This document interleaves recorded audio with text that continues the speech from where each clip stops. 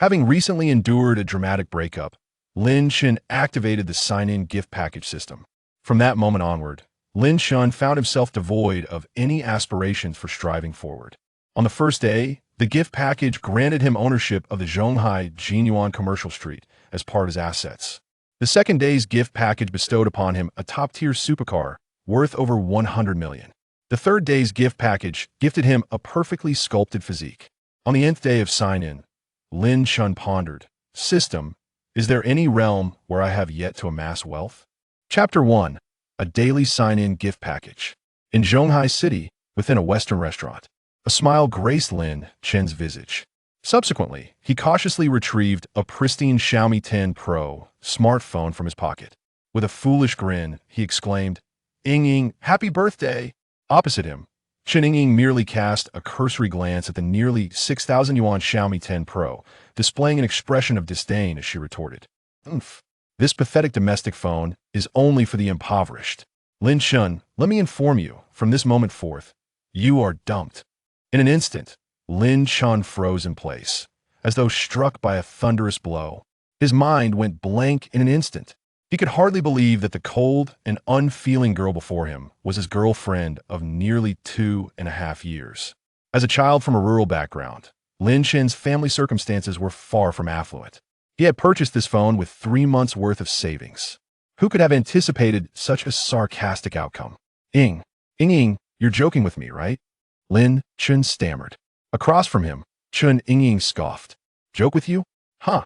Lin Chen, take a good look at yourself. With your pitiful appearance, who could possibly find you appealing?" "No, Ying, you never said that during our time at school." In that moment, Lin Chen felt a surge of frustration. "Huh, Lin Chen, people do grow up. Let me tell you, had it not been for your decent looks during university, serving as a long-term meal ticket, who would have cared to be with you?" Chen Ying's face was imbued with even greater mockery. Then, she waved her wrist adorned with a rose gold bracelet, saying, "Do you know?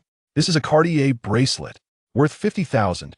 Can you afford it?" Lin Chen gritted his teeth, his fists clenched tightly. "Fine. Since you say so, I hope you won't regret it." "Regret? Oomph. Don't be foolish. Would I ever regret?" As her words fell, a gleaming white BMW suddenly came to a halt outside the restaurant. Then, from the car emerged a young man, holding a bouquet of flowers. I must take my leave. My boyfriend has arrived to pick me up." With that, Chen Ying swayed her hips and sauntered outside. In response, Lin Chen found himself increasingly amused deep within. Rather than feeling anger, he felt a sense of absurdity. How could he have ever been attracted to such a vain woman? He shook his head in resignation and remained seated. In the next moment, a melodious voice resonated within his mind. "Ding! The sign-in gift package system has been successfully activated." Upon hearing this, Lin Chen was momentarily taken aback. "System. Indeed, host. Please commence your performance," Lin Chen calmly stated as he sat there. "A daily sign-in gift package. Please take note." "Oh, one every day?" In an instant, Lin Chen's eyes sparkled with excitement. "Correct. Today's sign-in gift package has been successfully refreshed." Hearing this, Lin Chen's mind began to race. "Excellent. Sign in." As the words left his lips, a cheerful electronic voice chimed in. "Congratulations, host. Sign in successful. You have obtained permanent ownership of Jinyuan Commercial Street." At this revelation, Lin Chen nearly spat out the water in his mouth. Jinyuan Commercial Street. This was the most prestigious luxury area in all of Zhonghai. It encompassed office buildings and shops, with rental prices ranking among the top 10 in Zhonghai. The rent for even a single floor reached tens of thousands each month. In that moment, Lin Chen felt an overwhelming shock within him. The entire commercial street spanned an impressive 250,000 square meters. One could say that merely from collecting rent, he could live a life free from financial worries for eternity. For a moment, Lin Chen felt his throat go dry. This truly is a case of a mountain chicken transforming into a phoenix. However, he soon became aware of a troubling issue. "System, I won't encounter any trouble, will I? Suddenly possessing an entire commercial street, my assets won't be subjected to liquidation, will they?" "Rest assured, host, all sources of your assets are entirely compliant, and your information has already been highly encrypted by this system." Hearing these reassurances, Lin Chen felt a sense of calm settle within him. Just then his phone rang. Chapter 2 Your eyeshadow is indeed quite peculiar. Hello, may I inquire if you are Mr. Lin Chen? Yes, that is I. Greetings, Mr. Lin. I am Wu Ming, the general manager of the property management at Jinyuan Commercial Street. Regarding the transfer of ownership of the commercial street and this quarter's rent, I require your signature. Is it convenient for you at this moment? Very well, I shall make my way over now and will call you upon arrival. With that, Lin Chen promptly ended the call. He then summoned a ride and headed straight for Jinyuan Commercial Street. Meanwhile, Wu Ming wiped the cold sweat from his forehead, murmuring to himself, "Good heavens, what manner of person is this new boss?" According to the records, he graduated from university merely 6 months ago. Yet he has managed to acquire Jinyuan Commercial Street. Could he be a scion of some affluent family? I sincerely hope he is not a difficult character to handle. Muttering to himself, Wu Ming hurriedly began to prepare the documents for their meeting. Lin Chen soon arrived at the commercial street. In the distance, he spotted the imposing Jinyuan Tower, soaring to a height of 500 meters, right at the center of Jinyuan Commercial Street. It could be said that this tower stands as one of the iconic architectural landmarks of Zhonghai. Jinyuan Tower, Lin Chen whispered to himself. Within Jinyuan Tower lies a gathering place for the white-collar elite of Zhonghai. Once, it had been the embodiment of Lin Chen's aspirations. After all, this is the most prestigious AA-rated office building, a superlative office district that sits atop the social hierarchy. Lin Chen approached Jinyuan Tower, standing before its grand entrance and gazing at the formidable security personnel. He took out his phone, preparing to call Wu Ming, as he did not possess an access card for the building. Suddenly, a familiar figure caught his eye. Lin Chen raised an eyebrow in surprise. Ah, what a coincidence to encounter this couple here. At that moment, Chen Yingying, who was sweetly entwined with a young man, also noticed Lin Chen. Her expression shifted into one of disdain as she quickly strode over to confront him. Lin Chen, what are you doing here? I have made my rejection quite clear. How shameless can you be to stalk me and disturb me here? Turning to face Chen Yingying, Lin Chen furrowed his brow. This woman truly lacked self-awareness. Ever since he saw through her, his regard for her had dissipated entirely. Her palpable vanity was decidedly off-putting. As Chen Yingying's voice rose, several passers-by turned their attention toward them, casting Lin Chen glances laden with intrigue. Lin Chen frowned slightly, and before he could respond, a young man with pronounced dark circles under his eyes spoke up. So you are the senior. Haha, greetings. Allow me to introduce myself. I am Zhao Tianxiao. The Hong Kong technology firm within Jinyuan Tower is owned by my family. May I inquire where you are currently employed, senior? Zhao Tianxiao's demeanor was rife with mockery, as he had already learned from Chen Yingying that Lin Chen had recently lost his job. Presently, he was nothing more than an unemployed drifter. Beside him, Chen Yingying chimed in. Zhao, you needn't tease this guy anymore. He is merely an unemployed vagabond. He just lost his job a few days ago. Her face was awash with derision. As these words fell, the onlookers' expressions grew increasingly scornful as they regarded Lin Chen. Some even exhibited blatant disdain.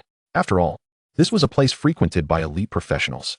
The presence of an unemployed individual here was, in their eyes, a glaring failure.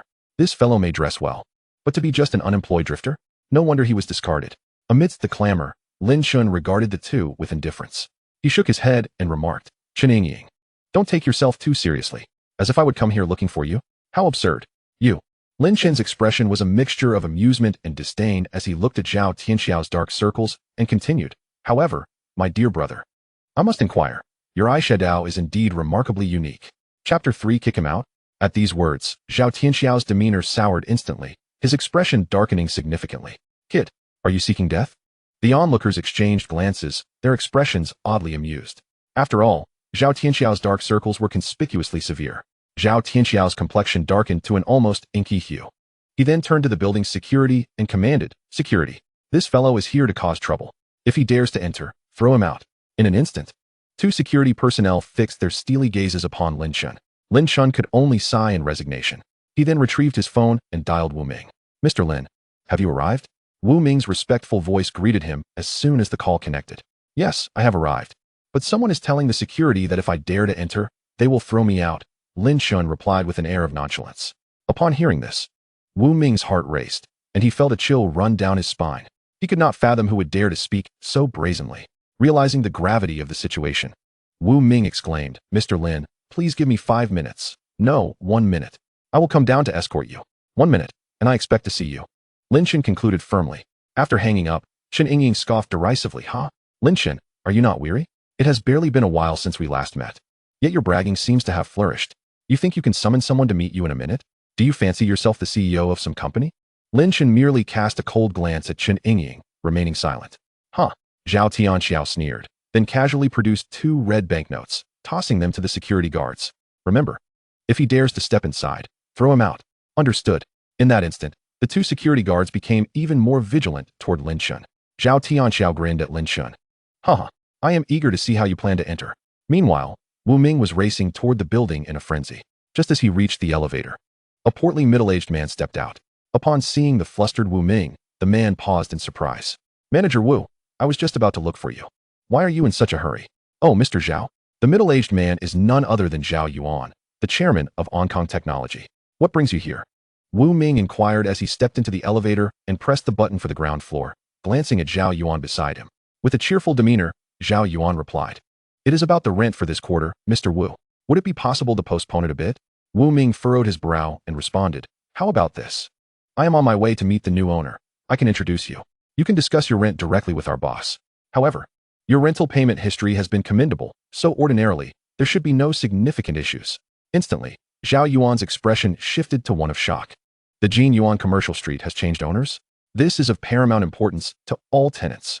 After all, a change in management signifies that their future rents are likely to undergo some adjustments. For those tenants renting an entire floor, any increase in rent would mean an additional expense of several thousand each month. Thus, Zhao Yuan could not help but feel anxious.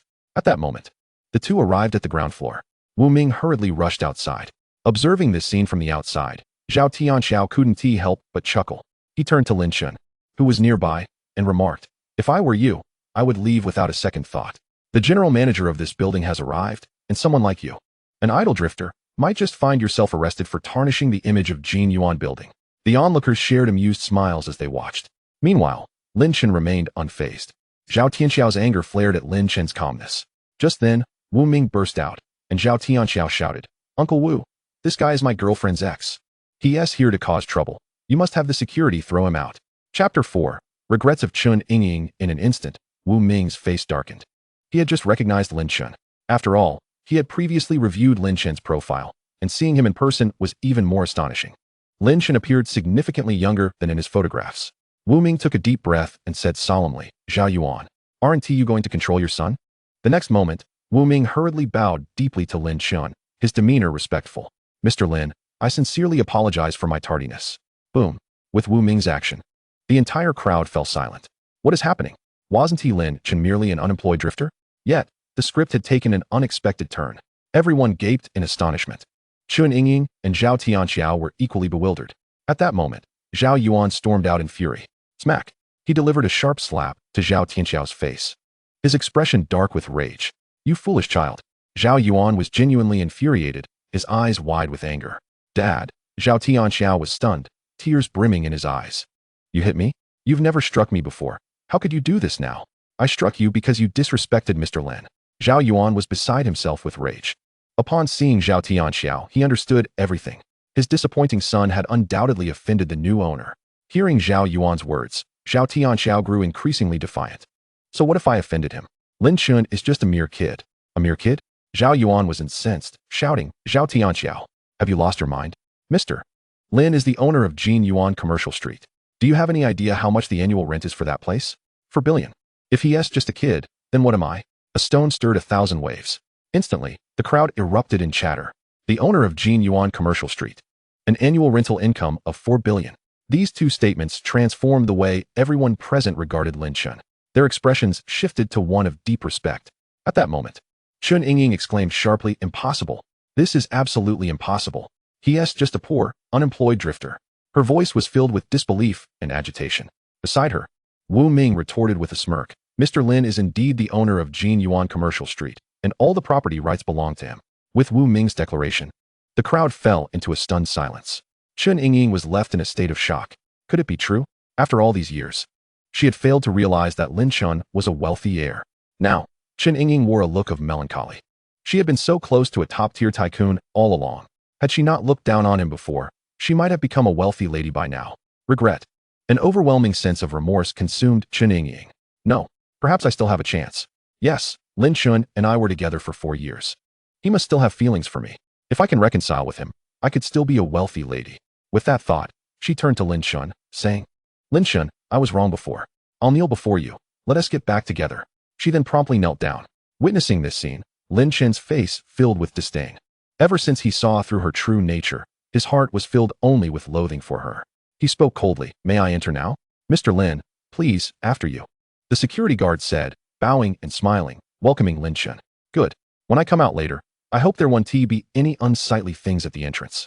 With that, Lin Chen walked into the building. Understood, Mr. Lin. After Lin Chen entered the building, two security guards approached Chen Yingying and Zhao Tianxiao. Well, you too, Mr. Lin does not wish to see you. Will you leave on your own, or should I escort you out? Hearing this, Zhao Tianxiao's face darkened, and he turned to leave. Chen Yingying felt embarrassed, quickly standing up to chase after Zhao Tianxiao, calling out, Wait for me, darling. Get lost, you shameless woman. Zhao Tianxiao, already burning with anger, glared at Chen Yingying, his fury intensifying. He swiftly turned and delivered a harsh slap. Smack. With a resounding slap, Chen Yingying's face swelled prominently. You, such a wretched creature, are only fit for my amusement. Now, be gone. After uttering these words, Zhao Tianxiao decisively departed, leaving Chen Yingying alone, disheveled in the wind. This time, she had truly lost both her husband and her troops. Chapter 5, 8 billion in hand. Meanwhile, on the other side, Lin Chen and Wu Ming had already entered the elevator. Beside them, Zhao Yuan wore a grin, saying, Mr. Lin, I hope you can overlook the words of that insufferable brat, Zhao Tianxiao. I will ensure he comes to apologize in due time. Please grant us your understanding. Lin Chen glanced at Zhao Yuan and replied coolly, Let it be, but your son did state that if I dared to enter, he would throw me out. I cannot bear his apology. Upon hearing this, Zhao Yuan stood there, his face awash with embarrassment. Very well, Wu Ming. Are there any issues regarding the rent for Hong Kong Technology? Lin Chen continued. Hong Kong Technology has only paid the rent for the third quarter of last year after a delay of half a month. As for this quarter, the rent remains unpaid thus far. Besides these issues, Hong Kong Technology has always maintained a good reputation. Lin Chen nodded and added, The deadline for rent payment is in 2 days. If Hong Kong Technology fails to settle the rent by then, we will cease the lease. Mr. Zhao, allow me to remind you, if the rent is not paid, you should prepare to find a new location for your company. With that, the elevator doors opened, and Lin Chen exited with an expression of calm. Zhao Yuan, in an instant, slumped in despair within the elevator, his eyes filled with hopelessness. At that moment, Zhao Yuan felt as if he were utterly doomed. His company's finances were in disarray, and he had initially hoped to delay the rent to stabilize his cash flow. However, Zhao Tianxiao's offense against Lin Chen had compelled him to demand immediate payment. This had become the final straw that broke the camel's back. Damn it! What a useless fool I have spawned. Zhao Yuan's anger grew as he descended the elevator, heading straight home. Upon arrival, he unbuckled his belt and unleashed a torrent of blows upon the flustered Zhao Tianxiao, who sat there in shock. The house was soon filled with a cacophony of cries and the sound of slapping, accompanied by furious curses. Lin Chen, however, remained blissfully unaware of Zhao Tianxiao's plight. At that moment, he accompanied Wu Ming to his office. His office occupied a prominent position on the 109th floor, taking up a third of the top-level space. Through the panoramic floor-to-ceiling windows, half of Zhonghai was visible. Lin Chen nodded in satisfaction, his demeanor placid. Wu Ming personally prepared a cup of coffee for Lin Chen, and then presented a stack of documents, speaking with a hint of nervousness. Mr. Lin, here are all the financial records from the past 6 months for your review. Although Lin Chen had little understanding of such matters, he feigned interest as he flipped through the documents, nodding occasionally. This is acceptable, well done. Closing the files, Wu Ming continued. Today marks your first visit to collect rent from Jinyuan Commercial Street. Let me briefly introduce you to it. Jinyuan Commercial Street consists of a total of 328 shops, including an indoor pedestrian street and a 5-story shopping mall, the latter featuring a cinema on the 6th floor. The mall and pedestrian street are leased as a whole, with a quarterly rent of 7.5 billion. As for the core area, Jinyuan building is divided into 109 floors, with the 230th floor leased separately at a rate of 170,000 per square meter, resulting in a quarterly rent of around 10.2 million. Floors 31 to 35 have been leased to a hotel, with a quarterly rent of 2 million. The entire 105th floor is leased at a quarterly rate of 23.8 million. Including other management fees, the total income for a quarter can reach approximately 10.8 billion. Listening to this, Lin Chen maintained a calm facade, but internally, waves of excitement surged. Just then, his phone buzzed with a notification. Upon glancing at the message, Lin Chen felt an overwhelming shock. Your card ending in 9527 received a transfer of 1,080,001,350. 83 at 1 p.m. on May 11th, Tianyin Bank. Reading this message, Lin Chen nodded lightly, saying, "Thank you for your hard work. You will continue to manage this building." He added, "Regarding my appointment, there is no need for any grand announcements." Understood. Wu Ming nodded, not daring to linger, and promptly exited. Chapter 6. Wu Ming's Shock. After leaving the office, Wu Ming wiped the sweat from his brow and exhaled deeply. A sense of astonishment lingered in his heart. After all, Lin Chen's demeanor had been remarkably composed. Over the years, he had encountered countless individuals, yet he had never witnessed someone so young remain unfazed by the news of a billion arriving, responding with merely a calm, "Thank you for your hard work." Could he possibly be the heir of a prominent family? Wu Ming mused. Yet he found Lin Chen's attire too understated for someone of such stature. Doubts began to proliferate in his mind. After all, Lin Chen's appearance was strikingly ordinary, akin to that of a common man. Yet, this air of composure and tranquility created an unsettling contrast. In the office, once Wu Ming departed, Lin Chen slumped back in his chair, staring blankly at the ceiling, his expression a mix of excitement and dazed disbelief. At that moment, Lin Chen felt as though everything was surreal. Seated in this luxurious leather chair, surrounded by extravagant office decor, precious artworks, and the bar stocked with exquisite wines, he had every reason to believe that these wines were indeed rare treasures. Observing his surroundings, Lin Chen's expression grew increasingly complex. He pulled out his phone to repeatedly check his bank balance, his smile gradually deepening. $1 billion. And this was merely the rent for 1 quarter. Such an amount could support an ordinary family for a lifetime. So much money. How should I spend it? Lin Chen murmured to himself. After all, this sum was overwhelmingly substantial. However, it seemed he should first select a proper outfit for himself. Just a mere check-in has unexpectedly made me the owner of the Jinyuan Commercial Street. Consequently, future check-ins will undoubtedly yield even greater rewards. This implies that I shall not be devoid of commercial engagements in the times to come. However, I must admit that my current attire leaves much to be desired. With this thought in mind, Lin Chen set off toward the exit. Upon leaving the Jinyuan building, he headed directly to a nearby Versace boutique. After perusing the store, he exited empty-handed, unable to appreciate the offerings. Despite Versace's esteemed reputation, the design struck Lin Chen as somewhat garish. Perhaps it was his lack of refined taste that led to this impression. Ultimately, he found himself stepping into the adjacent Armani store to indulge in some shopping. After all, Jinyuan Commercial Street is renowned as one of the premier shopping districts in Zhonghai, and Armani is a prestigious brand, unlike some third-rate labels. Upon entering, he was pleasantly surprised to find that the sales staff did not exhibit any condescension or indifference. "Welcome to Armani. I'm Lou. How may I assist you today?" A young sales associate greeted him with a warm smile. Chapter 7. Spending lavishly. A glance at the saleswoman Lu Lily instantly brightened Lin Chen's day. She possessed an exquisite oval face, her hair tied back in a neat ponytail, exuding a sense of professionalism. With subtle makeup accentuating her features, her eyes sparkled with clarity. If Lin Chen were to rate her on a scale of 100, she would undoubtedly score at least 80. "I am considering purchasing some clothing. Could you begin by showing me your t-shirts?"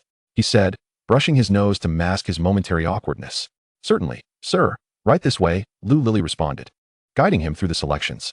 After a thorough presentation, Lin Chen was drawn to a gray t-shirt. "Your taste is commendable, sir. This is a new arrival.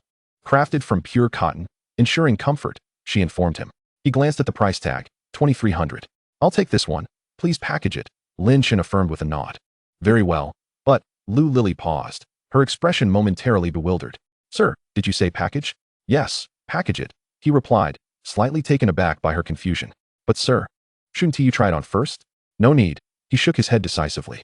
Her perplexity deepened, as this was a 2,000 yuan item.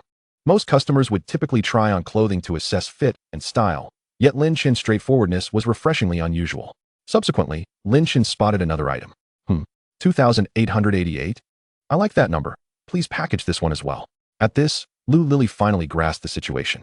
She realized she was encountering a genuine benefactor. Having often heard that wealthy individuals prefer understated attire and are generous when they find something they like, she now understood the truth of that statement. After all, a person who could casually purchase clothing worth 2,000 or 3,000 yuan without trying it on was a rarity. Before long, Lin Chen had transformed his entire wardrobe, outfitting himself from head to toe. "That should suffice for now. Could you please tally the total?" he inquired, satisfied with his selections. "Of course, sir," Lu Lily replied, diligently calculating the amount. "Your total comes to 37,300 yuan. How would you prefer to pay?" "Via WeChat," he said, pulling up his payment code. "Excellent," she confirmed. And soon the transaction was complete. "By the way, Shall we exchange WeChat IDs? If any issues arise regarding the cleaning of these items, I would like to consult you. Sure, Lu Lily's cheeks flushed slightly, and she nodded in agreement. After they exchanged WeChat contacts, Lin Chen departed. Indeed, appearances matter, with this new ensemble. Lin Chen's demeanor underwent a remarkable transformation.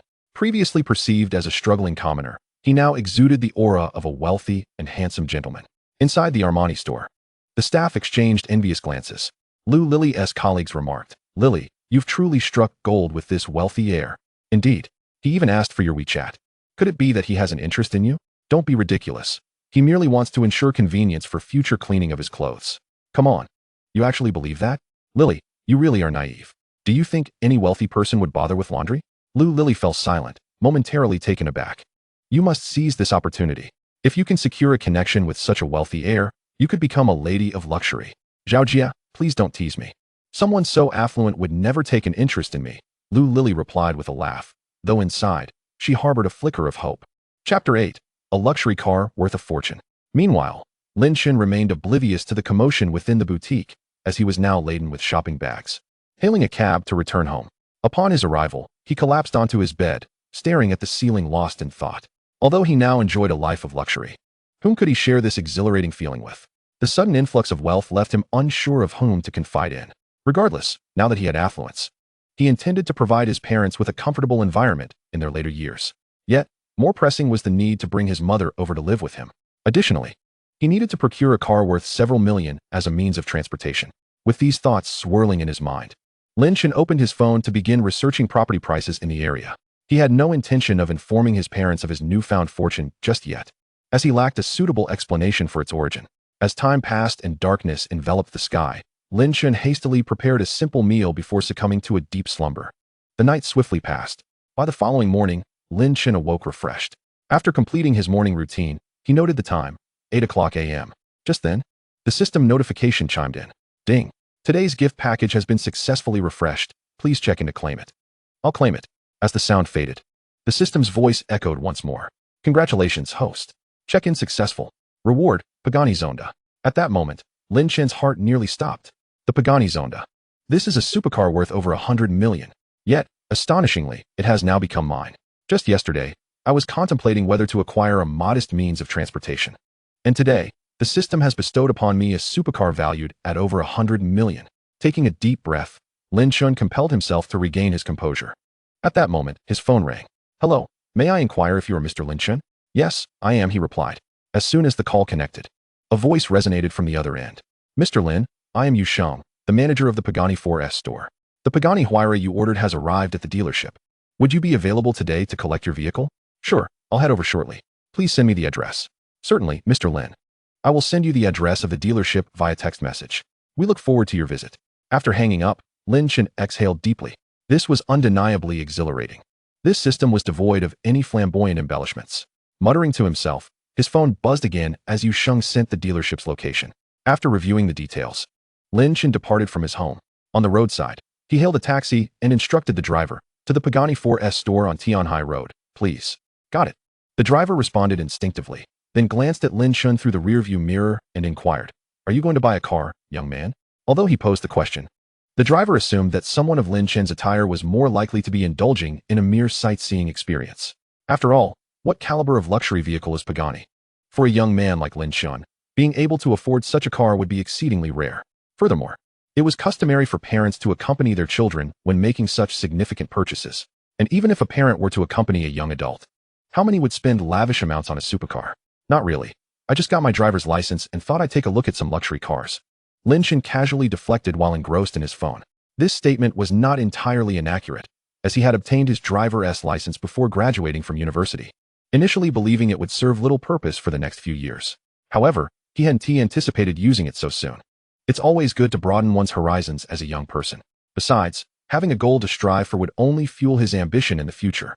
I work hard driving this taxi so I can one day afford a little BMW, the driver remarked as he navigated the streets. Huh. Then you must put in the effort. Lin Chen chuckled in response. Meanwhile, at the Pagani 4S store, manager Yu Sheng had just ended the call and urgently called out. Hurry up. Mr. Lin is on his way to our store. Upon hearing this, all staff members within the dealership were taken aback. My goodness, Mr. Lin is coming? Wow. I didn't expect to meet this legendary tycoon so soon. I hope my makeup is intact. Ah, I'm so excited. He asked the one who spent 100 million on the Pagani Huayra. Is it really just about the money? 100 million is considerable. Yet we have plenty of people in Zhonghai who can afford it. What is significant is that there's only one Pagani Huayra among the 20 in the world. And it's the sole one in Yanhua. Chapter 9. Mr. Lin, welcome to the Pagani 4S store. At that moment, within the Pagani 4S store, the atmosphere was charged with anticipation. After all, this was a super-rich second-generation heir purchasing a Pagani Huayra. How could the arrival of such a figure not evoke excitement? Moreover, the majority of the female sales staff were particularly thrilled. Working in a high-end car dealership, they were acutely aware of the significance of wealth. Although they had yet to meet the fabled Mr. Lin, they anticipated he would be relatively young. Typically, those who indulge in supercars are not of advanced age. A notion they had confirmed through indirect inquiries with Yusheng, who had conversed with Mr. Lin. Just by listening to his voice, one could infer a rough age range. Mr. Lin must be quite youthful, likely no more than 30.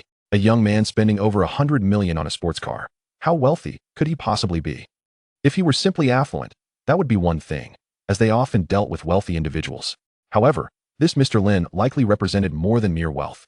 After all, the Pagani Huayra is a limited edition luxury vehicle. Only 20 exist globally. Yet, this Mr. Lin could procure one. Undoubtedly, this signifies a status symbol. If anyone could catch his attention or perhaps even secure his contact information, the female sales staff were already letting their imaginations run wild. Young man. WeVE arrived at the Pagani 4S store, the taxi driver announced as the vehicle came to a stop outside the dealership. Turning to the driver, Lin Chen asked, "Oh, how much is it?" "Total is 564. You can give me 56, the driver replied. "All right." Lin Chen promptly took out his phone and completed the payment. After exiting the vehicle, he sent Yusheng a message. The driver, however, didn't rush to depart, as he had always dreamt of driving a luxury car. "If I could just get behind the wheel of a car of this caliber once, my life would be complete," he mused, gazing at the lineup of supercars, each worth at least $1 million. Suddenly, his attention was drawn to the increasing crowd of sales staff gathering at the entrance. The driver was momentarily taken aback, dropping his freshly lit cigarette without noticing. "Wow." The taxi driver's eyes widened in disbelief. At that moment, Lin Chen was still approaching the entrance. A mere dozen meters away.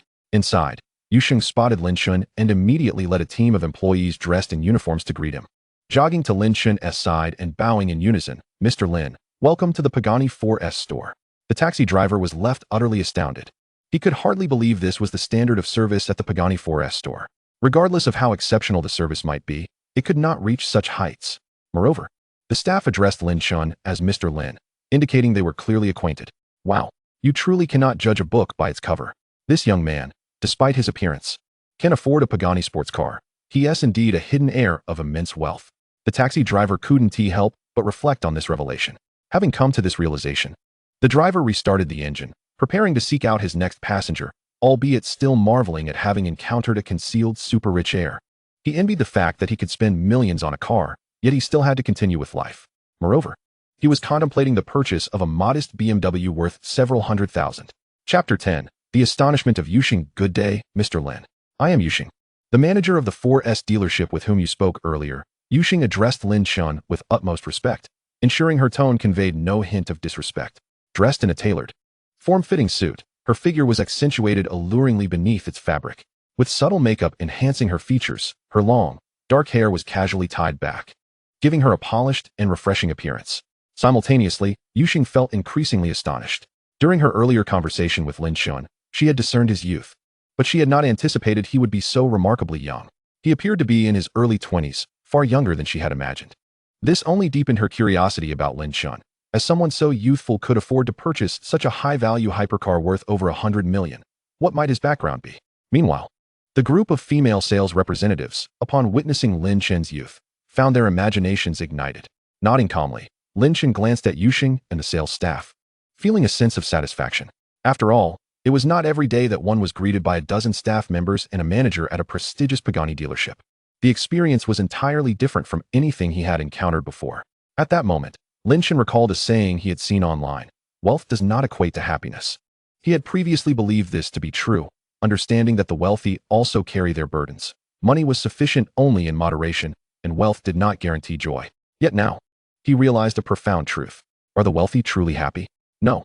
The happiness and joy of the affluent are beyond what one could imagine. For instance, the grand reception he was receiving now would have been unfathomable to his former self. Young Master Lin, would you prefer to handle the paperwork first? Or would you like to see the car? Yuxing inquired, rising to her feet, now addressing him as young Master Lin instead of Mr. Lin. Let us see the car first. Very well, young Master Lin, please follow me. As Yuxing led the way to the vehicles, her graceful figure swayed alluringly, exuding an undeniable charm. However, Lin Chen paid little attention to her allure. He was primarily focused on the hypercar valued in the hundreds of millions. With wealth and a supercar at his disposal, he had no need to worry about attracting attention from women. The group moved at a leisurely pace, soon arriving at a private showroom. Within, Lin Chen's Pagani Huayra was on display. Several technicians were conducting basic checks on the vehicle, and upon noticing Lin Chen and Yuxing, an experienced mechanic greeted them before turning to Yuxing. Manager Yuxing, the vehicle has been thoroughly inspected and is in perfect condition. I understand. Please escort them downstairs. Certainly. Before long, the showroom was left with only Lin Chen and Yuxing. Young Master Lin, what do you think? Seated inside the Pagani Huayra, Lin Chen felt a surge of excitement as he touched the genuine leather steering wheel and seats. Maintaining a composed demeanor, he nodded and replied, "It's quite impressive." Witnessing Lin Chen's calmness, Yuxing felt a ripple of intrigue within her. His demeanor was so nonchalant, as if he were handling not a hypercar worth over 100 million, but merely a toy. This level of composure left Yuxing astonished, intensifying her curiosity about him. Chapter 11. Who doesn't he have a dash of vanity? By the way, your 4S dealership must offer assistance with license plate registration, correct? Lin Chen inquired casually, glancing at Yuxing. Indeed, young Master Lin. Moreover, if you wish to select a suitable license plate for your vehicle, our dealership can assist you with that. Yuxing paused, then nodded in agreement with Lin Chen's request. Great. Then I would appreciate your assistance with that. Yuxing hesitated. What's the matter? Didn't you say you provide that service? Lin Chen asked, furrowing his brow slightly. Well, young Master Lin, your vehicle is exceptionally expensive. For registration, you would need to drive it yourself to the location. After all, we have no employees who would dare to drive such a car. Rest assured, once you arrive, you won't have to wait in line, and it will be handled swiftly. Upon hearing this, Lin Chen was momentarily taken aback. He understood now, but it was reasonable given the value of his vehicle.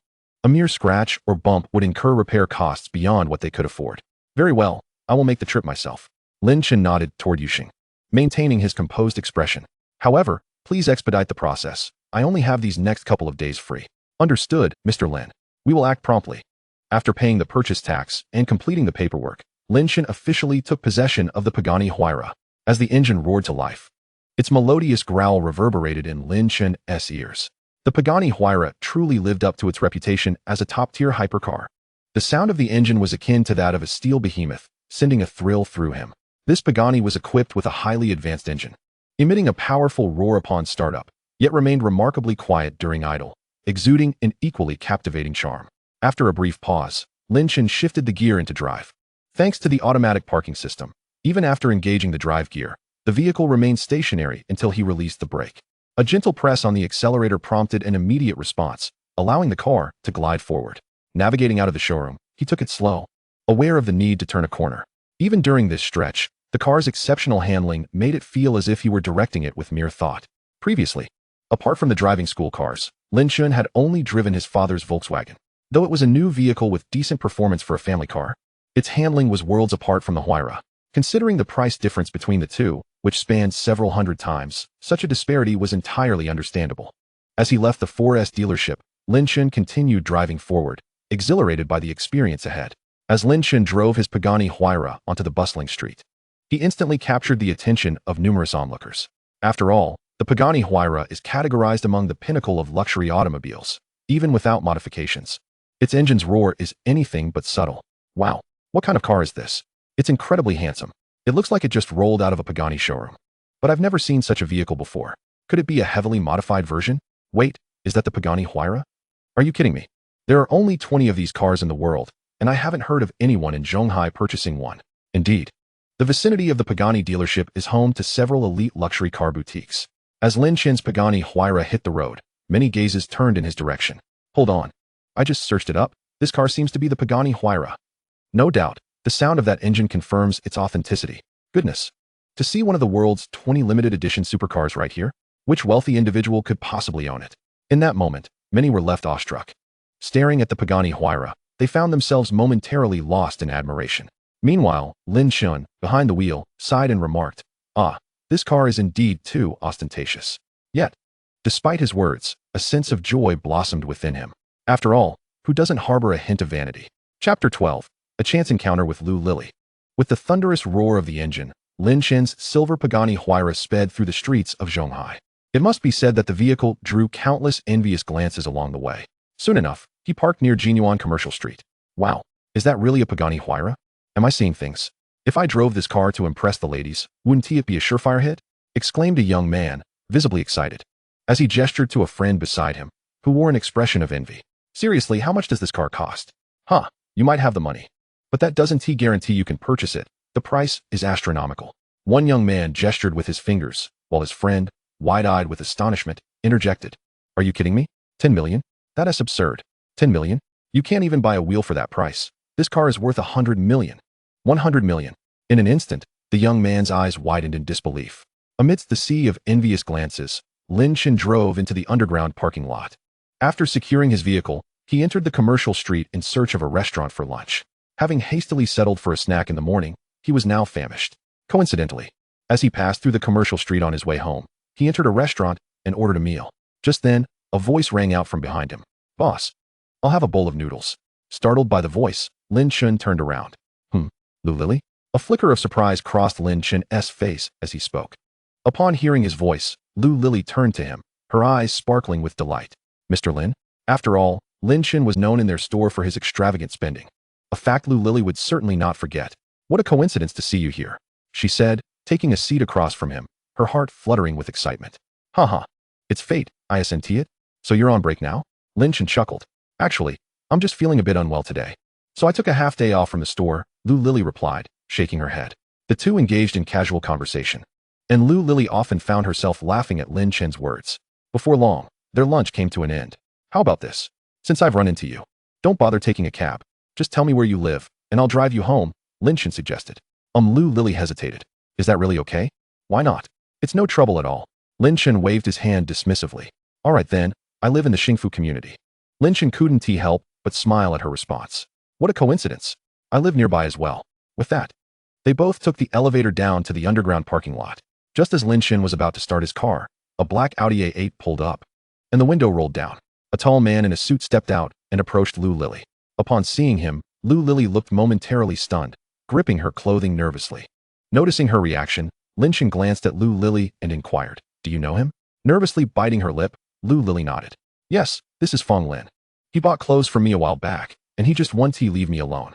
I took leave today to avoid him. But I didn't expect to run into him now. Lin Chen's eyes narrowed slightly upon hearing her words. Chapter 13. Is the Audi A8 really that impressive? In the next moment, Lin Chen's lips curled into a smirk. If that's the case, let me handle it for you. I'll help you shake him off. Huh?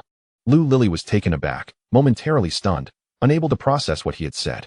At that moment, Fong Lin noticed Lu Lili, and his face lit up with a self-satisfied smile as he approached her, holding a bouquet of flowers. Lily, you must have known I was coming and waited for me here. Here, these flowers are for you. Fong Lin's tone was flippant as he continued. I've reserved a table at a French restaurant at Bun number 3 for dinner tonight. Let us go together. This restaurant is notoriously difficult to book.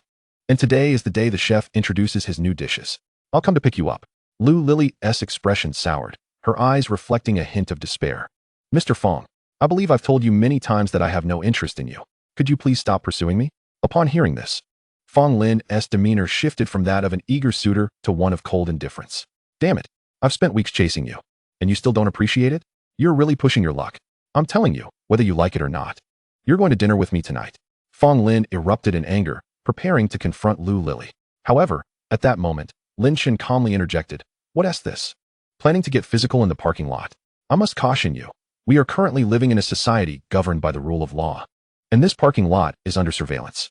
Upon hearing these words, Fong Lin was momentarily taken aback, then scrutinized Lin Chen from head to toe. Although Lin Chen was dressed well, Fong Lin pondered for a moment and realized that he did not recognize this individual in his circle of affluent second-generation acquaintances. With a sneer, he retorted, Who do you think you are? Daring to meddle in my affairs, you'd best scram. Lin Chen coldly chuckled. What's this? You intend to lay hands on a woman, and I'm not allowed to intervene? Moreover, can't you see she has no interest in you? On what grounds do you think you can force yourself upon her? Hearing these words, Fong Lin let out a derisive laugh, a hint of mockery dancing in his eyes as he pointed to the Audi A8 behind him. Huh, don't think just because your family has a bit of money, you can dictate my affairs. There are still disparities between people. See that? I just bought that Audi A8 outright. You, a pathetic fool like yourself, would probably need to toil for 5 or 6 years just to scrape together a down payment. Besides, I am the young heir of Jinyuan Life Insurance. With that alone, I have every right. At this revelation, Lu Lily's complexion turned ashen. Jinyuan Life Insurance. This was a company worth over 8 billion. Although such an enterprise was not the pinnacle of success in Zhonghai, it was certainly formidable enough to instill fear in the average person. While she recognized that Lin Chen might be quite wealthy, facing such a colossal entity left her feeling utterly disheartened. In contrast, Lin Chen merely chuckled lightly. An Audi A8? Impressive, is it? If we're talking about cars, I happen to own one as well. With that statement, Fong Lin was momentarily stunned, then burst into laughter. Oh, I forgot to mention, my Audi A8 is the top configuration. It cost 35 million upon delivery. You own a car? Huh. Why don't you bring it out so I can see if you dare to let me smash it right here? Fong Lin's audacity stemmed from his belief that Lin Chen could only afford a vehicle worth 50 or 60,000 at most. At that level, he figured he could easily afford to replace 10 of them, which is why he felt utterly confident in his superiority over Lin Chen. Upon hearing this, Lin Chen couldn't help but display a glimmer of amusement, teasingly inquiring, "Are you quite certain?" "Of course," Fong Lin replied, his face brimming with confidence. "Very well. You said it." With that, Lin Chen pulled out his car key and pressed a button. Beep. Suddenly, from 10 meters away, the headlights of a Pagani Huayra flickered to life. Chapter 14. Apologizing within a day. Majestic and dazzling. As Lin Chen pressed the key, the silver Pagani Huayra's doors gracefully lifted. In an instant, the underground parking lot was enveloped in silence, save for the sound of the car doors opening. How is this possible? Fong Lin stood frozen, utterly astonished by the spectacle before him. Beside him, Lu Lily wore an equally dazed expression. Although she did not know the car's value, her instincts told her it was worth a fortune. Come on, weren't you saying you wanted to smash a car? Go ahead. Lin Chen casually leaned against the wall, arms crossed, a mocking smile gracing his face. At that moment, Fong Lin's face flushed with embarrassment. Smash the car? What a joke. He wouldn't dare even touch it. For those who appreciate supercars, it was clear this was a Pagani Huayra, worth over 100 million, and limited to just 20 units worldwide. When the Pagani Huayra was first released, he had dreamed of owning one. But its exorbitant price tag meant he could never afford it, even if he sold himself. Thus, the notion of smashing the car was utterly ludicrous. Ha ha ha, a misunderstanding. Merely a misunderstanding. Fong Lin stammered, his lips twitching. He realized he had likely bitten off more than he could chew. Yet, deep down, he remained perplexed. Who on earth was this Lin Chen, capable of affording a Pagani Huayra? As far as he knew, there shouldn't be one in the country. Meanwhile, Lin Chen coldly remarked, "A misunderstanding? Remember, without the requisite power, refrain from speaking recklessly. Otherwise, should you offend someone you shouldn't, no one will be able to save you." With that, Lin Chen grasped Lu Lily's hand and said, "Let us go." Feeling the warmth of his hand, Lu Lily's cheeks flushed a shade of crimson. They both climbed into the Pagani Huayra. As Lin Chen started the engine, he rolled down the window and glanced at Fong Lin, saying, "I recall Jinyuan Life Insurance is located in Jinyuan Building, correct? Go back and inform your father to bring you to apologize within 3 days. My name is Lin Chen." With that, he slammed the gas pedal, and with a roar, the car sped away, leaving Fong Lin standing there, engulfed in dust. His face shifted from green to purple, especially after Lin Chen's final words, which stirred a sense of unease within him. Simultaneously, his curiosity about Lin Chen's identity intensified. A moment later, Fong Lin picked up his phone and called his brother. "Hey, bro, is there someone named Lin Chen in our Zhonghai circle?" On the other end, a boisterous voice answered, "Lin Chen? Is there such a person? Never heard of him. What is up?" Fong Lin hesitated, then recounted the entire incident. Upon hearing this, his brother Fong Sheng exploded with anger. "What? Someone stole your girl and expects our father to take you to apologize? Who does this nobody think he is to say such things?" Fong Lin still harbored doubts, saying, "But, bro, this Lin Chen drives a Pagani Huayra." "A Pagani Huayra?" The voice on the other end paused momentarily, then let out a scoff. "Huh, you actually believe that? There are only 20 of those luxury cars in the world. If someone drove that kind of car, how could I not have heard of them? Brother, you're still too young.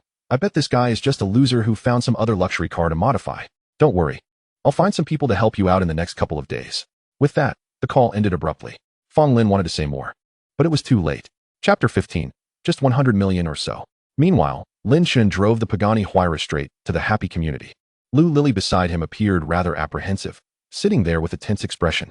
To this, Lin Chen smiled and said, What's the matter? Why are you so nervous? I'm not going to eat you. Lu Lily awkwardly smiled, then replied. Just now hearing her words, Lin Chen interjected. Oh, just now?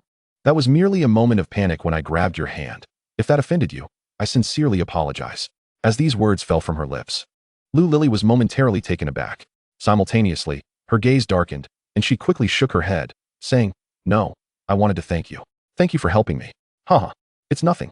I simply enjoy helping others, Lin Chen replied with a serene smile, exuding an aura of ease. By the way, your car must be quite expensive, right? Lu Lily glanced at Lin Chen, her curiosity piqued. This car? Not particularly, Lin Chen stated calmly, his demeanor suggesting sincerity, which allowed Lu Lily to relax. Lin Chen's voice continued. The market price is merely around 100 million. At the utterance of this statement, Lu Lily, who had just relaxed, instantly stiffened. Merely 100 million? Such an understated remark made it seem as if the car's price was a mere handful of coins. At that moment, Lu Lily felt as if she might faint from shock. She stood there like a frightened chick, terrified of accidentally scratching the vehicle. Ha ha ha, not expensive, huh? Lu Lily chuckled awkwardly and added. However, as those words left her mouth, an endless tide of emotions surged within her. What on earth is his status? To be able to casually declare that 100 million is not expensive. Soon, the car arrived at the entrance of the Xingfu community. As the car door opened, Lin Chen escorted Lu Lily out. After seeing her safely into the community, he returned to his vehicle and headed towards his own neighborhood. This moment of Lu Lily getting out of the car was witnessed by her friend. Instantly, the extravagantly dressed woman widened her eyes.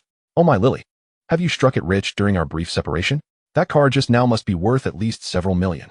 Hearing this, Lu Lily's face flushed as she replied. Yuan, what nonsensical things are you saying? He's just my client, and he happened to give me a ride today. A playful smile appeared on Su Yuanyuan's face as she teased. Oh, what can I say, Lily? Do you really think someone who can afford such a luxury vehicle would live around here? It's obvious he has taken a liking to you. You must seize the opportunity and not let him slip away. If you manage to win him over, even as a side affair, you will never have to worry about food and drink for the rest of your life. Listening to these words, Lu Lily fell into silence.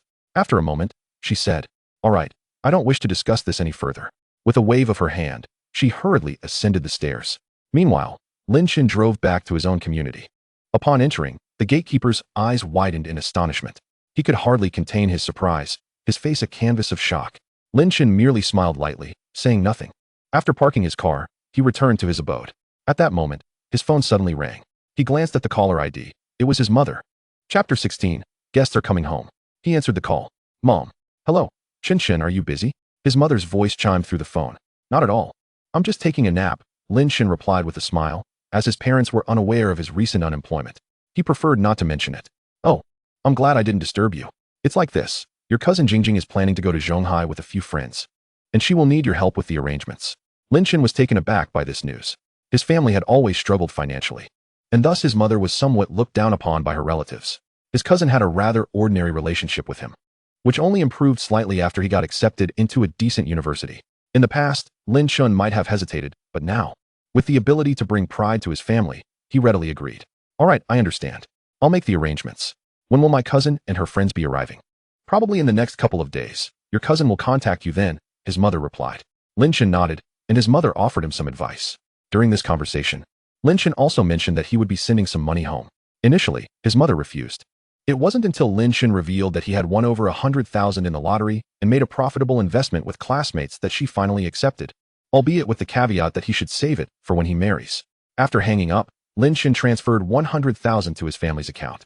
He was cautious not to send too much, as that would be difficult to explain. Meanwhile, Lin Chen's father, who was watching television, felt his phone vibrate suddenly. Curious, he picked it up to check. Your account ending in 9958 received an interbank transfer of 100,000 at 1500 hours on May 12th. Your current balance is 220,457.02 at Agricultural Bank. Upon seeing the unexpected sum, Lin Chen's father jumped up from the sofa in shock. Honey, come here quickly. What is it? Lin Chen's mother, still smiling from her previous phone call, walked out, puzzled. You need to see this. How did we suddenly receive an extra 100,000 in our account? Could it be a mistaken transfer? Lin Chen's father exclaimed anxiously. His wife rolled her eyes and said, Look at you. That money is from your son. He has started a small business with some friends and sent you 100,000 as a token of respect. Lin Chen's father's eyes widened in disbelief. Gradually, his expression settled into one of calmness, though his heart swelled with pride and joy. He promptly turned off the television, stood up, and took his teacup, heading outside with a fan in hand. What are you up to?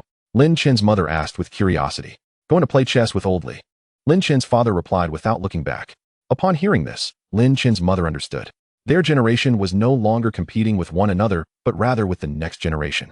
Recently, old Li's son had purchased a car worth over 300,000 and brought back a stunning girl, which had made old Li boast to Lin Chen's father. Now that Lin Chen had earned money and sent home 100,000, how could his father not showcase this? Otherwise, it would truly be a disservice to all those years of pent-up frustration. As for Lin Chen's mother, her mind began to race with ideas. She first dressed herself up and then headed outside, intending to boast to her friends with whom she played mahjong. Meanwhile, Lin Chen remained blissfully unaware of all this, hesitating over whether he should prepare something, given that his cousin would be arriving with friends. The Pagani Huayra I own is evidently insufficient for my needs, and naturally, there are matters such as accommodation to consider. It appears that I must prepare to hire a secretary for myself. When there are tasks at hand, the secretary will attend to them. When there are none, well, cough, cough. Lin Chen feigned a cough, and at that moment, his WeChat notification chimed. Upon glancing at it, he was surprised to see that his cousin was adding him. Chapter 17. I'll offer you double the annual salary. As soon as he approved his cousin's request, Yi Jingjing sent a message. Brother, Aunt Sen should have informed you, right? 3 days from now, I will be going to Zhonghai with my best friend and a few others. Yes, I know. Have you booked your tickets? Lin Chen inquired directly. Not yet. Yi Jingjing replied, sticking out her tongue. Upon reading this message, Lin Chen promptly responded. Then send me the ID information for you all, and I shall book the flight tickets for you. Thank you, big brother. She replied with a smile. Soon after, several messages containing the ID information were sent by Yi Jingjing. Lin Chen, upon reviewing the details, hesitated not at all. With a flurry of activity on his phone, he successfully secured first-class tickets for the group. If he wished to elevate his sister's status, then why not commence with the flight tickets? After finalizing the bookings and sharing the departure time with his cousin, Lin Chen concluded his task. Meanwhile, he contemplated internally. It was indeed time to find a secretary. With this thought in mind, Lin Chen accessed a high-end recruitment website. It must be said that this elite talent recruitment platform far surpassed any ordinary job market. The candidates here, even the least accomplished among them, were at the very least master's degree holders. As he sifted through a multitude of resumes, Lin Chen solidified his final choice. This one seems promising. His eyes lit up as he gazed at the resume before him. Name, Chen Ziru. Age, 23. Educational background, Master of Business Administration and Master of Economics from Trinity College, University of Cambridge. Job direction, a dual master's degree from Trinity College, University of Cambridge. At that moment, Lin Chen was struck with admiration. This resume was nothing short of perfection, achieving such a distinction at the tender age of 23. Undoubtedly, this individual was a prodigy. No, one might even say an extraordinary talent. Taking a deep breath, Lin Chen disregarded the applicant's specified job direction and initiated contact. After all, what did it matter what position she sought? In this world, there is no wall that cannot be breached. If such a wall exists, it is solely due to inadequate compensation. With sufficient remuneration, one could not only lure talent away, but even attract an entire skyscraper. Meanwhile, on the other end, Chen Ziru exited a company, deep in thought. This company was decent, albeit the annual salary was 200,000 less than her expectations, totaling 800,000. However, with my capabilities, I could expect a raise within 6 months. Just then, her phone rang unexpectedly. Upon checking, she noticed it was an unfamiliar number. Instantly, Chen Ziru deduced that someone must have seen her resume. Although she had intended to accept the position at her current company, basic courtesy dictated that she respond. Upon answering, Lin Chen's voice came through. Hello, is this Chen Ziru? I found your resume on the recruitment website. Apologies, sir, but I have already secured employment. Chen Ziru quickly apologized, preparing to end the call. However, Lin Chen's voice interjected once more. That's all right, but I still recommend you consider my offer. It could be beneficial for you. Lin Chen was prepared for such a scenario. Go ahead, Chen Ziru replied, somewhat taken aback. Lin Chen's lips curled into a subtle smile as he calmly stated, I find you to be exceptionally talented, hence, I am prepared to offer you a salary that is double your current annual income, regardless of what your present company is providing. Chapter 18, Beauty or Not. It's just a drop of water. Double? At that moment, Chen Ziru instinctively reacted, but then she quickly regained her composure, her voice laced with caution. You're not a scammer, are you? Lin Chen chuckled at her skepticism and replied, how about this? I understand it's hard to believe. So why don't you choose a time and place for us to meet and discuss further? How does that sound? Chen Ziru hesitated for a moment before nodding. All right. Let us meet at Li Gang restaurant in half an hour. Good. I will be there punctually. After hanging up, Chun Ziru mused to herself. A minimum of double the salary, which amounts to 1.6 million. If I could secure that. She couldn't deny that she was intrigued. After all, despite her confidence in her abilities, in most companies, reaching such a salary would typically require at least 3 to 5 years. Yet now, someone was offering her this amount outright. Why not give it a try? Moreover, the fact that he allowed her to choose the meeting location diminished the likelihood of him being a scammer. Plus, she hadn't officially started her new job yet. So what was the harm in exploring this opportunity? With her thoughts settled, she hailed a cab and made her way to Li Gang restaurant. On the other side, Lin Chen adjusted his attire and descended the stairs. As soon as he reached the ground floor, he noticed a crowd gathered. What kind of car is that? It's absolutely stunning. I just checked. It appears to be a Pagani Huayra, worth $1 billion. My heavens, do we have such affluent individuals in our community? At that moment, Lin Chen furrowed his brow. It seemed imperative to change residences and acquire a more discreet vehicle. Otherwise, encountering such situations every time he ventured out would become exceedingly bothersome. Meanwhile, in front of his car, 2 young individuals were taking photos. Noticing this, Lin Chen chose not to shoo them away. After all, vanity is a universal trait. He decided to wait until they finished taking their pictures. As he approached, he found a nearby electric bike and took a seat. However, the moment he settled in, one of the young men taking photos became enraged. What are you doing? Are you trying to steal that electric bike? As this outburst echoed, onlookers began pointing and whispering about Lin Chen. He frowned and replied, I was merely waiting for you to finish your photos. Then where do you think you're sitting? I just bought this. The young man continued to shout. Lin Chen, maintaining a cold demeanor, retorted, Have you finished taking your pictures? The young man's anger flared further as he spat. What is it to you? This car isn't even yours. I'll take pictures for as long as I please, and it's none of your business. Upon hearing those words, Lin Chen's expression turned icy. He did not utter another word and directly approached, forcefully pulling aside the alluring woman leaning against the car. Ouch! The enchanting woman exclaimed in pain. What are you doing? Damn it! The young man beside her glared, ready to retaliate. But upon seeing Lin Chen produce the car key and unlock the door, he hesitated. I apologize, but this car indeed belongs to me. And you are currently obstructing my way, Lin Chen stated coldly, casting a glance at the pair. The onlookers collectively gasped in astonishment. No way, this car is actually his. I recall him living on the 3rd floor of Building 17. What the hell? Renting while driving a vehicle worth over 100 million. The life of the wealthy is truly unfathomable. The crowd murmured, relishing the unfolding drama. Well, this is awkward. How can you say it has nothing to do with others? He is the owner of the car. Doesn't that concern anyone? Instantly, the young man flushed with embarrassment, while the alluring woman's mind began to race. She promptly bent down and coyly asked, Handsome, are you in need of a girlfriend? Lin Chen glanced at the beguiling woman, repulsed by her heavily made-up face and cherry-red lips, and coldly replied, Not interested. Must you be so definitive? Handsome, am I not beautiful enough? The enchanting woman batted her eyelashes and provocatively adjusted her assets.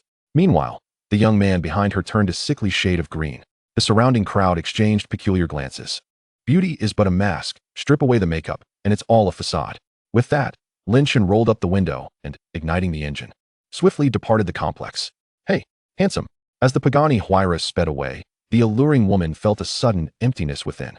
She then turned to the young man behind her, smiling sweetly. Hee, darling, shall we head home? The young man, feeling the weight of the gazes around him, wore a thunderous expression. Wretched woman. He slapped her hard, causing her nose to twist at an unnatural angle. The crowd gasped in shock, and chaos erupted as screams filled the air. This commotion soon attracted the attention of the police. Unbeknownst to Lin Chen, he had already arrived outside the Li Gang restaurant. Chapter 19. Even if I had to jump from here or starve, I would never agree. Outside the Li Gang restaurant, a small parking lot was nestled, where a multitude of luxury vehicles were parked, each worth at least $1 million. However, the moment Lin Chen drove in, 2 impeccably postured valet attendants stood frozen, their eyes widening in disbelief. Though they could not identify the car, its aura was unmistakably extraordinary. As Lin Chen parked, he exited the vehicle, and the 2 valets were struck by his youthfulness. He looks even younger than us, they thought.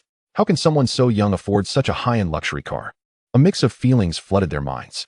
Lin Chen casually tossed the car keys to the valet, instructing, Please park it for me. As he slipped a few bills into their hands, he added, This is your tip. Thank you, please come in. The valet, pocketing the tip, watched Lin Chen enter the restaurant and then glanced at the cash with astonishment. Wow, this young master is quite generous. This tip alone is nearly 1,000. The other valet, upon counting his own tip, couldn't help but gasp at the wealth displayed. It was no wonder such cars were driven by those with deep pockets. Soon after, one of the valets parked the vehicle and returned to his post. Lin Chen requested a small private room. At that moment, Chen Ziru arrived. Having just placed a call, "Sir, I have reached the Li Gang restaurant. All right, please come up to room 302. Chen Ziru immediately took the elevator, her mind racing with curiosity about Lin Chen's true identity. Upon entering room 302 and seeing Lin Chen, she was momentarily taken aback. So young? A flicker of skepticism crossed her eyes as she marveled internally. "Oh, hello. You must be Chen Ziru. Allow me to introduce myself. I am Lin Chen." "Hello, Mr. Lin." Despite her surprise at Lin Chen's age, she quickly composed herself and nodded in acknowledgement. "Please, have a seat." Lin Chen gestured toward the chair across from him, speaking with a calm demeanor as he poured tea for both of them. "Miss Chen, you are far more beautiful than your resume suggests," he remarked with a faint smile. "Mr. Lin, you flatter me," Chen Ziru replied with a smile, before directly inquiring, "May I ask what you intend to hire me for?" "Well, I am looking to employ you as my personal secretary." "What?" Chen Ziru's mind erupted with disbelief. A dual master's degree from Trinity College meant she was qualified for far more than a mere secretary position. Regardless of circumstances, she should at least be starting as an assistant general manager. The thought of being hired as a personal secretary was not only laughable, but also felt like a blatant insult. As a proud graduate, she would never agree to such a demeaning offer, even if it meant jumping from here or starving. Suppressing her anger, Chen Ziru calmly replied, "I apologize." Before she could finish her sentence, there was a knock at the door. "Come in." At her command, the valet entered. "Mr. Lin, here are your car keys." "Oh, just place them there." "Certainly." As the valet set down the keys, Chen Ziru's pupils constricted in shock. The design of the Pagani Huayra keys was exceptionally unique. And having studied economics abroad, she had some knowledge of such high-end luxury vehicles. "Is this the Pagani Huayra?" she thought, her earlier anger dissipating in an instant. "By the way, what were you saying just now?"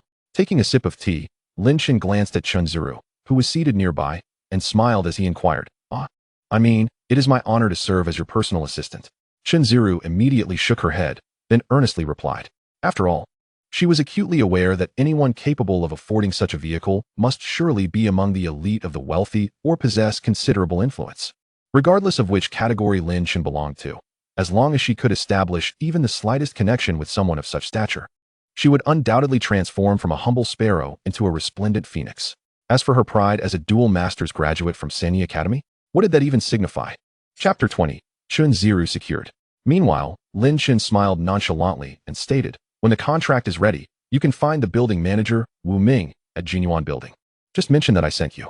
Sipping his tea with an air of calmness, Lin Chen's expression radiated serenity. However, upon hearing these words, Chen Ziru's heart was tumultuous. Jinyuan Building. This was a place she was certainly familiar with. Several companies she had encountered in recent days were located within this very skyscraper. She understood all too well what this edifice represented. Lin Chen's remarks, in a certain light, unequivocally implied that she was now connected to the proprietor of Jinyuan Commercial Street. In that instant, Chen Ziru's hand trembled as she raised her cup and drank it in one go. "All right, you shall commence work tomorrow. Your salary will be double what other companies might offer you. Although you indicated a requirement of 1 million per annum on your resume, I shall provide you with 2 million. Working hours will be from 9 a.m. to 5 p.m., with weekends off. Overtime will be compensated at double the standard rate.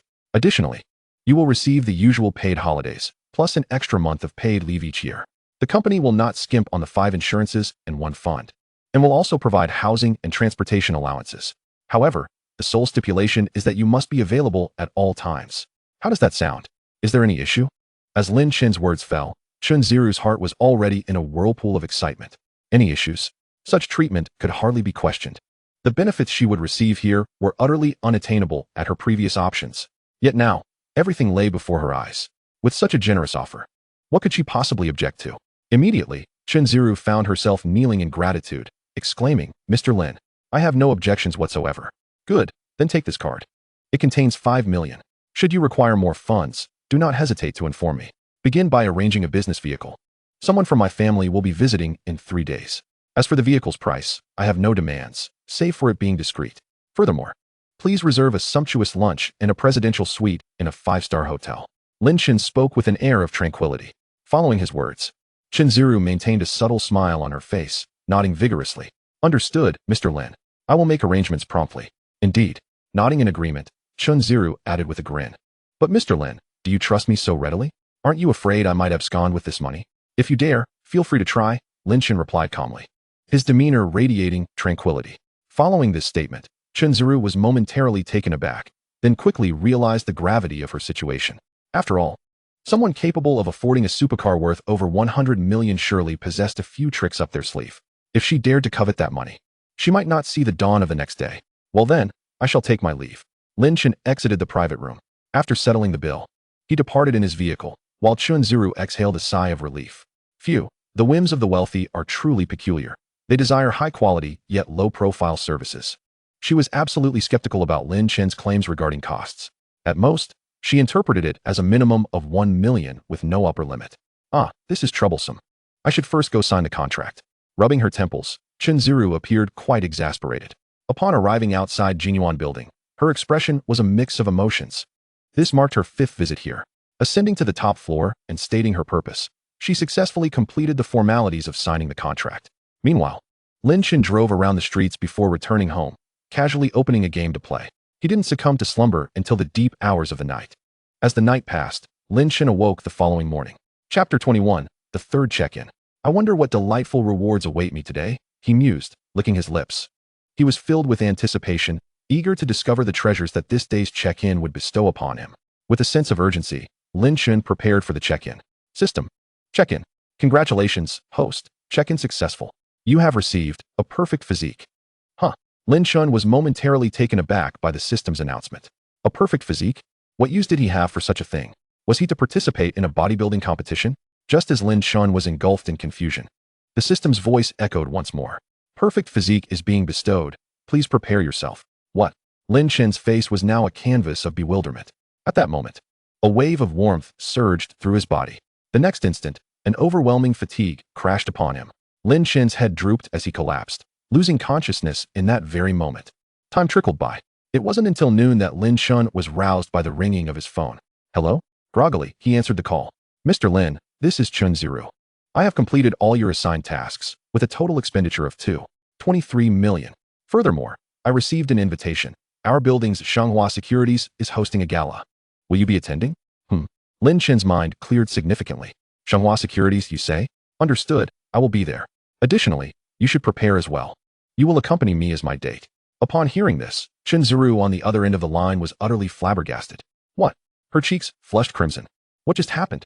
Select an evening gown from the bustling commercial street, with the expenses covered by the company as part of work-related costs. After relaying this instruction, Lin Chen promptly ended the call. There was no alternative. Attending the soiree necessitated the presence of a female companion. At that moment, he cast a glance at his phone, which indicated it was 2:25 p.m. I must have fainted for quite a while. Lin Chen marveled inwardly. I recall that prior to losing consciousness, I had achieved a flawless physique, didn't I? With this thought in mind, Lin Chen hastily rose from the floor. He shed his shirt, donning only a pair of oversized shorts, and proceeded to the full-length mirror. Gazing at his reflection, Lin Chen swallowed hard. It was undeniable that his transformation was remarkable. The slight belly he once had vanished entirely, replaced by a chiseled set of 8-pack abs. What was once loose skin now appeared exceptionally taut.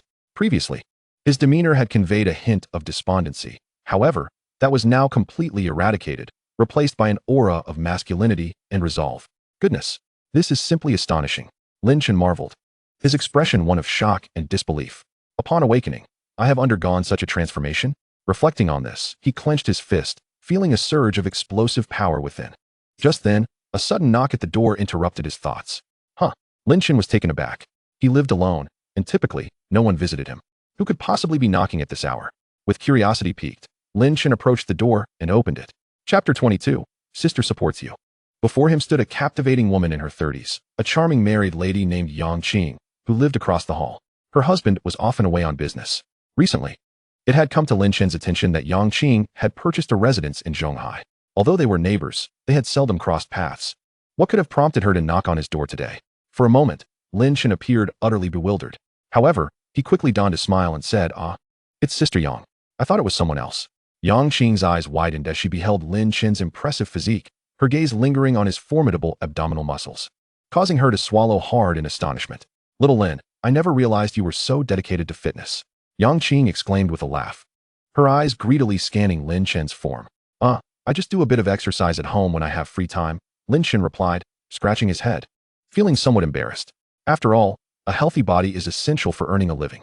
Yang Qing covered her mouth with a smile, saying, haha, I didn't expect you to have such awareness. Lin Chen simply chuckled in response before asking, Sister Yang, is there something you need? Oh, my memory fails me. I was cooking when the wiring in my house short-circuited. The electrician nearby has already packed up for the day. If you could help me fix it, I'd appreciate it.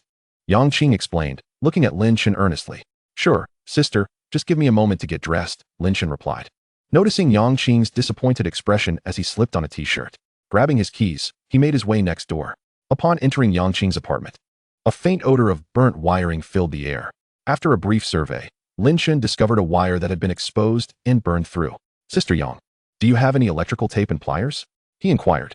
Oh yes, I'll get them for you right away, Yang Qing said, hurrying to fetch them after pouring him a glass of water and placing it on the coffee table. Lin Chen inspected the circuit breaker, ensuring the power was completely off. Once he received the materials, he grabbed a chair, standing atop it while Yang Qing approached. Little Lin, let me support you, she offered, positioning herself close to him. At that moment, Lin Chen felt his legs weaken. Goodness, is this support? I feel more at risk with you here. He chuckled awkwardly. Haha, Sister Yang, that's unnecessary. I'm steady on my feet. No worries, I'm here to help. It would be unfortunate if you fell, Yang Qing insisted, shifting slightly closer. Lin Chen felt her proximity and found himself flustered. All right, he acquiesced, swiftly repairing the wire and flipping the circuit breaker back on. Instantly, the lights in the apartment flickered back to life. Sister Yang, I won't impose any longer. I'll be on my way, Lin Chen said, hastily making his exit. Hey, wait, stay for lunch. Yang Qing called after him as he hurried away. No, thank you, Sister Yang. Lin Chen almost stumbled, fleeing her apartment. After all, what a predicament. He had little interest in her culinary offerings. What a shame, Yang Qing sighed, watching Lin Chen's retreating figure, her expression tinged with reluctance. Meanwhile, Lin Chen returned to his own apartment, exhaling deeply. Goodness, this perfect physique has unexpected side effects? Ugh. Wiping non-existent sweat from his brow, Lin Chen's mouth twitched in disbelief. Chapter 23, The Angry Feng Sheng. Later that evening, at 6:30 p.m., Lin Chen drove to pick up Chen Ziru. As his Pagani came to a halt by the curb, he spotted Chen Ziru waiting at the entrance. At that moment, Chen Ziru had undergone a remarkable transformation. Clad in a sleek black evening gown and adorned with a silver diamond necklace, she carried a luxurious Hermes handbag, complemented by a subtle makeup look. Chen Ziru had become a breathtaking vision. As Lin Chen's vehicle eased to a stop before her, he rolled down the window and called out, "Get in." Chen Ziru smiled warmly, gracefully approaching the car, opening the door, and taking her seat. Onlookers were left in a state of dismay, their hearts heavy with envy as they witnessed the scene unfold. Once inside, Lin Chen couldn't help but admire Chen Ziru's radiant appearance. She flashed a smile and asked, "So how do I look, Lin? Am I presentable?" "Certainly. With your commanding presence at the soiree, you are bound to become the center of attention, are you not?" Lin Chen chuckled as he spoke. Following his remark, Chen Ziru, who was present, also smiled and replied, "Mr. Lin, you flatter me." Shortly after, the supercar roared to life, racing towards Jinyuan Commercial Street. As they entered the inner courtyard, many eyes turned in their direction. Goodness, which wealthy individual is this? I don't recognize them. Is this the new acquisition of some CEO? Wow, is that a Pagani Huayra? It appears a top-tier tycoon has arrived. Amidst this chatter, only Fong Lin stood there, his gaze flickering, a hint of coldness passing through his eyes. He then spoke to his older brother, Fong Sheng, beside him. "Brother, it's this car." Upon hearing this, Fong Sheng's eyes glinted with a chilling light as he nodded. "All right." With that, Fong Sheng took out his phone and dialed a number. "Hello, Liuzi. Stop pretending to be security, gather a few brothers, and come down immediately. I need to teach someone a lesson." After hanging up, Fong Lin still felt a twinge of fear. "Brother, are you sure this is a good idea? That guy." Fong Sheng scoffed derisively. "Huh? You still doubt your brother? That vehicle? The genuine article has long been hoarded by the world's elite. Securing an authentic one is no easy feat. In my view, this car is nothing more than a well-crafted replica." Hearing this, Fong Lin's heart settled. Inside the car, as Chen Ziru unfastened her seatbelt, she suddenly looked anxious. "Mr. Lin, my hands feel a bit numb." After all, it was her first experience in such an environment. "Don't be nervous. Trust me, you are stunning. Absolutely irresistible to all men." "Haha, Mr. Lin, you're quite amusing." Chen Ziru chuckled, the tension dissipating. Taking a deep breath, she whispered, "You must come over quickly." "All right, go ahead," Lin Chen replied. Opening the car door, Chen Ziru then stood up to exit the vehicle. As she emerged, gasps of admiration rippled through the crowd. "Wow, what a beauty! Which affluent family does she belong to? I've never seen her before. Is this her first appearance at a gathering? Hurry, Let us follow her and seize the chance to introduce ourselves. Upon entering the building, a throng of admirers trailed closely behind Chunzhou. Lin Chen, observing from the car, remained composed until Chunzhou's figure vanished into the lobby. Only then did he begin to park. No one paid him any heed, primarily because Chunzhou's striking appearance overshadowed all else.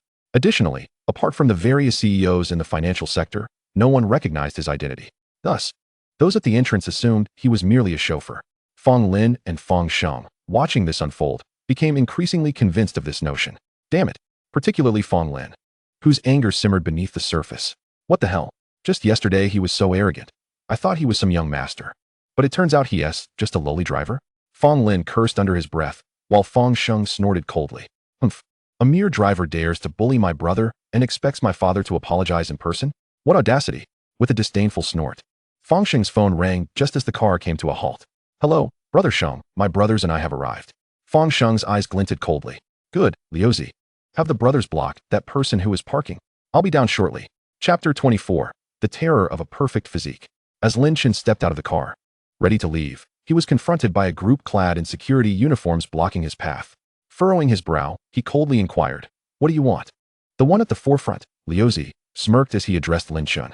Hee, nothing much. Our boss wants you to wait here for him. Lin Chen furrowed his brow even tighter. Your boss? I don't know him. Step aside immediately. Just then, a voice echoed from outside the parking lot. Mr. Lin, you really do have a forgetful nature. Just yesterday my brother informed my father to personally apologize to you today. Your ego is truly remarkable.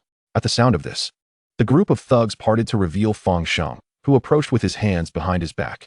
Fong Lin followed closely, sneering at Lin Chen. Haha, weren't you quite arrogant yesterday? I thought you were something special, but it turns out you're just a pathetic driver. Fong Lin's words dripped with disdain. Lin Chen surveyed the two before him and replied nonchalantly, So, I do recall now.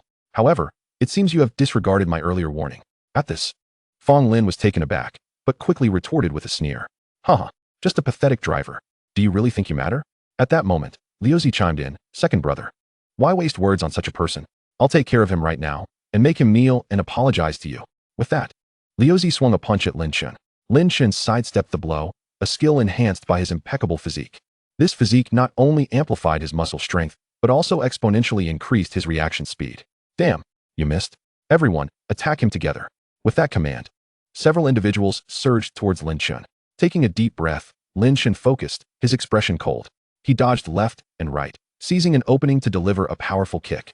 Bang, bang, bang. In an instant, Lin Chen dispatched the thugs, sending them flying with a single kick each.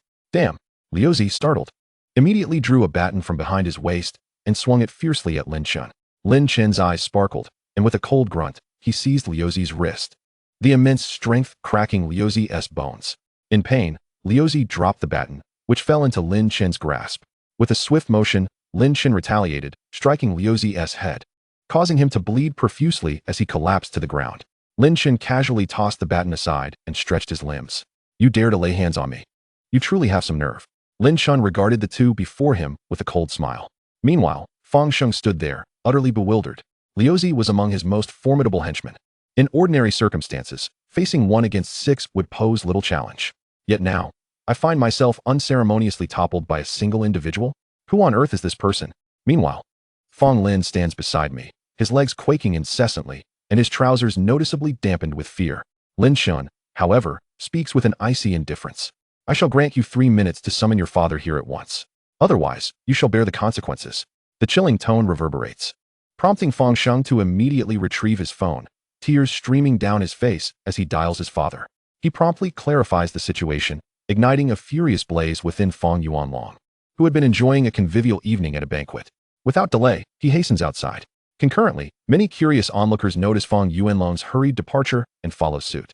On the other side, Lin Chen casually perches himself atop the car's hood, while the two accompanying him dare not move. Fong Sheng, with a grim countenance, glares at Lin Chen and declares, You wait. When my father arrives, he will not let you off easily. Yet Lin Chen remains unfazed, as if deaf to the threats. Chapter 25. Educating you in his stead. Lin Chen sits there, his expression serene. Observing this calm demeanor, Fong Sheng's face twists in fury. This mere driver dares to remain so composed while he, the son of a prominent family, is visibly agitated. Fong Sheng's features contort, his body trembling with rage. Are you not listening to me? At last, Lin Chen glances at Fang Sheng. Do you take pleasure in engaging in meaningless chatter? Fang Sheng, now seething with indignation, grits his teeth in a frenzied state. Do you know who I am? Treating me this way. Do you believe my father will not dismantle you when he arrives? Lin Chen maintains his tranquil demeanor, a faint smile gracing his lips. Is that so? The simplicity of his words deflates Fang Sheng's bravado, leaving him utterly disheartened. At that moment, the sound of hurried footsteps draws near. Fang Yuanlong, the current chairman of Junjing Life Insurance and the father of Fang Sheng and Fang Lin, finally arrives. Spotting his father, Fang Sheng points at Lin Chen, wailing, "Father, it's him, that wretched driver." Fang Yuanlong's fury erupts upon hearing this. How dare you, a mere driver, insult the Fang family in such a manner? Do you think my family is a soft persimmon to be squeezed at will? The onlookers behind Fang Yuanlong cast their gazes at the car beneath Lin Chen, their expressions shifting to one of uncertainty. They recall Chun Zeruo from the banquet and suddenly realize the identity of this man. He is likely Chun Zeruo's driver. A wave of intrigue washes over the crowd. After all, Fang Yuanlong is a notable figure in Zhonghai. But how does this insignificant driver dare to confront his two beloved sons? Who am I, you ask? Before you lay blame upon me, perhaps you should inquire into the misdeeds of your two precious sons. They act with arrogance and a complete lack of moral integrity, assaulting me without provocation. Since you fail to educate your sons, I do not mind stepping in to teach them a lesson. Lin Chen's tone remains icy. As his final words hang in the air, Fang Yuanlong's expression hardens. Even if my sons have erred, how I choose to educate them is my prerogative. It is not for you, a mere driver, to dictate. If you do not provide a satisfactory explanation today, neither you nor your master shall leave this place. Lin Chen shakes his head in response, letting out a sigh. I had expected a father to possess some understanding of reason. Yet I find you to be just as tyrannical. It is no wonder you have raised such sons. Indeed, a father begets a son in his own image. As these words fall, Fang Yuanlong's countenance contorts in rage. You insolent fool. With that, Lin Chen retrieves his phone and dials Wu Ming. Come to the parking lot in the inner garden. Upon hearing Lin Chen's frigid voice, Wu Ming breaks into a cold sweat, instantly tensing up. Understood. Once the call concludes, Wu Ming rushes towards the parking lot. Observing Lin Chen's actions, the Fang family members exchange knowing smirks. Fang Yuanlong interjects, Haha. I am curious to see who you believe you can summon. The crowd murmurs among themselves, intrigued by Lin Chen's audacity. 3 minutes later, Wu Ming arrives swiftly. The moment the crowd lays eyes on him, they are taken aback. Particularly Fang Yuanlong, who furrows his brow in surprise. He had not anticipated Wu Ming's appearance. In the entire Jinyuan Commercial Street, who would dare to disregard Wu Ming's authority? Fang Yuanlong strides towards him, saying, Mr. Wu, this is merely a childish squabble. Why have you come to intervene? Wu Ming glances at the scene before him and then at Lin Chen, who sits with his back to the crowd. His expression gradually turning peculiar. He strides past the onlookers, amidst their bewildered stares, and approaches Lin Chen with utmost respect, saying, Boss. Chapter 26. Fang Yuanlong in a state of bewilderment in that instant. Every soul present is left utterly dumbfounded as they observe the expressions of the Fang family. Their bewilderment deepens. You think to prevent him from leaving this parking lot? You expect him to owe you an explanation? Do you even have the right to demand such? They fix their gazes intently on Lin Chen and his license plate, silently resolving to warn their sons upon returning home, never to offend such a formidable individual. Meanwhile, Fang Yuanlong trembles uncontrollably, his gaze shifting between his two sons as their expressions morph into shades of dread. Who on earth claimed he was merely a driver? Fang Yuanlong rushes toward Lin Chen, a smile plastered on his face. Haha, a misunderstanding. It is all a misunderstanding. Lin Chen scoffs, a smirk curling at the corners of his mouth. I distinctly recall someone stating that I would not be allowed to leave this parking lot. Fang Yuanlong's smile falters, revealing a hint of bitterness. He realizes that he is about to suffer a considerable financial loss. Then he said, Mr. Lin, this is indeed a misunderstanding. How about I host a grand banquet in a couple of days to apologize to you? Apologize? Lin Chen lowered his eyelids and continued, That won't be necessary, Wu Ming. Please look into the rent for Junjing Life Insurance. Understood. Wu Ming sighed, casting a glance at Fang Yuanlong, his eyes filled with a hint of pity and sympathy. Why, of all people, must you offend this esteemed individual? Moments later, Wu Ming spoke up, as for the rent of Junjing Life Insurance.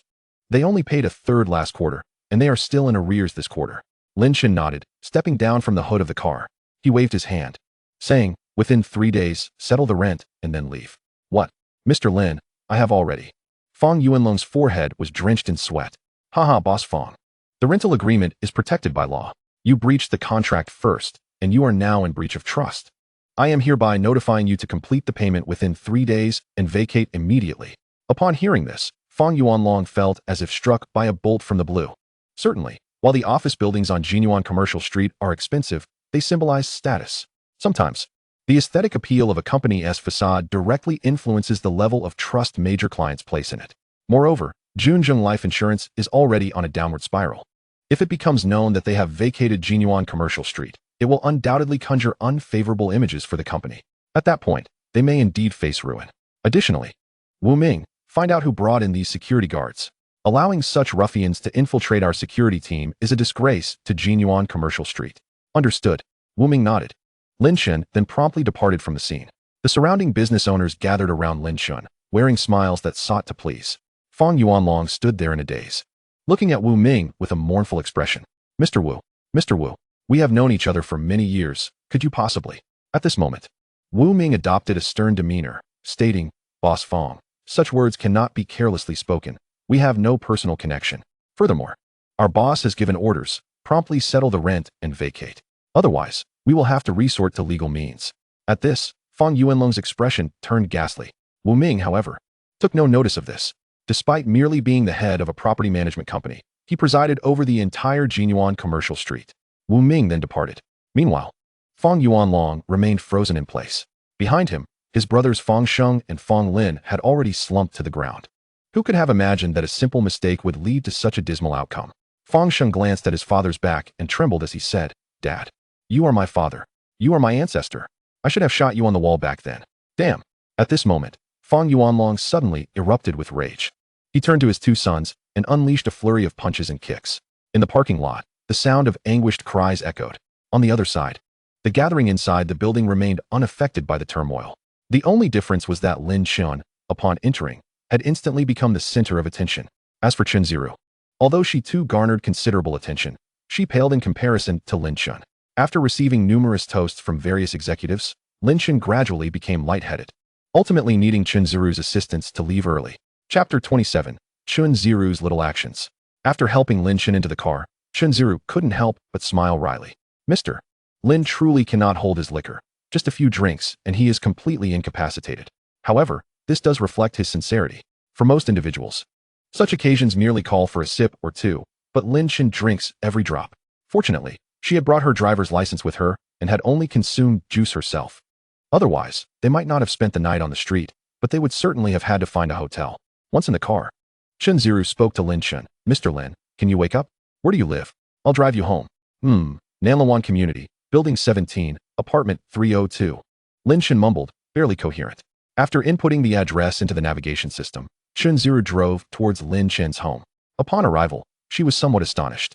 After all, Lin Chen was the esteemed owner of Jinyuan Commercial Street, driving a luxury car worth over 100 million. She had assumed his residence would be a sprawling villa or at least a lavish penthouse, but it turned out to be a modest, aging apartment of merely 60 square meters. The entire place appeared chaotic and in dire need of cleaning and organization. The living conditions were even inferior to her own. At that moment, Chen Ziru felt a wave of complex emotions wash over her. As the cool breeze flowed through the car, Lin Chen's intoxication subsided considerably. He stumbled into his room and said, Xiao Chen, just leave the keys on the table. You can take the car back now and bring it to me tomorrow. It's not safe for you to take a taxi alone at night.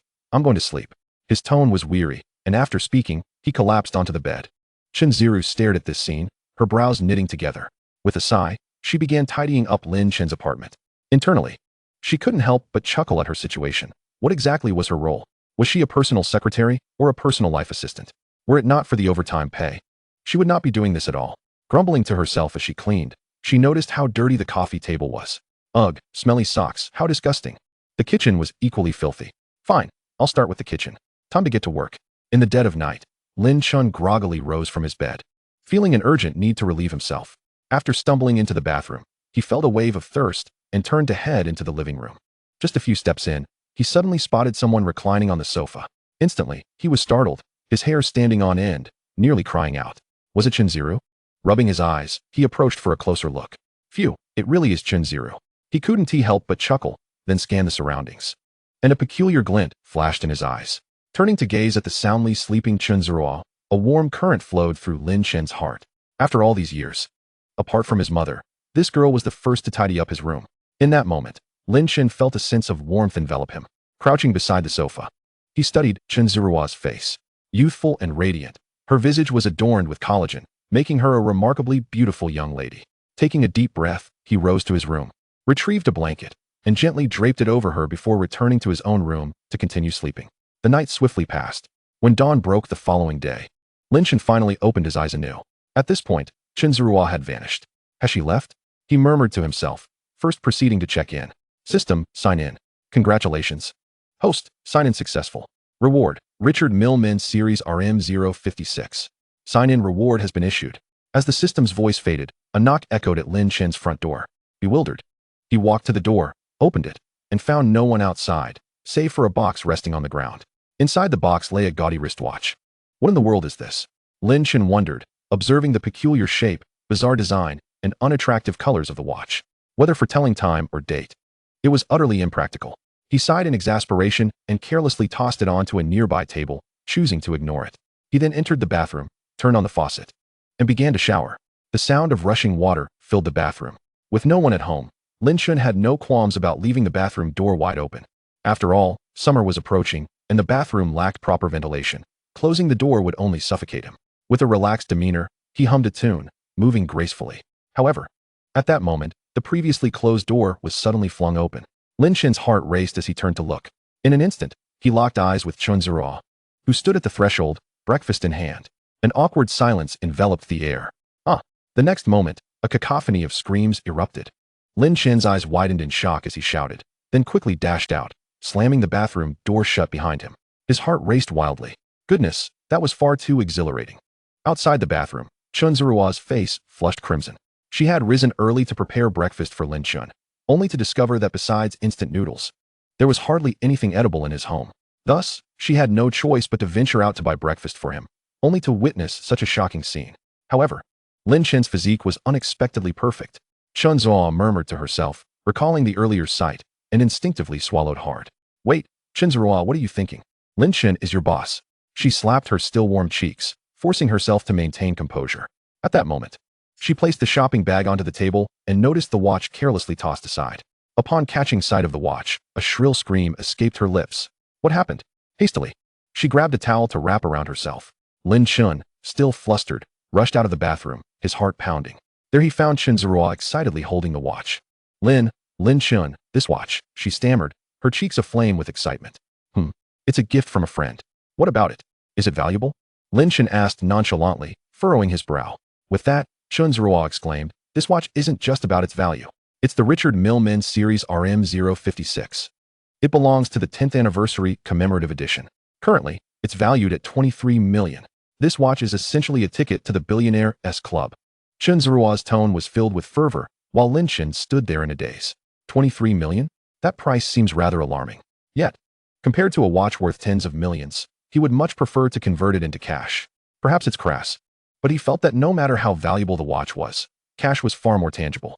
Unfortunately, he had been drawing nothing but extravagant items for 3 consecutive days. Oh, I'm so sorry, Lin Chen. At that moment, Chen Ziruo suddenly realized her faux pas. She hurriedly handed the watch back to Lin Chen, saying, I got carried away admiring the watch. I shouldn't have touched your belongings without permission. Oh, it's fine. He took the watch and casually tossed it onto the nearby sofa. After all, it wasn't a particularly precious item. Watching Lin Chen's nonchalant demeanor, Chen Ziruo felt a twitch at the corner of her eye. This was a top-tier watch worth 23 million. Moreover, it was the 10th anniversary edition of Richard Mill. Only 10 pieces were released worldwide. Any ordinary wealthy individual would cherish it as a family heirloom. Yet here was her boss, carelessly tossing it onto the sofa without a worry of it getting scratched or damaged. At that moment, Chen Ziruo felt her worldview subtly shifting. After more than 10 minutes, Lin Chen emerged once again. He had changed into a fresh outfit. They finished breakfast together before Chen Ziruo left. Lin Chen then lounged on the sofa, perusing properties on his phone. He intended to promptly purchase a new home. However, after a full day of searching, he found nothing suitable. Most of the properties were either in poor locations or lacked move-in readiness. Sighing in exasperation, Lin Chen shook his head and went to bed after dinner. Upon waking the next day, he habitually began his sign-in process. System, sign in. Congratulations, host, sign in successful. Reward, Jinxiuding community. As the words echoed, Lin Chen stood there, utterly bewildered. What on earth? What does this even mean? Lin Chen's expression was one of incredulity. Could it be that he had just acquired an entire community? As Lin Chen's expression grew increasingly peculiar, a phone call unexpectedly came through. Hello, this is the sales department of the Jinxiuding community. May I ask if you are Mr. Lin? Upon hearing this, Lin Chen was momentarily taken aback, then replied, Yes, that's me. Good day, Mr. Lin. I am pleased to inform you that the property you purchased has now received its title deed. Could you let us know when it would be convenient for you to come by for an inspection? Lin Chen, upon hearing this, promptly responded, Could you send me the address? I'm available today. Certainly, Mr. Lin. After this exchange, the call was disconnected. Shortly thereafter, a message was sent directly to Lin Chen's phone. After reading the message, Lin Chen nodded and then dialed Chun Ziru's number. Boss, Chun Ziru's voice resonated through the line. Hearing her, Lin Chen spoke up, Hello, Vru. Has the business van I asked you to procure arrived? After all, he was about to collect the title deeds for an entire community.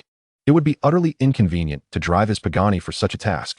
Fortunately, he had requested Chun Ziru to assist him in purchasing a business van, which would be suitable for transporting the deeds. Yes, the business van has arrived. All right, please drive it to my residence. I have some matters to attend to with it. Lin Chen replied calmly. Understood, boss. After Chun Ziru hung up, she made her way to Lin Chen's community. The vehicle was a Volkswagen MPV, lavishly adorned within. However, Lin Chen had no time to admire the luxury. He was eager to collect the title deeds. Let's head to Jinxiuding, he stated calmly. Certainly, Mr. Lin. Chun Ziru responded with a nod, then inquired, Mr. Lin, do you own property in Jinxiuding? She was familiar with the Jinxiuding community, a prestigious development by China overseas. Situated in one of the most bustling areas, close to a top-tier high school, with prices soaring to an astonishing 80,000 yuan per square meter. Yes, I suppose you could say that, Lin Chen nodded. I own several properties within Jinxiuding. At that moment, the duo arrived at the sales department of Jinxiuding. Lin Chen and Chun Ziru both exited the vehicle and called the sales manager. The manager hurriedly approached them. Hello, Mr. Lin. I am the manager you spoke with earlier. My name is Qian Ming.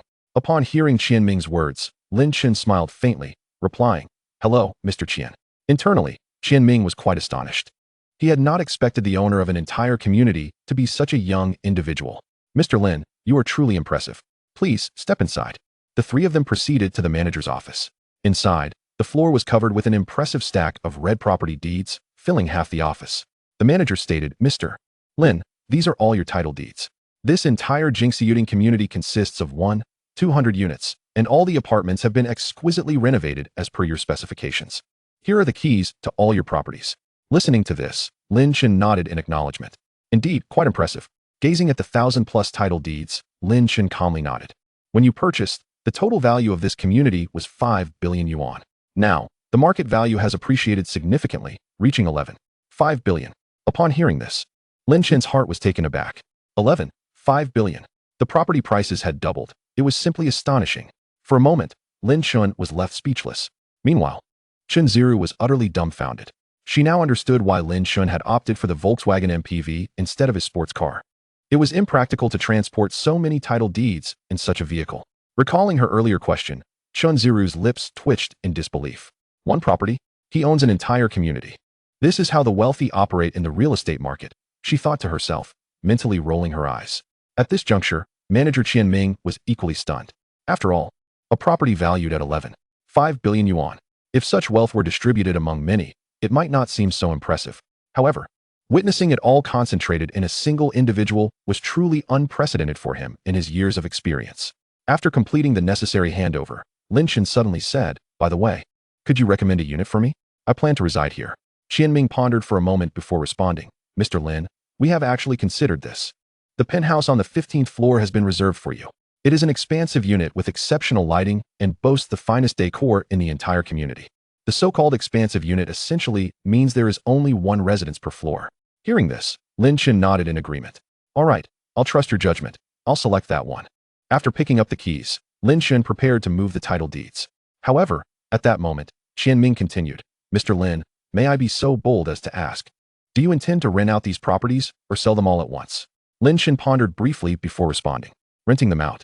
After all, he still had 1 billion yuan on hand. He was not in dire need of money. Qian Ming's eyes sparkled at this revelation. Mr. Lin, due to the fact that these properties are located in a school district, they are in high demand. We receive numerous inquiries daily from potential buyers. If you choose to rent them out, I have connections with some agencies. If you trust me, I can take you to see them. What do you think? Lin Chen nodded. That works. Please discuss this with my secretary. In an instant, a broad smile spread across Qian Ming's face.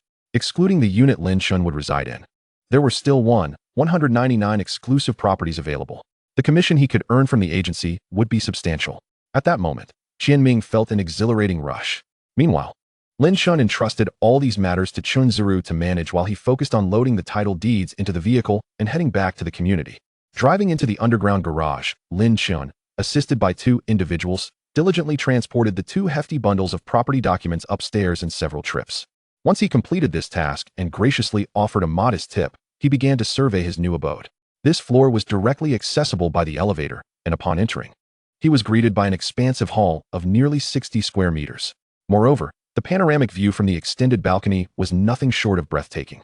Standing on this balcony, one could almost behold the entirety of Jiangdong New District in Zhonghai. A gasp escaped his lips as Lin Chen's eyes widened in astonishment. Subsequently, he wandered around the room, and as he observed his surroundings, the awe in his eyes remained unabated. After all, this magnificent residence, spanning a generous 260 square meters, boasted the most exquisite decor. Although the entire complex featured uniform renovations, this particular apartment was evidently set aside for him. The interior design had clearly been crafted by a professional designer, and the appliances and furnishings were of the highest caliber. For instance, the very sofa beneath Lin Chen was worth several $100,000. Half an hour later, he reclined on the bed in this room, a smile permanently gracing his lips. Haha, from today onward, this shall be my home, he murmured to himself. Before rising from the bed with newfound determination, he hailed a cab back to his rented apartment, quickly tidied up his belongings, and then vacated the premises. Returning to his new residence, after another round of exploration, he familiarized himself with the functionalities of the entire house. As darkness gradually enveloped the sky, the night swiftly passed, marking the arrival of Lin Chen's cousin in Zhonghai. Chapter 31. A Volkswagen MPV worth 2 luxury cars. The following morning, Lin Chen awoke, gazing at the ceiling above before heading to take a shower. As the time to pick up his cousin approached, his phone buzzed with a call from Chun Ziru. Mr. Lin, are you sure you don't need my assistance at the airport? No, I'll manage it myself. Please head to the restaurant and oversee the preparations there. Understood, Mr. Lin.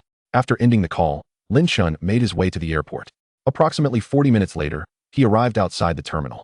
With his hands casually tucked in his pockets and headphones in place, he leaned against the railing at the exit, waiting leisurely. Before long, the flight landed, and shortly thereafter, a throng of passengers streamed out. Leading the pack was his cousin, Yi Jingjing, followed closely by 4 individuals, 2 men and 2 women, with one pair evidently a couple. A young man clad entirely in Nike apparel stood attentively behind Yi Jingjing, eager to assist her with her luggage, though she declined his offer. Among the group was also an exceptionally attractive girl carrying a bag, strolling leisurely in the center. Observing the 6 individuals, Lin Chen felt relieved that his vehicle was sufficiently spacious. Otherwise, they might not have all fit. Upon spotting Lin Chen, Yi Jingjing's face lit up. Brother. Her excitement was palpable, especially since the first-class ticket Lin Chen purchased had indulged her vanity during the flight. Jingjing. Lin Chen acknowledged her with a nod and a serene smile. Come, brother, let me introduce you. These 2 are my closest friends. This is Liang Rui. And this is Zhao Ruolan. And this is her boyfriend, our classmate, Xiao Yu. This is also a classmate of ours, named Deng Hong. As the 4 approached, Yi Jingjing introduced them to Lin Chen. He nodded at the 2 girls and shook hands with the 2 boys before speaking. Let us go. I drove here. We should head to the restaurant for an early lunch, then arrange accommodation for you all. Yay! Yi Jingjing exclaimed, brimming with excitement. Lin Chen led the group toward the parking lot.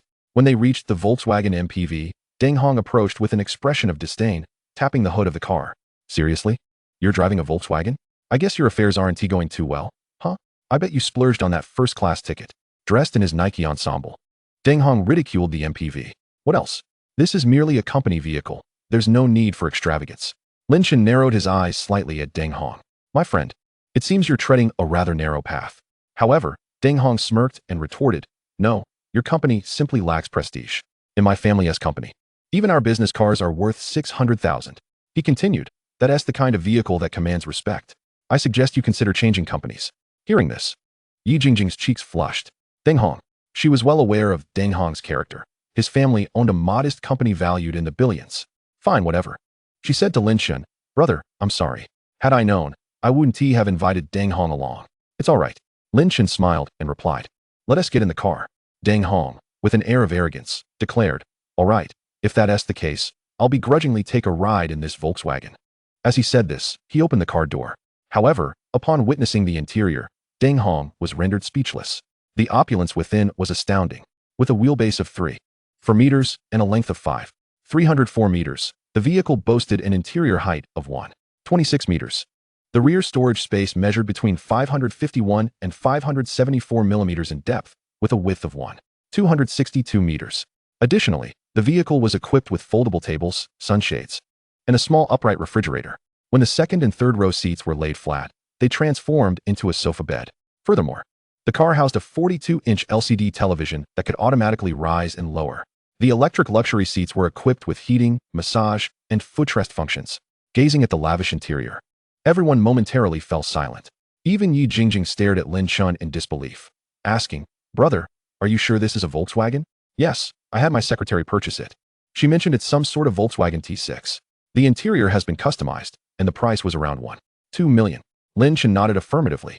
At this revelation, the group collectively gasped in astonishment. "My goodness, 120,000? Wait, you had your secretary buy it? Jingjing, did you not mention that your brother just graduated?" "Hiss. A Volkswagen worth 1.2 million? That is sufficient to purchase 2 of Deng Hong's luxurious Benzes." As this statement hung in the air, a profound silence enveloped the room once more.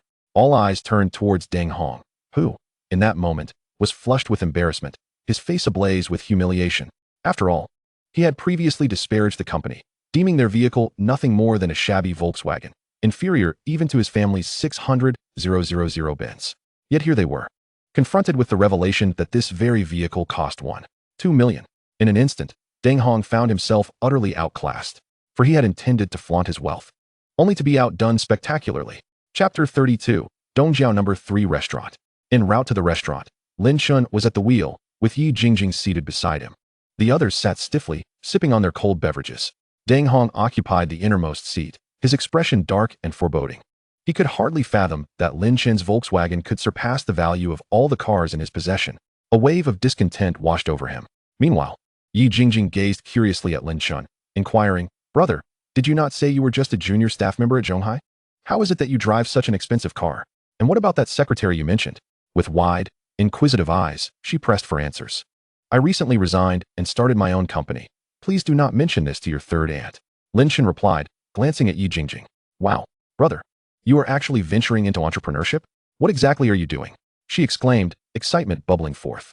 Lin Chen shot a glance at her, pondering how to articulate his situation. "Real estate, I suppose. It's somewhat related to finance, but I'd rather not delve into specifics." "Oh," Yi Jingjing blinked, clearly bewildered, but opted not to press further. An hour later, the vehicle arrived at the designated restaurant, Dongjiao No. 3. Nearby, a golf course added to the allure, marking this establishment as one of Zhonghai's premier leisure venues. Renowned among celebrities and affluent patrons, Dongjiao No. 3 was indeed a coveted dining destination. After parking, Lin Chen led the group towards the restaurant. Although they had all visited Zhonghai before, this upscale locale was a first for them, particularly for Yi Jingjing, who surveyed her surroundings with a mix of nervousness and excitement. At that moment, she pointed towards the grand structure of Dongjiao No. 3, asking, "Brother, what is that place?" "Oh, Dongjiao No. 3, where we will be dining today," Lin Chen replied. Upon hearing this, Yi Jingjing swallowed hard, her curiosity piqued. "Brother, a restaurant like this must be quite expensive, right?" "Not too bad," Lin Chen responded casually. At this, Deng Hong's eyes lit up. "Haha, Jingjing. Your brother mentioned he was still in the startup phase. This restaurant can't be too pricey. I checked, and there's a Western restaurant in Zhonghai where the average cost is over 1,000. I'll make a reservation for us to dine there tonight." Yi Jingjing frowned at this comment, while another boy, Chao Yu, chimed in, "Haha, Dengu, you're impressive. I'll be sure to enjoy a hearty meal." The remaining girls cast admiring glances at Deng Hong, who reveled in the attention, feeling a swell of pride. "How about it, big brother? Want to join us tonight?" Deng Hong raised an eyebrow at Lin Chen. "I'll treat you this time, considering you're still in the startup phase. I doubt you've dined in such establishments before. Let me take you to broaden your horizons." Lin Chen simply smiled faintly and replied, "No, thank you." Deng Hong persisted. "Oh, don't be so modest. I'm merely looking out for you, introducing you to the finer things." Lin Chen shook his head, choosing not to engage further. At that moment, Chen Ziru approached. "Mr. Lin, you've arrived. I've reserved the first private room for you. The per capita consumption in this room is 300, so I've ordered accordingly." Chen Ziru had overheard Deng Hong's boastful remarks. While her words seemed directed at Lin Chen, they were, in fact, intended to mock Deng Hong. A mere frog in a well. She understood Lin Chen's true status and had no patience for Deng Hong's pretentiousness. As Lin Chen was her superior, she could not allow anyone to provoke him. Not a problem. Lead the way, Lin Chen replied with a calm smile. Following his words, Chen Zuru nodded and guided Lin Chen towards the private room, leaving Deng Hong speechless in his place. Chapter 33. Deng Hong, stunned into silence. A Western restaurant with an average price exceeding 1,000, taking Lin Chen to broaden his horizons? In that moment, his words became a laughingstock. It was abundantly clear who was truly introducing whom to new experiences. Deng Hong was left trailing behind Lin Chen, a hint of resentment brewing within him. Dongjiao No. 3 was expansive, its decor deceptively simple, reminiscent of stepping into a home. Yet within this simplicity lay an undeniable elegance. The air was devoid of the acrid scent of oil and smoke, creating an ambience akin to that of an art gallery. Guided by the staff, the group navigated the twists and turns to arrive at the first private room. Upon entering, they were awestruck. As Lin Chen perused the menu and placed an order, he turned to the group. Would you like something to drink? Soft drinks or wine? At this, Deng Hong could not contain himself, launching into a boastful tirade. Wine? Have you heard of Romani Conti? Just the other day, my uncle returned from abroad with a bottle worth over 20,000. The taste is exquisite, unlike any ordinary wine. Let me tell you, when it comes to wine, one must only indulge in the finest. At this moment, Deng Hong was incessantly boasting with an unrestrained fervor. Chen Zuru, present there, listened to his grandiloquent claims, her brow furrowing repeatedly. As for the classmates beside Deng Hong, they gazed at him, with a few exhibiting expressions of envy. This was particularly gratifying for Deng Hong.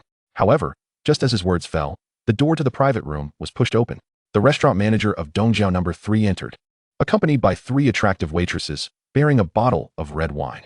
I sincerely apologize for the interruption, the manager said apologetically.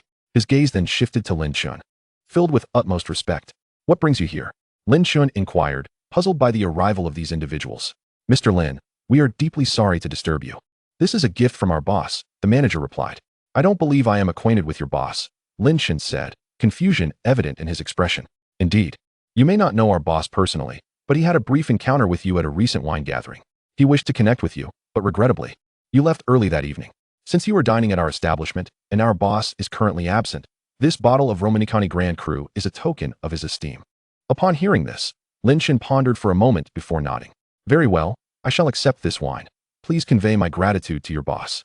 Additionally, let him know that I would be pleased to treat him to a meal should he have the time in the future.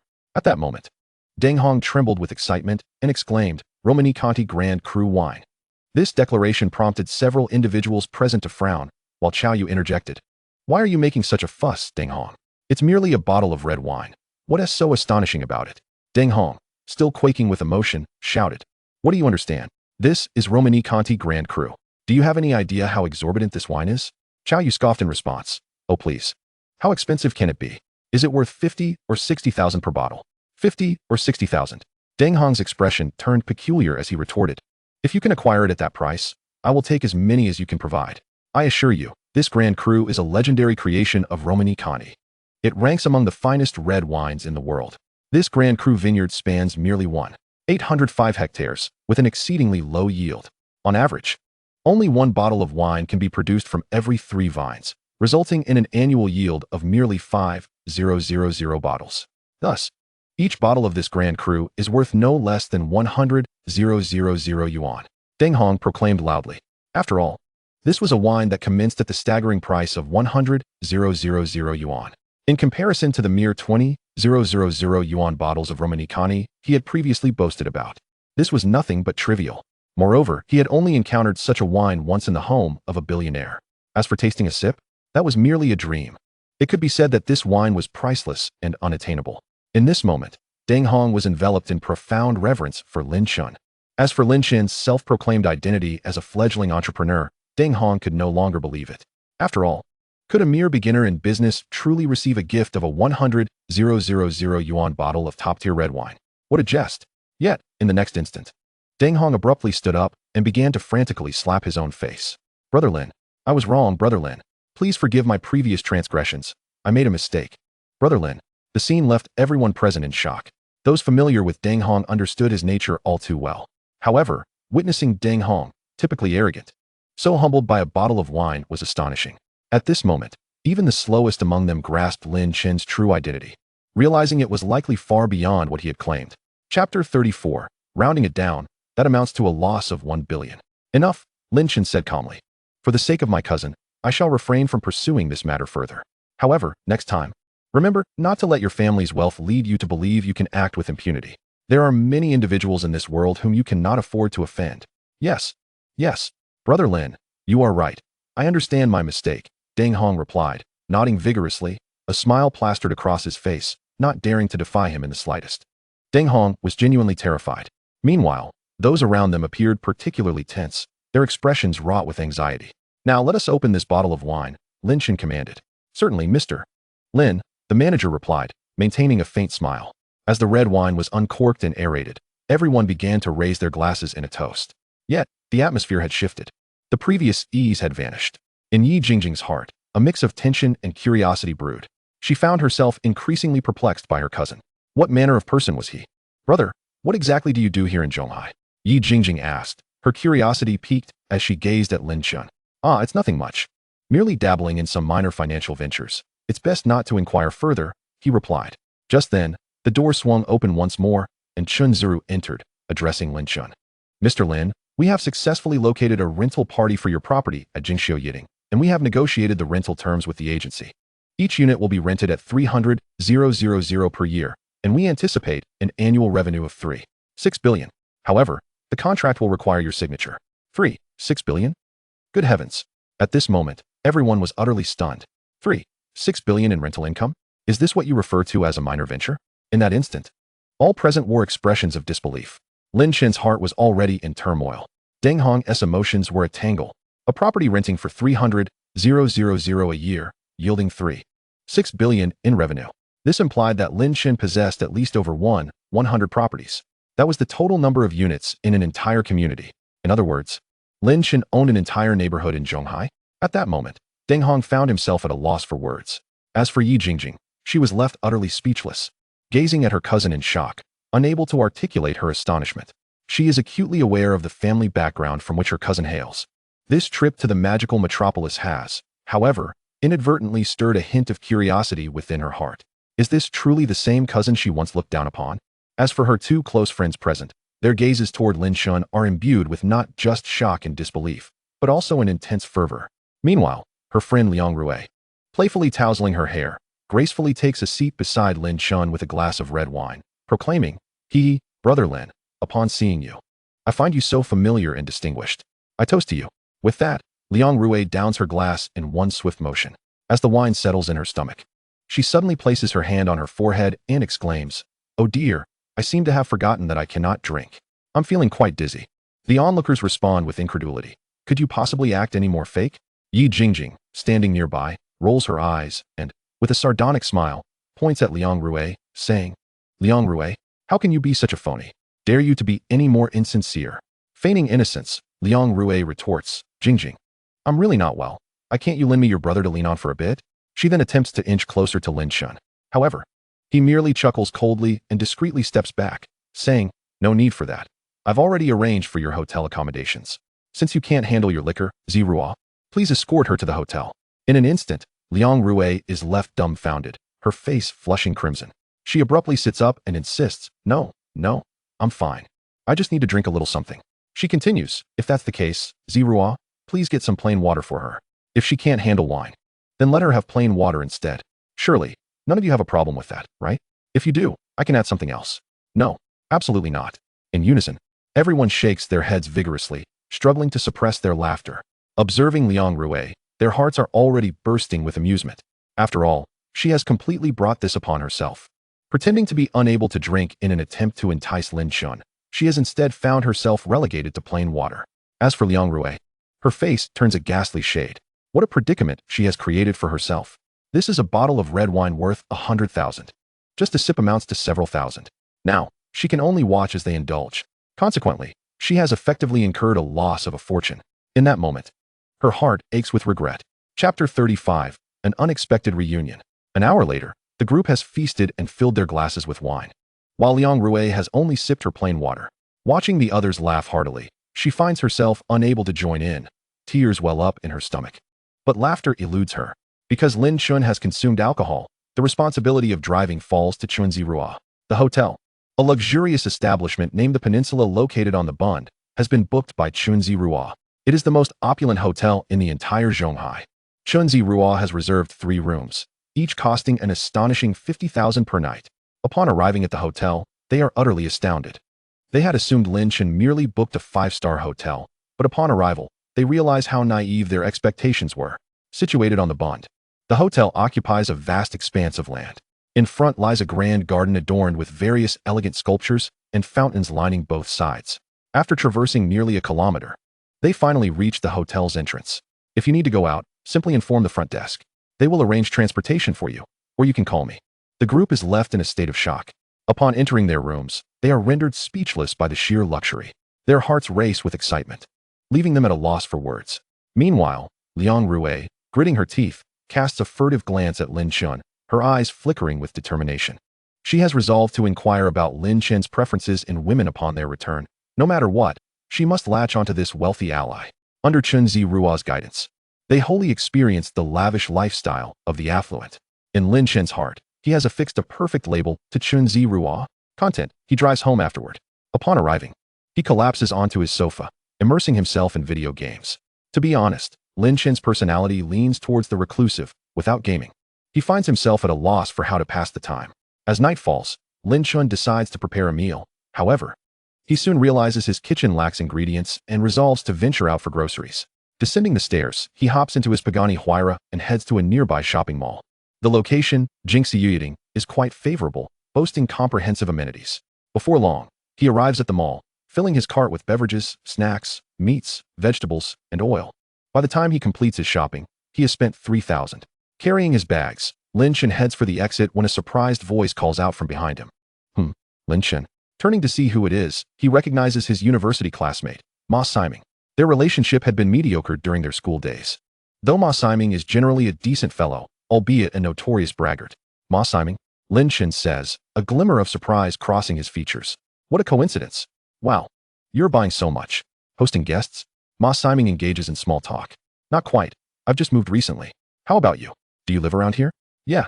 I just bought a place in Zhonghai. You know how it is. Got married right after graduation, and the in-laws are pressing, Ma Siming replies. A hint of exasperation in his tone. Looks like we'll be neighbors then. Which neighborhood are you in? Well, it's Tianyuan neighborhood. I managed to scrape together enough for the down payment, Ma Siming says with a wave of his hand, his expression a mix of pride and resignation. After all, he has purchased a home and wed shortly after graduation. In the eyes of many, he has already been deemed a successful individual. Well, you certainly have done well for yourself. At this moment, the two of them stepped outside. Coincidentally, our neighborhoods are quite close. Shall I give you a ride? At this point, Ma Siming displayed a hint of surprise. You bought a car?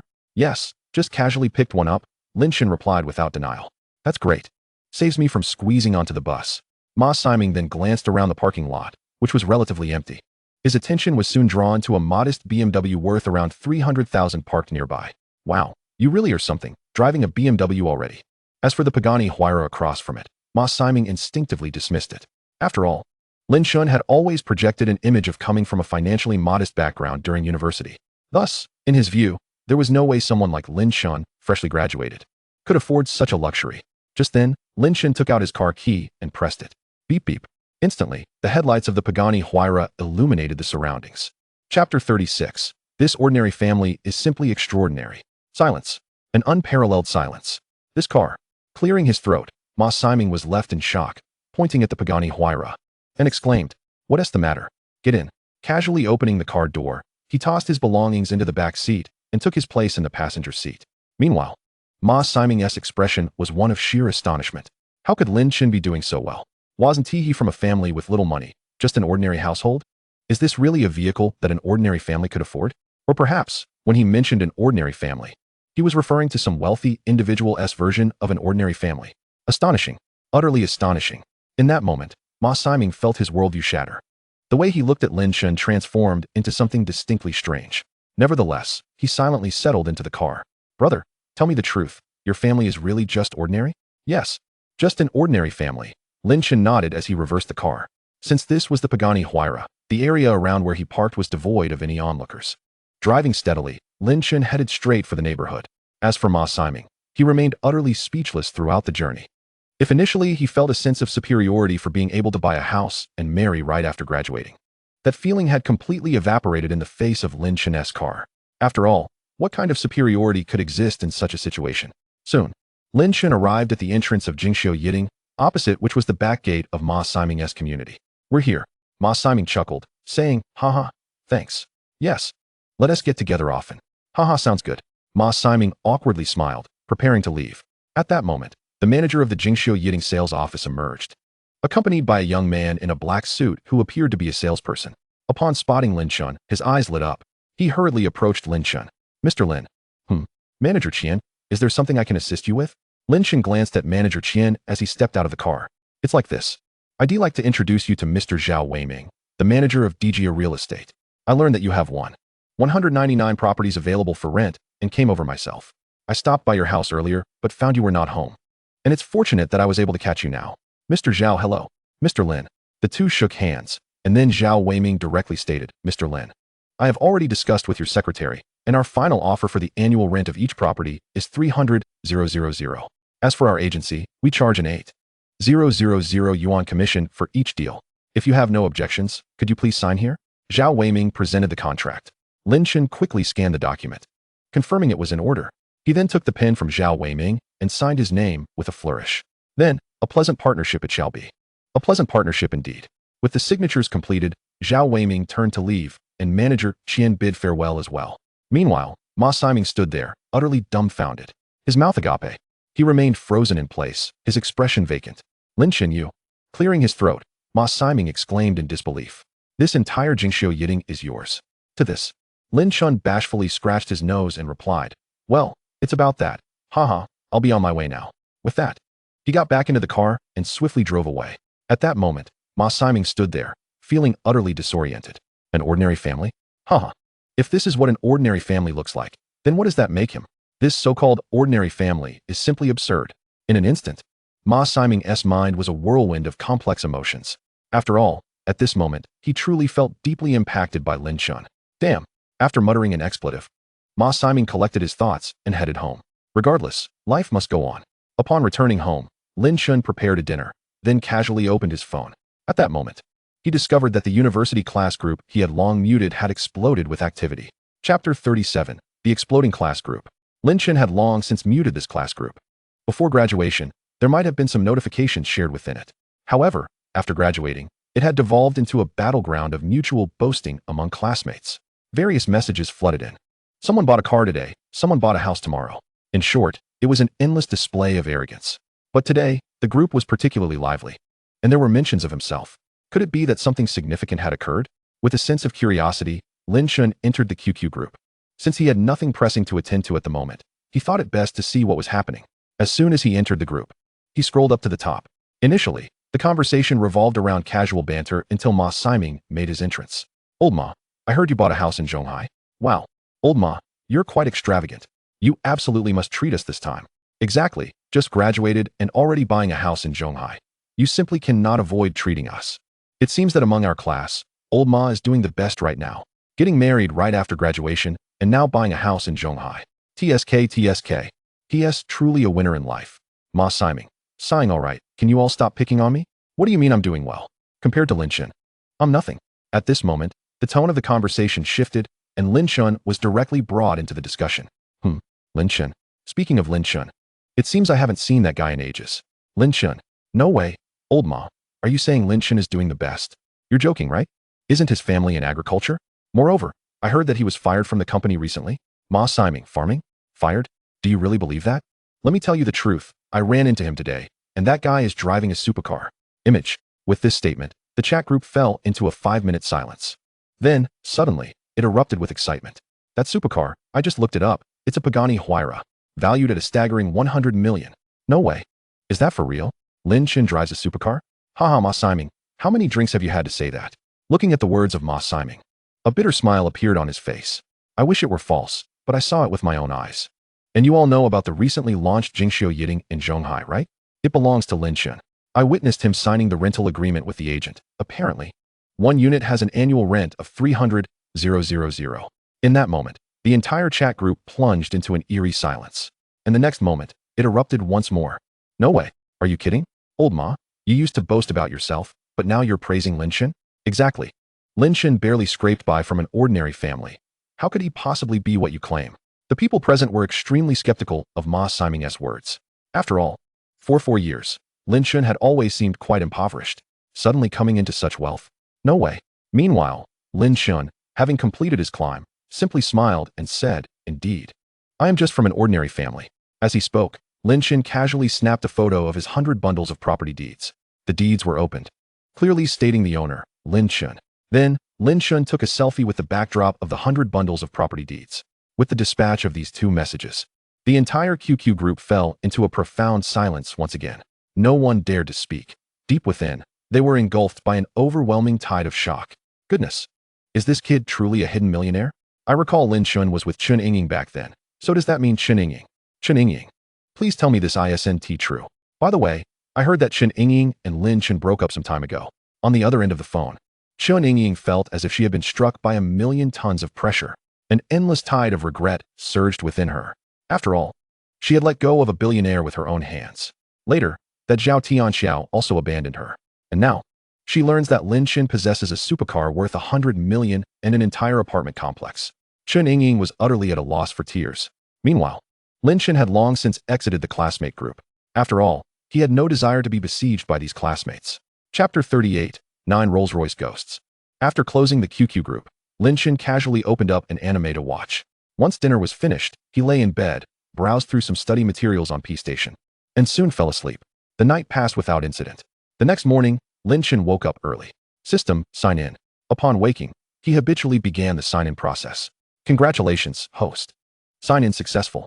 Reward, 9 consecutive Rolls-Royce Ghosts. The sign-in reward has been deposited in the underground garage. Hearing the system's voice, Lin Chen was momentarily bewildered. What on earth would he do with so many consecutive Rolls-Royces? Was he supposed to have nothing to do? While a Rolls-Royce Ghost is valued at around 5 million each, he certainly didn't need this many. If it were merely for transportation, one would suffice, right? Why did the system give him 9? What is the purpose of that? Rolling his eyes, he shook his head. Cash would have been far more practical. After muttering a few words, Lin Chen cleaned up and then headed to a nearby rice noodle shop for breakfast. After completing all of this, he returned home, casually opened a bottle of soda, and settled in to play games. As midday approached, his phone suddenly rang. Looking at the caller ID, he was surprised to see it was his high school classmate, Lu Qi. He and Lu Qi had maintained a good relationship during high school, but Lu Qi had dropped out due to personal reasons and started working early. Later, through hard work, he managed to earn a bachelor's degree through self-study and had now worked his way up to being an assistant manager in a company. "Hey, old Lu. What's up?" Lin Chen answered the call with a smile. "What are you doing? It's the weekend. You're not hiding at home looking for seeds, are you? Get lost." Hearing the boisterous voice, Lin Chen's expression darkened. "Even if I'm watching videos, I can do it on P-Station. Unlike you, who's stuck enjoying a 2 kbps download speed on Baidu Cloud." "Haha. Alright, wanna grab a bite together?" Lu Qi chuckled on the other end. "Sure." Lin Chen replied with a smile. "Send me the address, and I'll head over now." "Got it." Shortly after, a message was sent over. It was to the same skewer shop they often frequented in the past. It wasn't that the skewers were particularly delicious. They were just affordable. After all, back then, one was just starting work, and the other was in college, both short on cash. Upon receiving the message, Lin Chen picked up a key to a ghost and headed straight to the skewer shop. Compared to the flamboyance of the Pagani Huayra, the Rolls-Royce Ghost was decidedly more understated. Moreover, Lin Chen had no intention of drawing attention to himself. Walking down the street, not many people recognized him. Even if someone did, it was merely a fleeting surprise. After all, a $5 million car, though expensive, was not an uncommon sight in Zhonghai. Soon, Lin Chen arrived at the skewer shop. As he parked the car in front of the restaurant, he spotted Lu Qi sitting by the window, gazing outside. When he saw Lin Chen stepping out of the car, his expression shifted from surprise to utter shock, leaving him dumbfounded. "What are you staring at?" As Lin Chen entered the restaurant, greeted the owner, and then patted the stunned Lu Qi, he took a seat across from him. "Is that your car?" He pointed to the Rolls-Royce Ghost parked outside, and Lucy's face was filled with confusion. Indeed, Lucy was Lin Chen's closest friend, so Lin Chen had no reason to conceal anything from him. However, upon hearing Lin Chen's candid response, Lucy became even more perplexed. He then inquired, "How much does this car cost?" "5 million, Lin Chen replied as he took a sip of water. Uffed. Lucy immediately spat out the water he had just sipped. Coughing urgently, he asked, "Cough, cough. How much?" 5 million, what's wrong? Lin Chen said, and Lucy rolled his eyes in disbelief. You're kidding.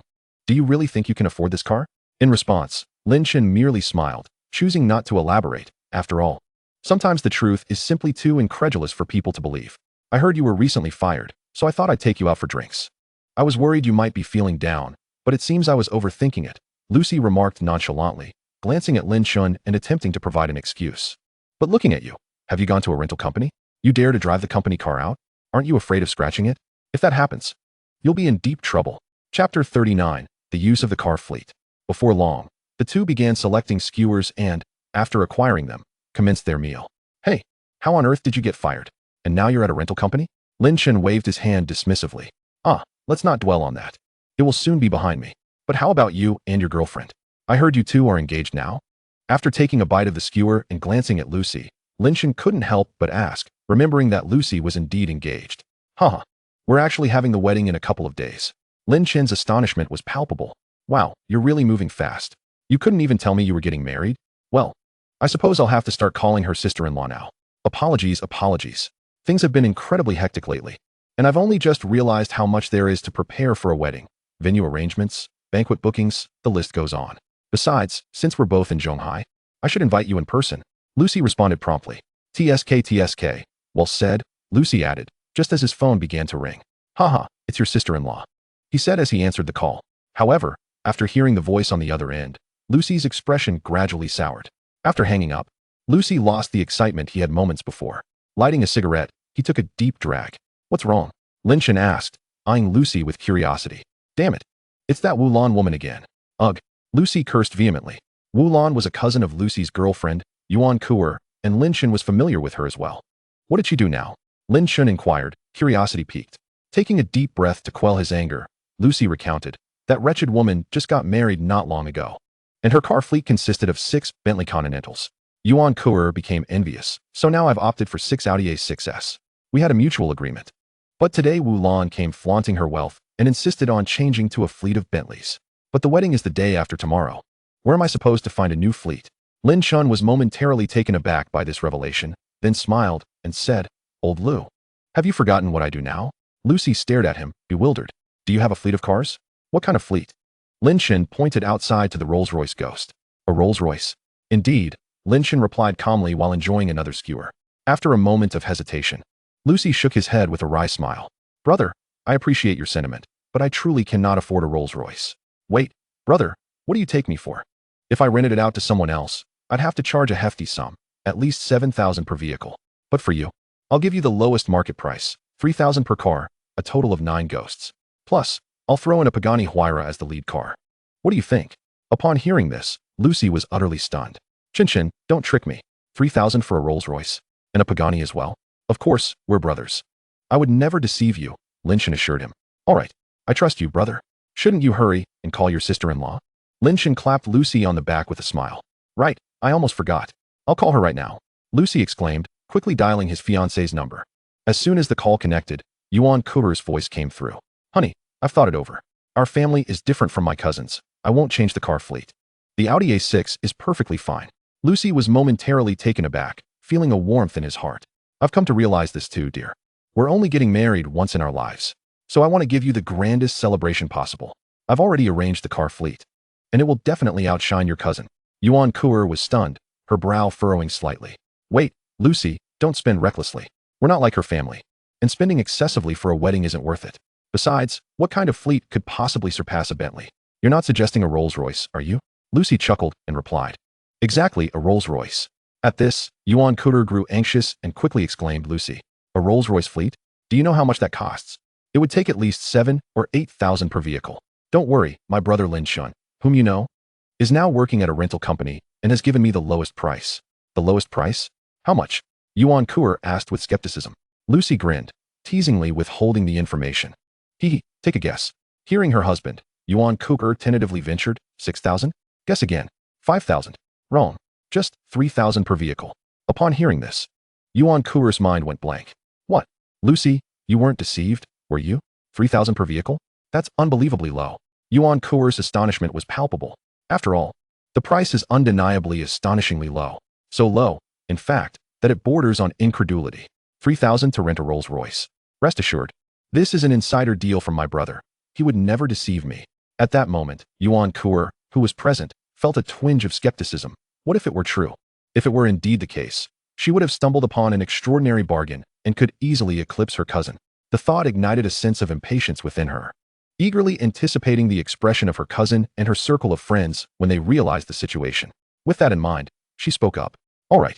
Once she hung up the phone, Lu Qi, brimming with excitement, turned to Lin Chen and exclaimed, Chen, you really came through this time. If that car falls through, I can manage to find a suitable alternative. But I am counting on you for those 9 wedding cars. Listening to these words, Lin Chen smiled faintly and replied, Rest assured, I will ensure everything is taken care of. What I promise, I will deliver. Haha, let's enjoy some skewers. Lu Qi laughed, appearing as exuberant as a child weighing 150 pounds. Soon, their skewer feast concluded.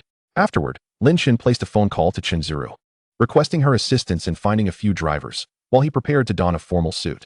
He intended to personally serve as the lead driver for Lu Qi's wedding in 2 days. After all, he wanted to put on a grand display for his brother. Driving his Ghost, Lin Chen returned home to charge his phone. He had neglected to notice that, although he had plugged it in the night before, the charger had not been powered on. Consequently, his phone was left with a mere 30 battery. Fortunately, he was not the one footing the bill for their meal. Otherwise, his habit of carrying no cash would have led to quite an embarrassing predicament. As he slipped on his watch, Lin Chen took a glance at it. Though it appeared rather unattractive at first glance, he had grown accustomed to it over time. The only drawback was that it could not tell the time. This was the most puzzling aspect for Lin Chen. A watch that cannot tell the time is hardly worth wearing. Nevertheless, once adorned, he found himself too lazy to remove it, wearing it continuously. To be truthful, this was a Richard Millman S-Series RM056. Since it came into his possession, he had hardly worn it, thus doing it a disservice. Despite its value exceeding 20 million, it had been left to gather dust. Once his phone was sufficiently charged, Lin Chen set off to a nearby shopping mall. While searching for attire, he serendipitously encountered Lu Lily, who was on break. Lin Xiao? What a coincidence. Are you here to shop as well? Lu Lily greeted him with a smile. Lin Chen nodded in response. Yes, a friend is getting married the day after tomorrow, and I need to purchase a casual suit. Would you mind advising me? Upon hearing this, Lu Lily's face flushed. Inviting a girl to shop for clothes together is generally something only done with one's girlfriend, isn't it? Lin Xiao extending such an invitation to her made her wonder if there was more to it. Realizing Lu Lily was silent, Lin Chen remarked, If you have other commitments, then forget it, I'll go alone. Just then, Lu Lily snapped back to reality and quickly replied, Wait. No, Lin Xiao, that is not what I meant. I would be delighted to help. With that, the two of them ventured into the mall together. Inside, a cosmetics live streaming host was conducting an interview, capturing the attention of passing couples. At that moment, upon spotting Lin Chen, the host's eyes lit up. After all, Lin Chen and Lu Lily could certainly be considered a pair of handsome and beautiful individuals. Having them enter her live stream would undoubtedly elevate its popularity. She hurried over, thrusting the microphone toward Lin Chen, and asked, Excuse me, handsome, if you had 10 million in your account, would you be willing to spend half of it on lipstick for your girlfriend? At that moment, the actions of the live stream host garnered the attention of several nearby salespeople, who looked at Lin Chen with a mix of sympathy and concern. They felt he was likely to be duped. After all, they were familiar with the host's tactics. She typically targeted couples with such questions, knowing that most men would respond affirmatively to appease their girlfriends or to show off. If a man agreed, he would immediately fall into the host's trap, leading to the promotion of her lipstick. In such situations, men often found themselves caught, as declining to agree would label them as unfaithful or uncaring, potentially inciting a quarrel with their girlfriends. Thus, many men would hastily pay for the lipstick to avoid conflict. Moreover, how many men would willingly endure their girlfriend's wrath, even without the cameras rolling?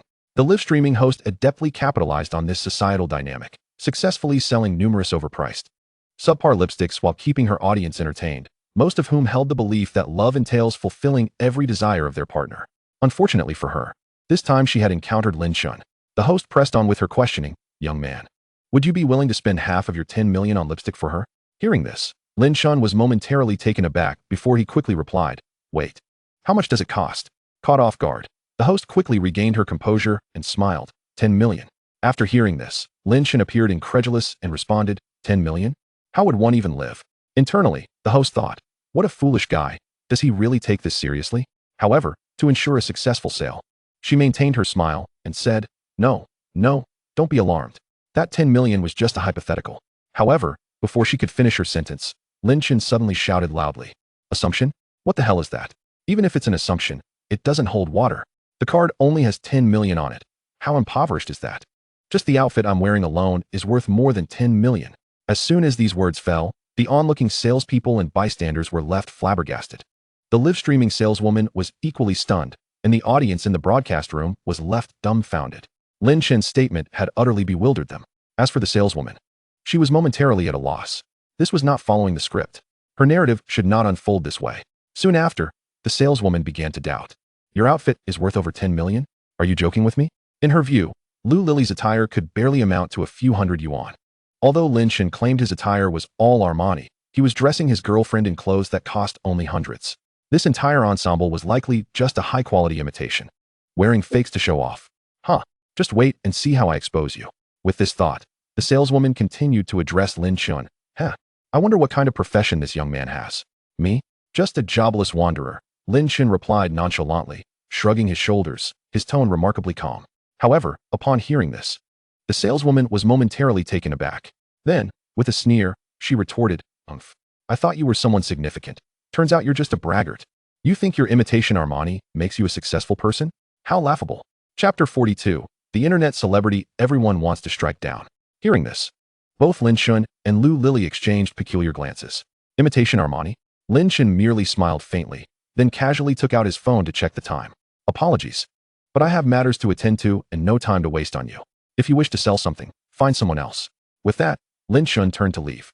At that moment, a youth clad in trendy streetwear, who had been watching the spectacle, suddenly approached. His face flushed with excitement. He exclaimed, "Excuse me, could you show me the watch on your wrist?" Sure, Lin Chen replied, momentarily taken aback, then nodded and extended his wrist. The trendy youth examined it closely, his expression progressively brimming with excitement. It can't be wrong. Absolutely not. This is undoubtedly a Richard Mille RM056. Sir, are you selling this watch? I'm willing to offer 50 million. What? Instantly, everyone around was left in shock. The next moment, both the viewers in the live stream and those nearby began to murmur. Whoa, 50 million for a watch. Is he insane? That's right. Even a Patek Philippe wouldn't sell for that price. I bet this guy is just a plant. The saleswoman, initially taken aback, quickly composed herself and coldly laughed. What a joke. A mere watch selling for 50 million? What Richard Mille? I've never even heard of it. Let me tell you, young man. Next time you hire a plant, can you at least hire a professional? Following her remark, the trendy youth's expression turned icy. He glanced at the saleswoman, pulled out his phone, sent a message, and spoke coldly. If you lack knowledge, don't embarrass yourself by speaking. Richard Mille is one of the world's premier watch brands, often regarded as the entry ticket for billionaires. This Richard Mille RM056 is a limited edition commemorating the brand's 10th anniversary, available only in limited quantities worldwide. After hearing this, a bystander immediately chimed in. I just looked it up. Richard Mille is indeed a top-tier watchmaker.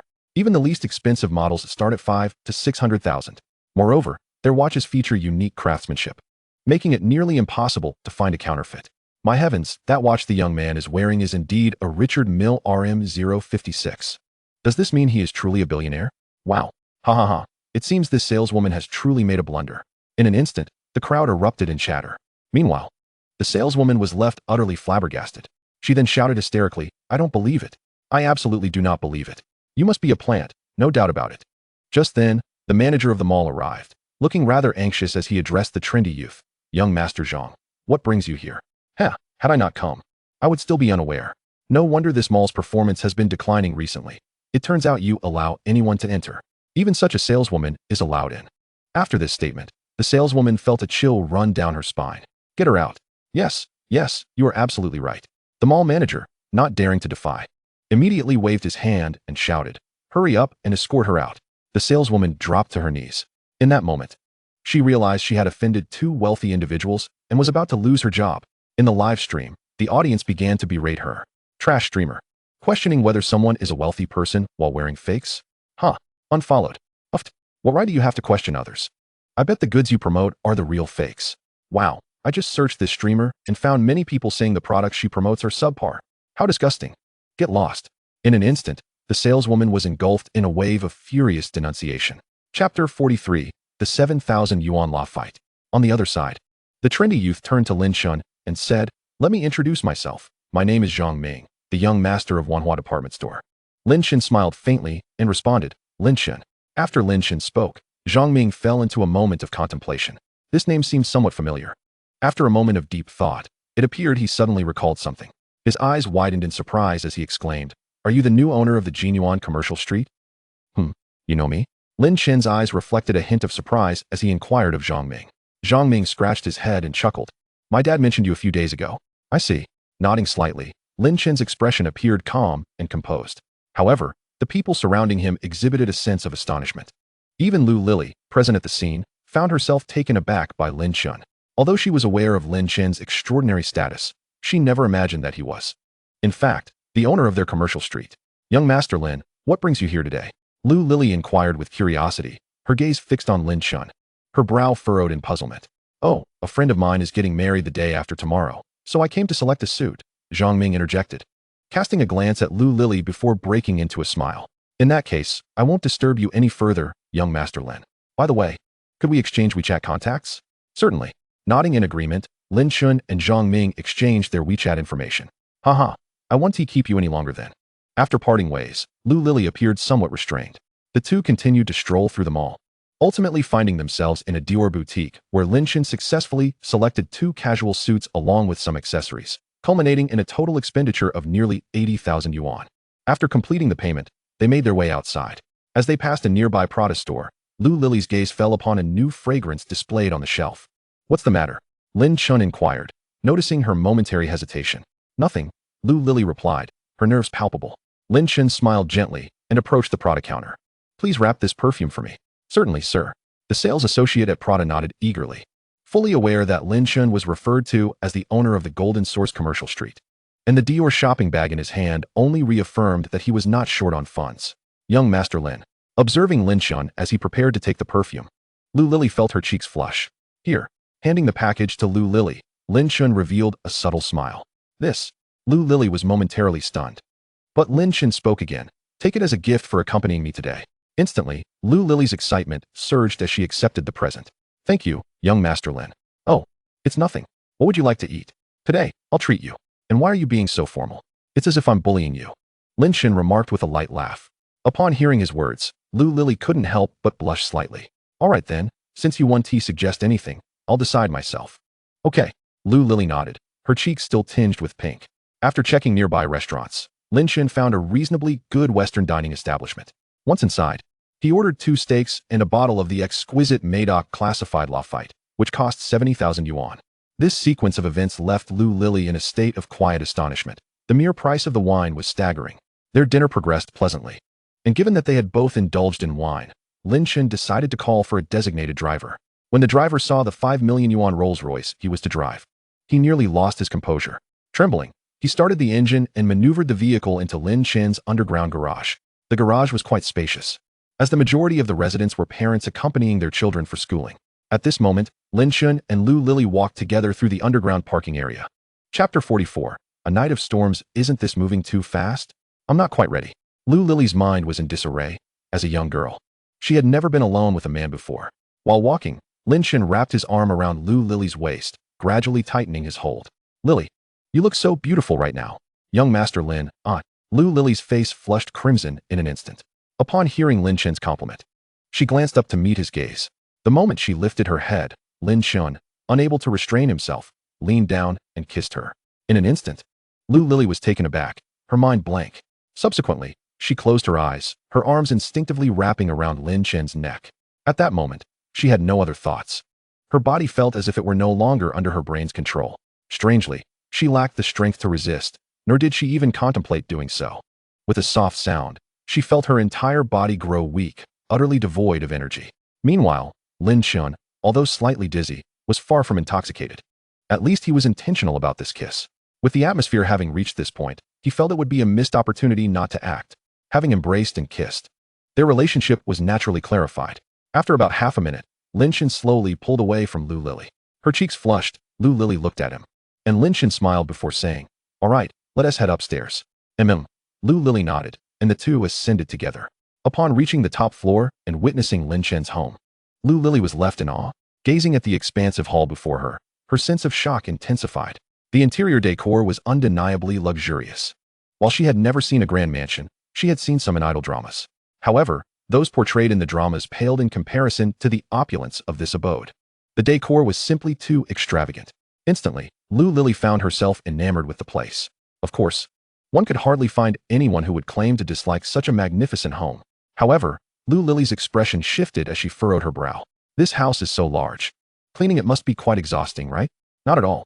Lin Chen chuckled and replied, I'll just hire some housekeeping services in the future.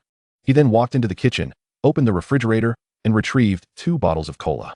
After taking a sip, Lin Chen settled onto the sofa, visibly relaxed. After a moment, he stood up, stretched, and wore an expression of utter contentment. Upon noticing Lin Chen rise to his feet, Lu Lily hurriedly made her way to his side, ready to support him. Meanwhile, Lin Chen caught a whiff of the subtle fragrance emanating from Lu Lily, prompting him to draw her into his embrace. Lu Lily responded with a soft showing no signs of resistance. After all, in the vast emptiness of the room, it was just the two of them. Given the charged atmosphere in their youth, it was only natural that certain impulses would arise. With the beauty nestled in his arms, Lin Chen took in the delightful scent of Lu Lily and lifted her effortlessly. Lu Lily's figure was undeniably well-proportioned, her weight barely reaching 100 pounds. Standing at 6 feet tall, Lin Chen possessed an impressive physique that was quite striking. When Lin Chen suddenly swept Lu Lily into a princess carry, she was momentarily taken aback. Instinctively, her arms wrapped around his neck. The attraction between them was palpable, and Lu Lily found herself pleasantly surprised by Lin Chen's build. He was the kind of man whose clothes concealed his muscularity but revealed it enticingly when undressed. Coupled with Lin Chen's youthful and handsome visage, it was undeniable that any woman would find it hard to resist his allure. Lu Lily shyly pressed her face against his chest, silent yet tightening her grip around his neck, fearful of slipping from his embrace. Lin Chen carried Lu Lily to the adjacent bedroom, gently closing the door behind them. After a night of passion and activity, they finally succumbed to slumber around 4:30 in the morning. Chapter 45. Morning exercises at 11 o'clock. Lin Chen awoke, gazing at the ceiling and then at the still sleeping Lu Lily beside him, a smile naturally gracing his features. Just then, Lu Lily stirred awake, but upon seeing Lin Chen, her cheeks flushed with color. Observing her reaction, Lin Chen couldn't help but smile softly. Amidst her startled exclamations, they officially commenced their morning exercise routine. After nearly an hour of physical activity, Lin Chen gently kissed Lu Lily on the forehead. You rest for now. I shall prepare breakfast for you. Considering the intensity of their previous exertions, Lu Lily felt utterly exhausted and unable to move. Lin Chen rose from the bed and made his way to the bathroom. He first called Wu Ming to request a day off for Lu Lily, then took a refreshing shower before donning his clothes and heading to the kitchen to prepare breakfast. Meanwhile, Wu Ming wiped the sweat from his brow, feeling the familiar tension that accompanied conversations with his boss. After muttering to himself, he promptly descended to the shop below. In the Armani boutique, a plump woman fumed. Lu Lily is becoming increasingly outrageous. Does she truly believe that securing a large order grants her the liberty to act with such impunity? Taking 2 days off previously, and now she dares to skip work? This is insurrection. The sales associates nearby exchanged glances, secretly reveling in the chaos. One of them chimed in, indeed. Manager, you must ensure that Lu Lily faces consequences. Her arrogance is a blatant disregard for your authority. The manager's anger intensified as she listened, her eyes narrowing with fury. Just then, a voice interrupted the commotion. Hello. May I inquire whether the manager is present? I am here to request a leave of absence for Lu Lily. Hearing this, the manager's temper flared. What? Has Lu Lily gone mad? Now she is asking for leave without even showing up? Grumbling under her breath, she stormed out from behind the cash register. However, upon seeing Wu Ming, her legs weakened, and she collapsed onto the floor, forcing a smile. Ah, Mr. Wu, you are here to assist Lu Lily with her leave request? Is there a problem? Wu Ming replied coolly. The manager, still smiling, inquired further, Of course not. I was just curious about the nature of your relationship with Lu Lily. Oh, Lu Lily and I don't share any special bond. Wu Ming waved dismissively. The manager was perplexed. If there was no connection, why would he come to request leave on her behalf? Just as her confusion mounted, Wu Ming continued. Primarily, she has some ties to our boss. I was sent here on his behalf. This revelation plunged the room into an eerie silence. Yet, internally, a storm of astonishment surged. Lu Lily had indeed secured a relationship with a genuine tycoon. The sales associates exchanged looks, their curiosity piquing as they swallowed hard. Ah, I see. Very well. I will approve Lu Lily's leave, and it will even be a paid vacation, the manager announced exuberantly, the moment the words left her mouth. The staff's eyes widened in disbelief. A paid vacation? Such a privilege had never been heard of in their store before. Chapter 46. 8 Extremes Boxing? However, Upon reflecting on Lu Lily's revealed background, it became clear that the manager was likely offering this perk to curry favor with the owner of the Jinyuan Commercial Street. As for the ordinary employees lacking power or influence, well, they could only watch and envy, longing for similar benefits. Meanwhile, back at home, Lin Chen dined while checking in. Upon successful completion of the check-in, a melodious notification sounded. Congratulations, host. Check-in successful. Reward, the essence of 8 extremes boxing. Would you like to extract the reward? Lin Chen mused, what use is this? We live in a law-abiding society now, not in the age of chivalry. What am I to do with the essence of 8 extremes boxing? Times have changed. While I practice martial arts, others wield firearms. With a sigh of resignation, Lin Chen acquiesced. Fine, let it be 8 extremes boxing. With a sigh of resignation, Lin Chen subsequently summoned the essence of Baji Quan. In that fleeting moment, a torrent of profound information surged into his mind. As he absorbed this wealth of knowledge, a myriad of complex emotions flickered across Lin Chen's face. In that instant, he seemed to witness the valiant heroes of decades past, those modern-day knights wielding Baji Quan on the battlefield. At this moment, Lin Chen's gaze grew increasingly grave, and after taking a deep breath, he murmured to himself, I shall visit the nearby martial arts academy soon to test the prowess of Baji Quan. Recently, a new martial arts school had opened near the picturesque Yiting area. Although this establishment professed to teach traditional martial arts, the art had waned significantly. Furthermore, many had exploited the guise of traditional martial arts for deceitful purposes, leading the public to regard it as mere ostentation. Thus, the martial arts taught at this academy had become little more than window dressing, with most students opting for taekwondo instead. As Lin Chen arranged for Lu Lily to rest, he made his way downstairs, heading towards the martial arts academy. He was eager to witness the true essence of Baji Quan and its formidable might. However, as he approached the academy, he spotted a demonstration taking place. A coach clad in training attire shattered several layers of plywood with a single kick, eliciting applause from the gathered crowd. Meanwhile, the students of the academy began distributing flyers. Lin Chen regarded this flashy display with a dismissive scoff. Perhaps, had he not yet grasped the true essence of Baji Quan, he might have deemed it impressive. But now, it was merely that. After receiving a flyer and obtaining a trial card, Lin Chen stepped inside the dojo. After orienting himself, he made his way to the wooden dummy positioned in the corner. Taking a deep breath, he practiced a few movements.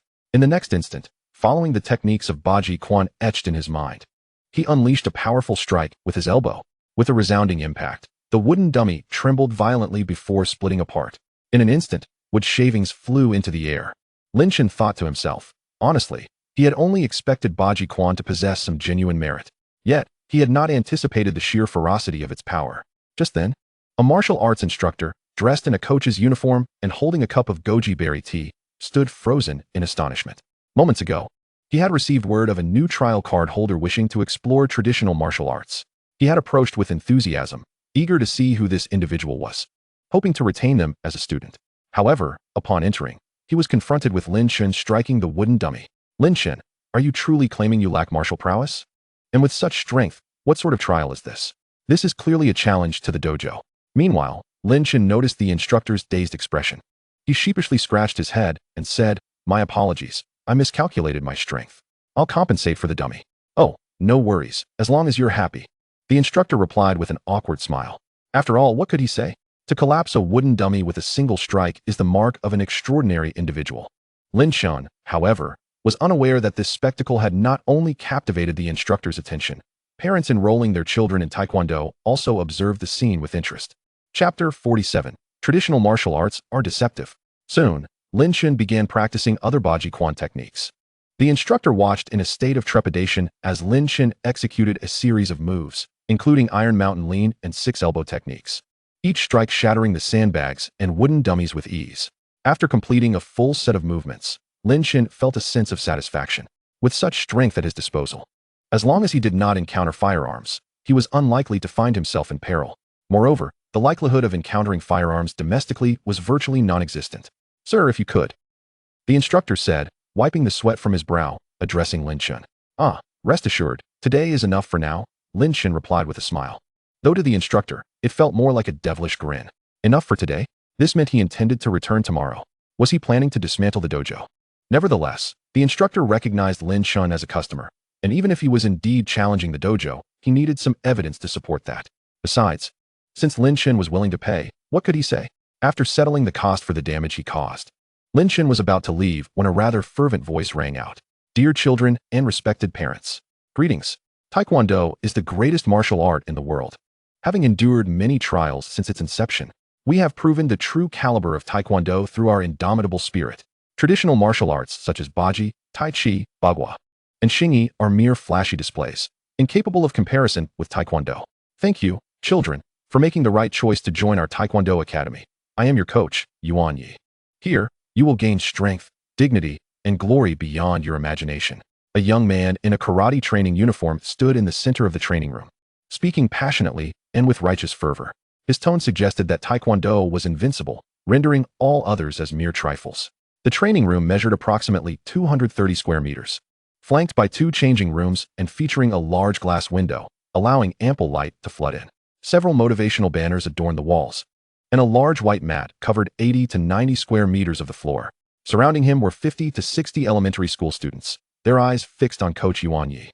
Sensing their eager gazes, Yuan Yi instructed his assistant, "Bring out the boards. Words are futile. Only practice can demonstrate the true essence of Taekwondo. I shall show these delightful children what true skill entails." The students' enthusiasm ignited instantly, whispering excitedly among themselves. Even some parents who had come to enroll their children took out their phones, ready to capture the moment. An assistant held up a plank roughly the size of an A4 sheet, while Yuan Yi began to stretch and prepare. His assistant seized the opportunity to announce, "Attention, children. Coach Yuan is about to showcase a true display of skill. Look closely. This is a genuine wooden board, absolutely not a fake." Yuan Yi then adopted a traditional Taekwondo bowing stance, declaring, "Dear children, when you watch the dazzling kung fu films from Hong Kong, you often find yourselves awestruck by the mesmerizing martial arts depicted. However, it is essential to recognize that these portrayals are mere fabrications. On an international scale, traditional martial arts such as Bajikwan, Tai Chi, Bagua, and Xingyi far surpass Taekwondo in terms of authenticity and efficacy. Moreover, the so-called national martial arts are nothing but a deception." The children and their parents couldn't help but lean forward in curiosity. After a brief stretch of his knee joints, without any preliminary run-up, he executed a high kick directed at the wooden board held by his assistant. With a sharp exclamation, the board shattered upon impact.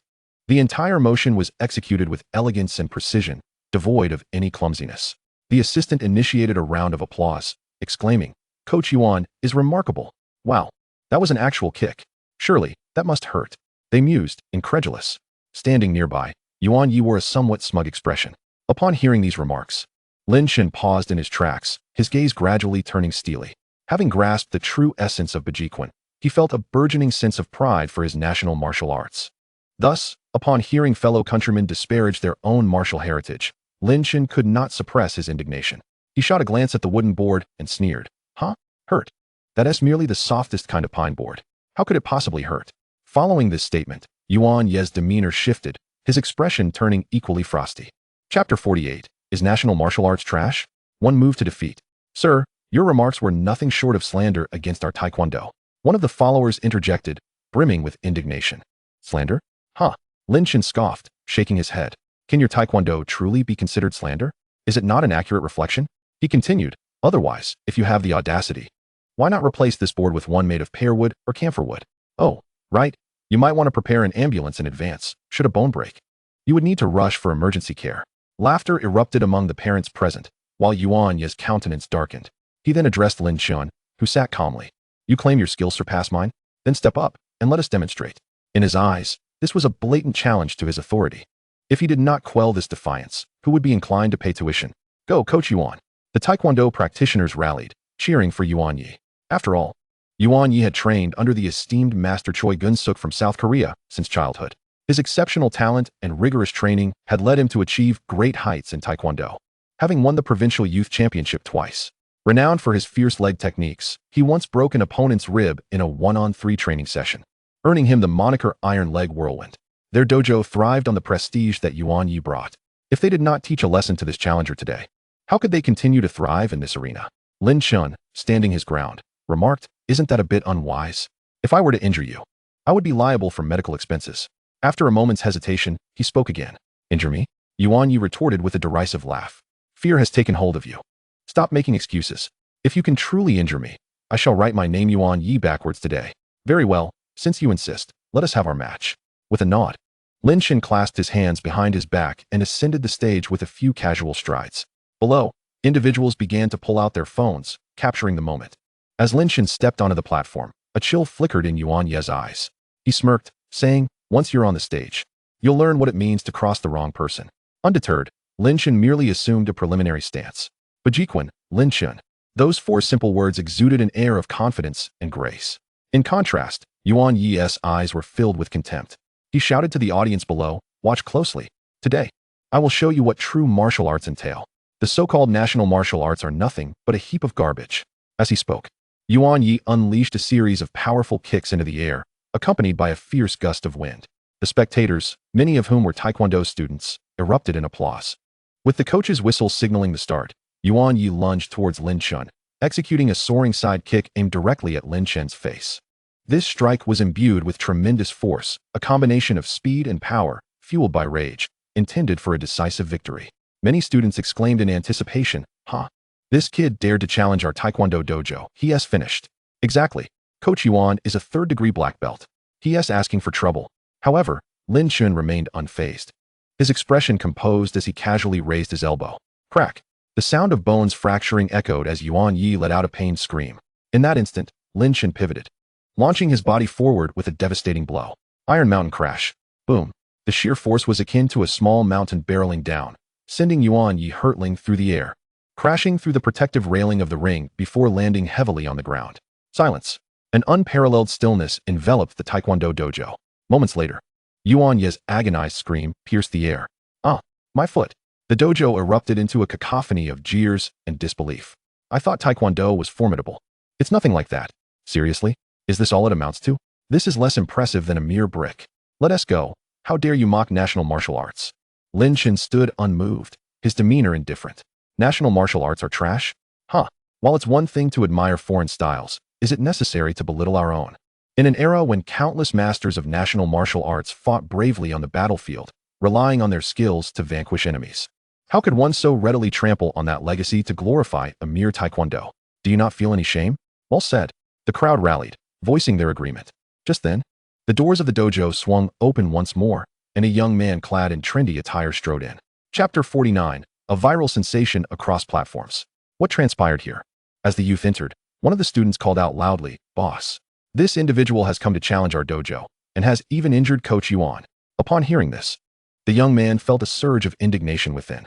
His dojo had only recently opened, and yet it was already facing such an affront. With the head coach harmed in the process, how could one not feel a deep-seated rage? What? In the next moment, he abruptly lifted his head to gaze at Lin Chen, who was standing there. Yet, upon laying eyes on Lin Chen, he was momentarily taken aback. The onlookers, however, began to display faint smiles on their faces. This kid is doomed. To dare challenge even Zhang Xiao's dojo, he must be utterly unaware of the peril he faces. Indeed, in that instant, the crowd nodded in agreement. Yet, at that very moment, the nearby Yuan Yi hastily shouted, "Boss Zhang, you must help me." Zhang Ming, however, appeared to disregard this plea entirely, as he approached Lin Chen with a look of surprise. "Young Master Lin, what brings you here?" Lin Chen was taken aback, not expecting this dojo to belong to Zhang Ming. My residence is in the nearby Jingxiu Yiding community. Is this dojo yours?" Zhang Ming chuckled, "Haha. This dojo is indeed one of my ventures. However, I heard that the Jingxiu Yiding community was purchased outright. Did you acquire it, young Master Lin?" Lin Chen awkwardly nodded. "Yes." Following this exchange, everyone present gasped in astonishment. This young man, seemingly unassuming, not only possessed remarkable martial arts skills, but also extraordinary wealth. To purchase an entire community outright is indicative of immense financial power. In that moment, all present were left swallowing hard, their minds reeling from the revelation. Yuan Yi, meanwhile, felt a chill settle in his heart. He had never anticipated that this seemingly ordinary individual held such a formidable identity. "However, young Master Lin, to challenge our dojo seems rather unethical, does it not?" Zhang Ming remarked with a wry smile. "Challenge? Haha, Zhang Xiao. I can only say that your coach truly lacks skill," Lin Chen retorted. What do you mean by that?" Zhang Ming immediately sensed something amiss. Could it be that this so-called challenge had deeper implications? While Zhang Ming pondered, Lin Chen recounted the entire incident. As Lin Chen's words came to an end, Zhang Ming's expression turned frigid. "Nonsense. I invited you to be our dojo's coach to teach Taekwondo, and yet you go and do something like this? You possess not a shred of martial virtue. Allowing someone like you to continue teaching in our dojo would tarnish our reputation." With that, Zhang Ming declared, "From now on, you will no longer be our coach. Leave." Upon hearing this, Yuan Ye's face turned as cold as ice. The surrounding crowd swallowed hard in disbelief. Meanwhile, Zhang Ming turned to Lin Chen with a smile. "Haha, young Master Lin, if you have time, why don't we go have some tea and chat?" "Very well," Lin Chen replied, a smile gracing his face. He then followed Zhang Ming as they departed together. Little did Lin Chen know, as the two left, a video was swiftly uploaded online. The footage of Lin Chen defeating Yuan Yi in a single move rapidly went viral. Within a mere 10 minutes, it exploded across various platforms. Chapter 50. The entire internet is ablaze. Wow, this young man is incredibly handsome. Gosh, defeating a Taekwondo coach with a single move. How utterly impressive. Is this the essence of traditional Chinese martial arts? I'm in love. Traditional martial arts are amazing. Wasn't he that coach boasting that traditional martial arts are garbage? How does it feel to be slapped in the face? Is that all? At this level, I wouldn't be able to manage it even in 200 years. I practiced Bagwazang. That move was Taizhan Kao. The video is a bit blurry, but it's evident that this young man has at least a decade of skill. How terrifying. I wonder who will dare say traditional martial arts are worthless after this. The only flaw is that the video was captured from a side angle, obscuring the young man's face. He must be exceptionally handsome. In no time, discussions about Lin Chen reached a fever pitch across all major platforms. Furthermore, on Weibo, a trending topic titled "Traditional Martial Arts Overpowers Taekwondo" was skyrocketing in popularity, with an astonishing heat level of 8 million. This sudden surge left a certain team of internet celebrities, known for their trending content, utterly dumbfounded. Subsequently, one of these celebrities instinctively filmed a video in hopes of riding the coattails of the trend. However, the result was utterly absurd, appearing quite effeminate. The most shocking aspect was that while the upper body donned a training uniform, the lower half was clad in yellow casual pants. This blunder incited widespread outrage online. In the comments section, fans who usually sang praises were now fiercely overwhelmed by an avalanche of enraged passersby. This even drew condemnation from numerous official media outlets, ultimately leading to a personal intervention from the authorities to shut it down. Meanwhile, on the other side, the Taekwondo Association was in an uproar. What the hell is going on? A middle-aged man sat in the office of the Taekwondo Association president, staring at the computer screen displaying the soaring popularity of traditional martial arts overpowers Taekwondo. The president's face turned a shade of grim. This cannot continue. Lu Yuan, the president, was visibly troubled, while a youth with flamboyantly dyed hair lounged casually nearby. "Hey, Dad, why worry about it?" Lu Yuan shot a fierce glare at his son. "You know nothing. Do you realize that our Taekwondo's reputation is taking a severe hit? If our reputation plummets, I'll be in deep trouble, possibly even facing impeachment. All the money I've amassed over the years would have to be returned." The youth appeared unfazed. Lu Yuan muttered to himself, "No. I need to quickly find someone to play the role of a stooge. Only by having others defeated by our Taekwondo can we preserve our momentum." The youth chuckled, then replied, "Haha, Dad, you just don't get it. Who cares about that anymore? Creating buzz doesn't need to be so complicated." What do you mean?" Lu Yuan's expression reflected his confusion at his son's words. "Dad, listen to me. You just need to spend a bit of money to hire a young star from Korea.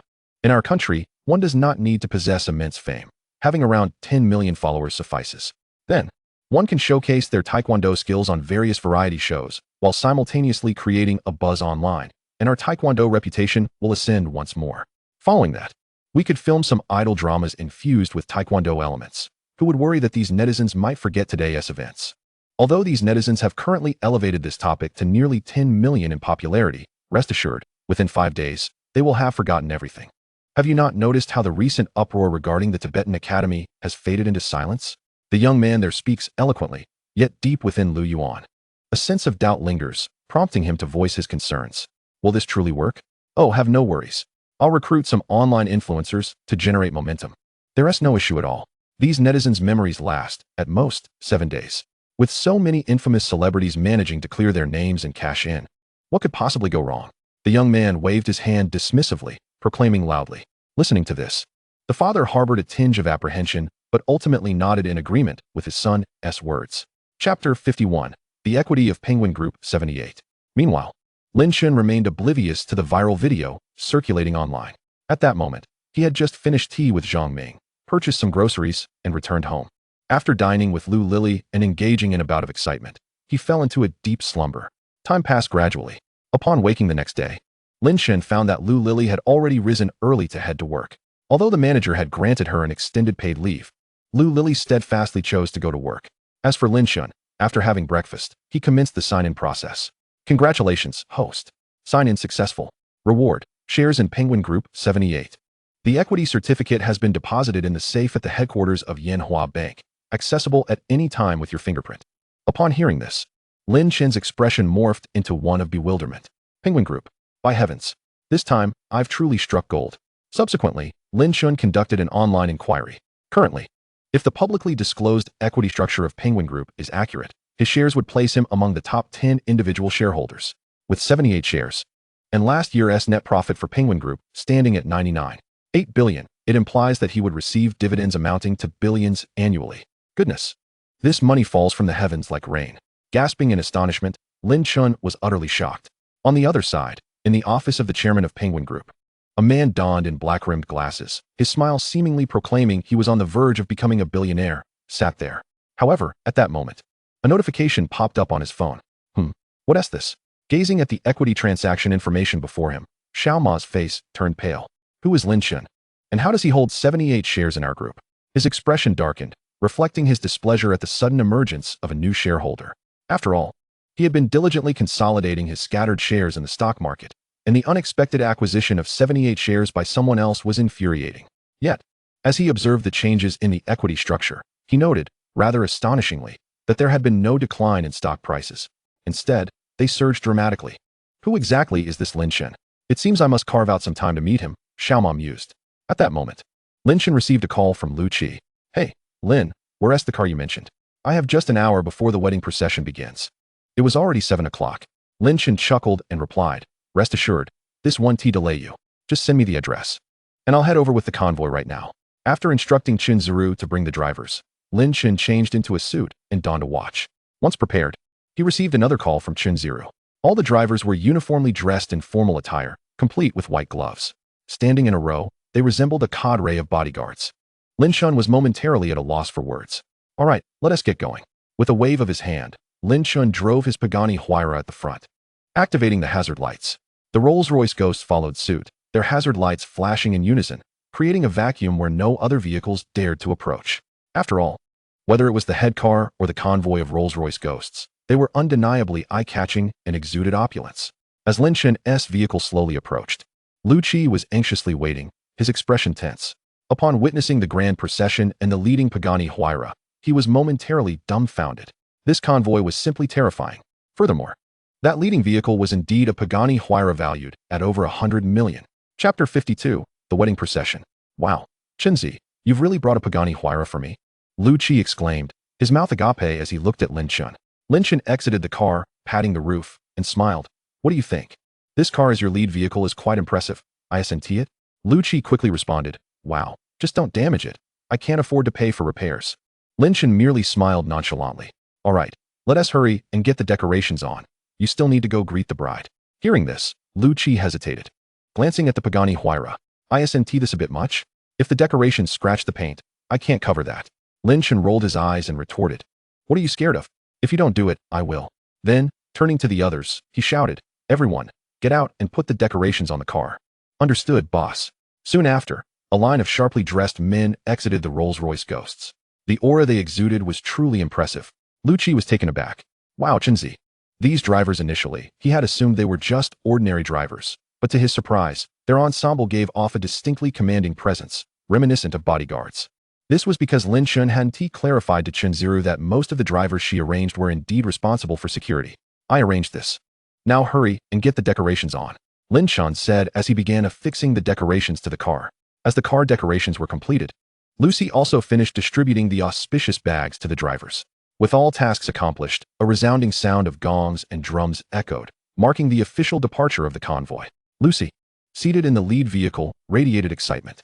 However, deep within, he harbored some doubts about Lin Chen's supposed identity as a mere employee of a rental company. After all, how could an ordinary employee possibly borrow a Pagani Huayra and negotiate the price of 9 Rolls-Royce Ghosts down to such an extent? Chen, speak honestly with me. What on earth are you really up to? Lucy inquired, somewhat perplexed, turning to Lin Chen. In response, Lin Chen merely smiled nonchalantly and replied, all right, let us set aside these questions for now. Just focus on the wedding. After all, how could Lucy be convinced that these cars truly belonged to Lin Chen? Even without Lin Chen's explanation, Lucy had begun to form his own conjectures, and a tumultuous wave of curiosity surged within him. What status had his close friend truly attained? Observing Lin Chen from head to toe, Lucy noticed that the suit he wore was anything but ordinary, although devoid of any identifiable logos. The impression it conveyed was undeniably that of high value. With that thought, Lucy felt a sense of joy. After all, his good friend had achieved great success and had not forgotten about him, which was a source of happiness for Lucy. As the convoy traversed the streets, other vehicles hastily made way, clearing a path for the wedding procession. Onlookers gaped in astonishment. After all, such a grand parade must signify immense wealth. Meanwhile, at the bride's home, Yuan Kuer sat on the bed adorned in red attire. Surrounded by a multitude of relatives, her cousin Wu Lan's aunt spoke with a sardonic expression. Kuer, let me tell you, when the groom's party arrives, they must present ample gifts. And the procession must be impressive, otherwise, your future will be bleak. Just like my eldest daughter, Lon Lon, who had 6 Bentley cars for her wedding. The groom had to offer a substantial sum before we let him in. Listening to these words, Wu Lan appeared anxious, remaining silent. Although she had felt delighted when Lucy mentioned renting a fleet of Rolls-Royces, the thought of the price later caused her concern. After all, a Rolls-Royce at $3,000 each? Could such a fleet be reliable? She feared it might be a collection of old, dilapidated vehicles, which would be utterly embarrassing. Just then, a voice of astonishment erupted. Oh my heavens, look over there. One girl pointed excitedly out the window, her eyes wide with disbelief. What is happening? The others turned, curiosity etched on their faces. Oh my goodness. Is that a wedding car convoy? They gasped. But no one in this neighborhood is getting married today, are they? Could it be that this convoy is here for Kuer? The crowd erupted into a flurry of chatter. As this conversation unfolded, the expressions of all present turned awkward, while the aunt's demeanor grew visibly uncomfortable. She then chuckled. Come on, don't joke around. Didn't T. Kuer say her fiancé arranged a line of Audi A6s? How could it possibly be this convoy? The others nodded in agreement. Meanwhile, the aunt's younger daughter chimed in. I really envy the bride in that convoy. The aunt responded, huffed, it's just a line of Rolls-Royces. When you marry, I'll prepare a fleet of Rolls-Royces for you. The girl rolled her eyes and retorted, Mom, it's not the same. Do you even know what that lead car is? It's a Pagani Huayra, a top-tier supercar. The aunt glanced at her daughter and replied, so what if it's a supercar? Your uncle's family isn't lacking in those. I could easily have him lend you his Lamborghini for the lead car. Right, Xiao Hao? She added, turning to a young man nearby. He awkwardly replied, Auntie, even though they're both sports cars, they're not in the same league. The aunt scoffed. Oh, what difference does it make? My Lamborghini is just $1 million or so. That Pagani Huayra, however, is one of only 20 in the world, worth $100 million. At that moment, the room fell silent.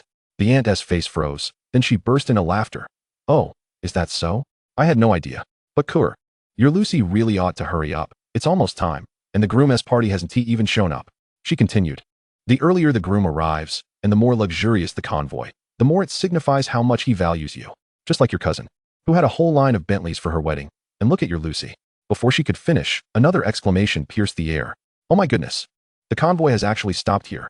Hearing this, Yuan Kuer was momentarily stunned. Could it be that this convoy was indeed arranged by Lucy for her?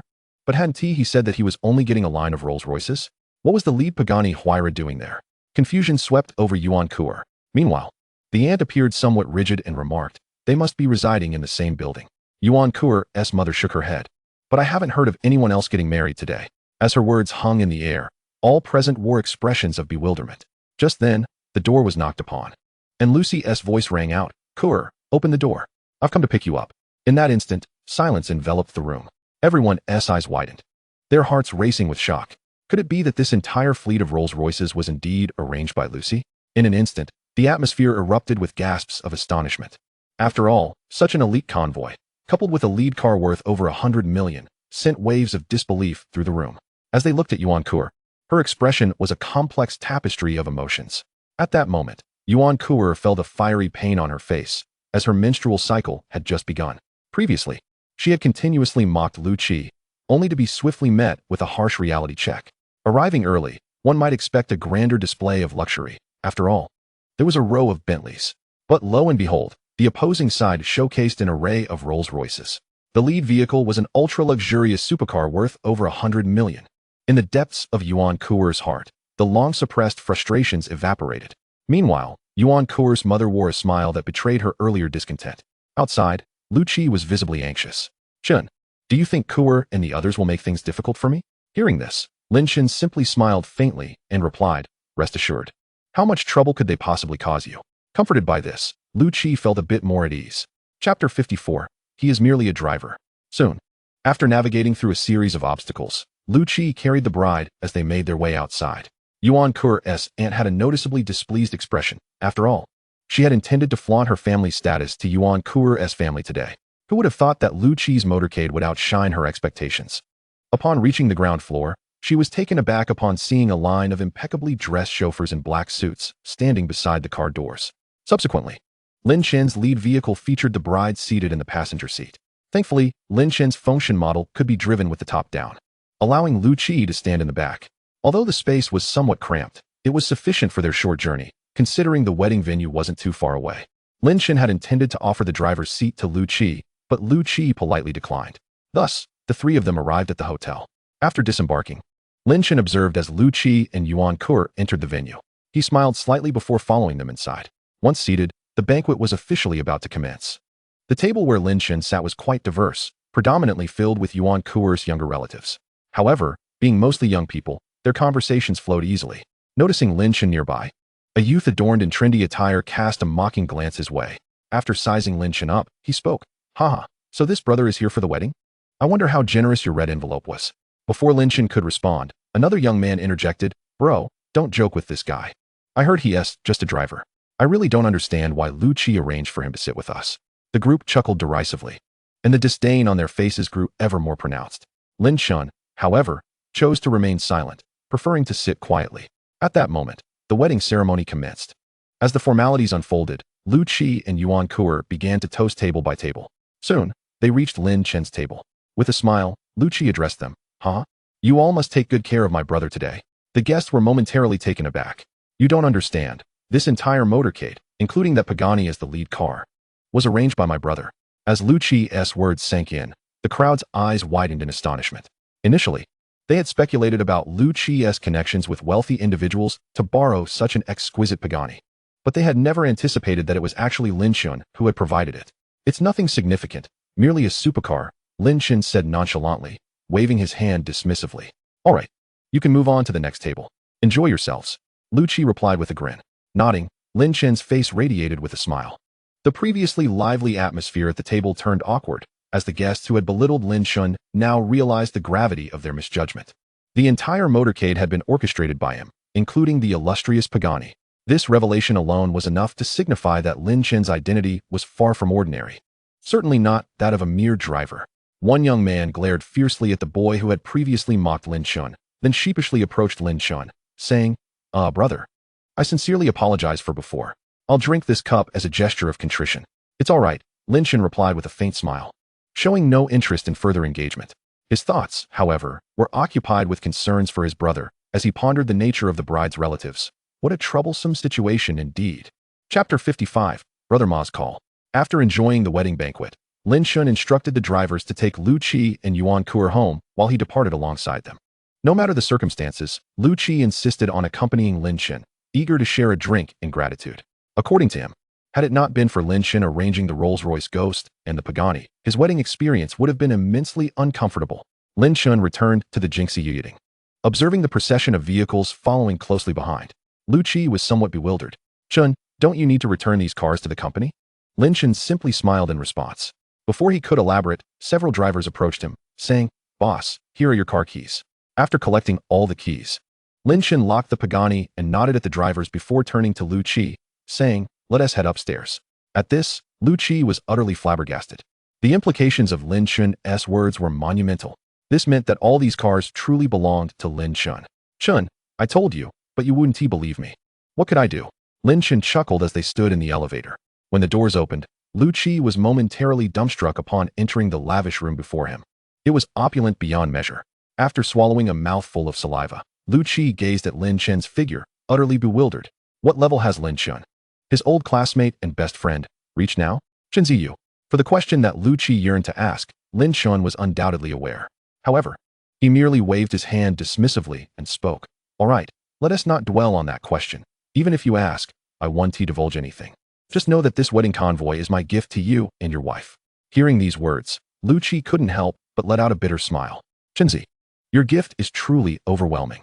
Come on, after all these years of brotherhood, can it be considered too much? But how is your job going? I recall you studied programming later on, right? In response to Lin Chen's inquiry, Lu Qi chuckled helplessly before replying. What else can I say? Just getting by, I suppose. Sigh, you're doing well now, far better than us struggling folks, without the worries of buying a house or a car. A hint of envy flickered in Lu Qi's eyes. To this, Lin Chen simply smiled, choosing not to comment further. All right, let us not discuss this. How about a drink? He casually retrieved 2 cans of beer from the fridge and addressed Lu Qi. Here, let us drink. They shared a few drinks, and time swiftly passed. By afternoon, after seeing Lu Qi off, Lin Chen returned home. Just then, his phone rang. Hello, may I speak to Mr. Lin Chen? Yes, this is he. Who is calling? Lin Chen inquired. For some inexplicable reason, upon hearing the voice on the other end, he felt as though he could hear the mournful cries of his wallet. Ah, Mr. Lin, I'm so glad to finally reach you. Allow me to introduce myself. I am Xiao Ma, the chairman of Penguin Group. On the other end, Xiao Ma wore a smile as he spoke. What did you say? Xiao Ma. Lin Chen was momentarily taken aback. Yes, indeed, it's me. The smile on Xiao Ma's face widened. As long as Lin Chen reacted this way, the possibility of reclaiming the shares in Lin Chen's hands was significantly higher. However, in the next moment, the smile on Xiao Ma's face froze. On the other end of the line, Lin Chen's voice rang out. You call yourself Xiao Ma? If you're Xiao Ma, then I'm Jack Ma. Click. The call abruptly ended, followed by a series of busy tones. In an instant, the once confident Xiao Ma was left with a frozen expression, utterly astounded. Chapter 56. The invitation from Xiao Ma. On the other end, Xiao Ma was utterly dumbfounded. My call was actually hung up? At that moment, Xiao Ma felt his composure shatter. Typically, when he made calls, others responded with utmost caution. Yet now, his call had been terminated so abruptly. He sat there, his expression blank, feeling that everything had spiraled beyond his expectations. Huh, still calling yourself Xiao Ma? After hanging up, Lin Chen scoffed, tossing his phone aside. Just then, his phone rang again. He glanced at the caller ID and promptly hung up. Then came the third and fourth calls. Xiao Ma's expression darkened with each passing ring. This is outrageous. They're just ignoring my calls. At this point, Xiao Ma's patience was truly wearing thin. After all, it had been years since he had encountered such a situation. When the 10th call came through, Lin Chen finally answered. Yet, before Xiao Ma could say anything, Lin Chen's voice erupted. What the heck? Are you ever going to stop bothering me? Calling yourself Xiao Ma? Why don't you just say you're the emperor? Instantly, Lin Chen began to berate him, his words laced with fury. After Lin Chen's outburst, Xiao Ma could only smile wryly.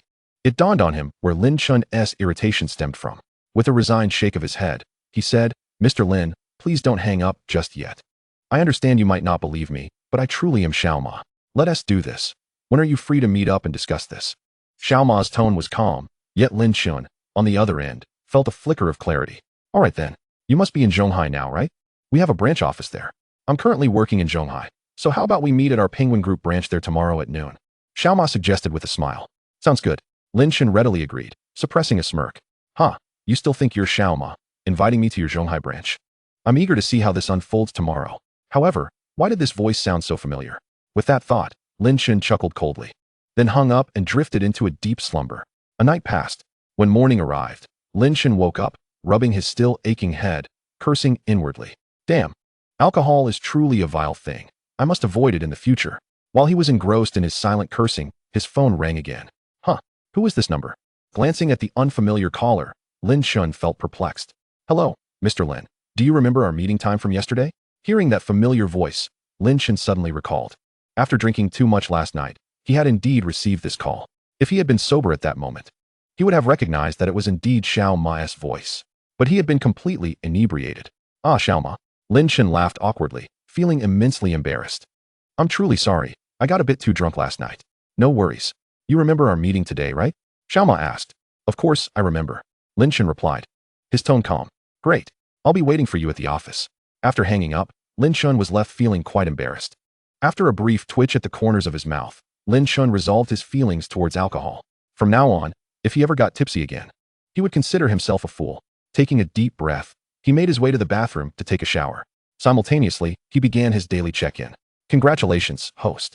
Check-in successful. Reward, Shelby Cobra 427-1966 Restoration Edition. Chapter 57, Shelby Cobra 427. What is the Shelby Cobra 427-1966 Restoration Edition? Curiosity piqued. Lin Chen finished his shower and proceeded downstairs, searching for information about this vehicle. Gradually, a look of astonishment emerged in Lin Chen's eyes. The Shelby Cobra 427 is a classic car from the 1950s.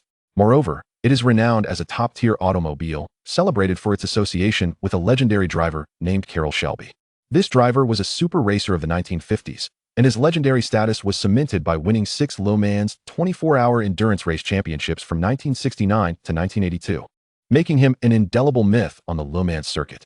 The Shelby Cobra 427 was his car of choice, produced in 1961 and gaining fame in 1966. Carroll Shelby's dominance in the 1966 Sierra Leonean Leonsmans race, where he secured the top 3 positions, propelled the Cobra 427 to international acclaim. The car boasts a vintage aesthetic, with a jewel blue body that exudes the charm of a classic Ford. Beneath its gentlemanly appearance lies an audacious spirit. After absorbing all the encyclopedic information, Lin Chen stood there, increasingly astonished. Through his research, he learned that a commemorative edition of the Shelby Cobra 427 had been released a few years ago, limited to just 50 units worldwide. However, the vehicle before him was not a replica of that commemorative edition, but the original, due to its age. The original car underwent a 3-year restoration by a professional team in Detroit in 2000, and now, this car had unexpectedly become his own. This realization left Lin Chen utterly astounded. It is worth noting that, despite being a vintage car, its history and status are formidable. This means that even if sold, the car would fetch at least tens of millions. Subsequently, Lin Chen approached the vehicle and gazed at the steering wheel. He could distinctly feel a sense of history emanating from it. Additionally, he sensed a wild energy coursing through his veins.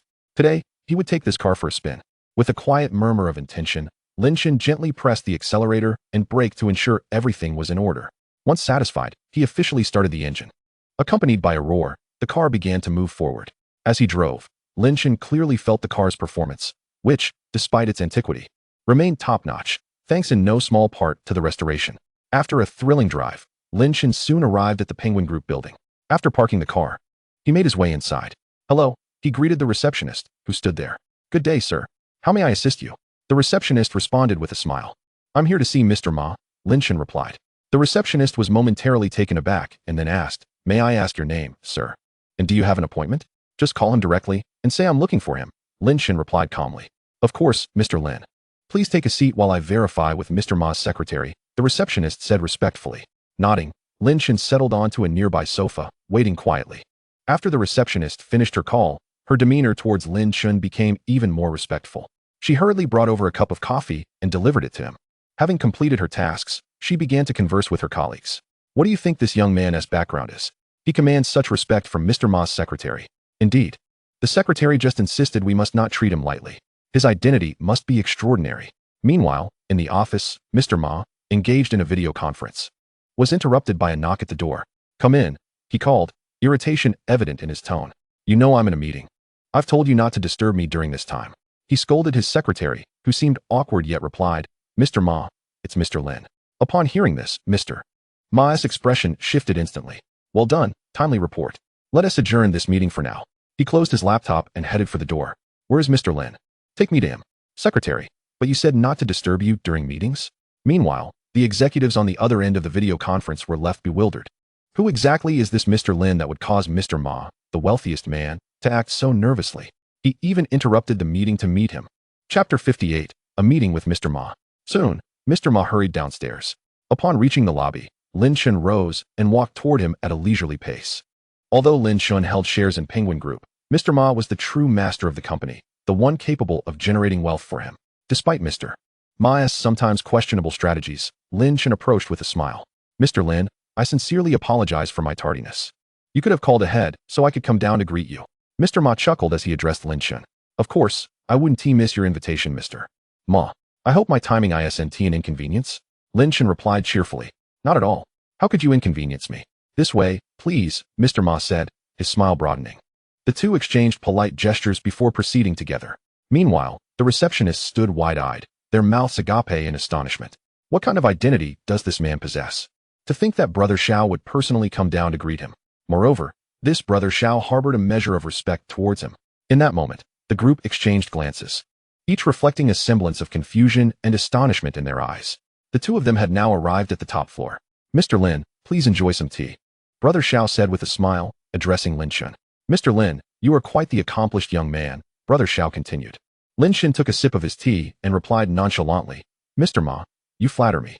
However, if you have something to say, please do so directly. I prefer to conduct matters straightforwardly.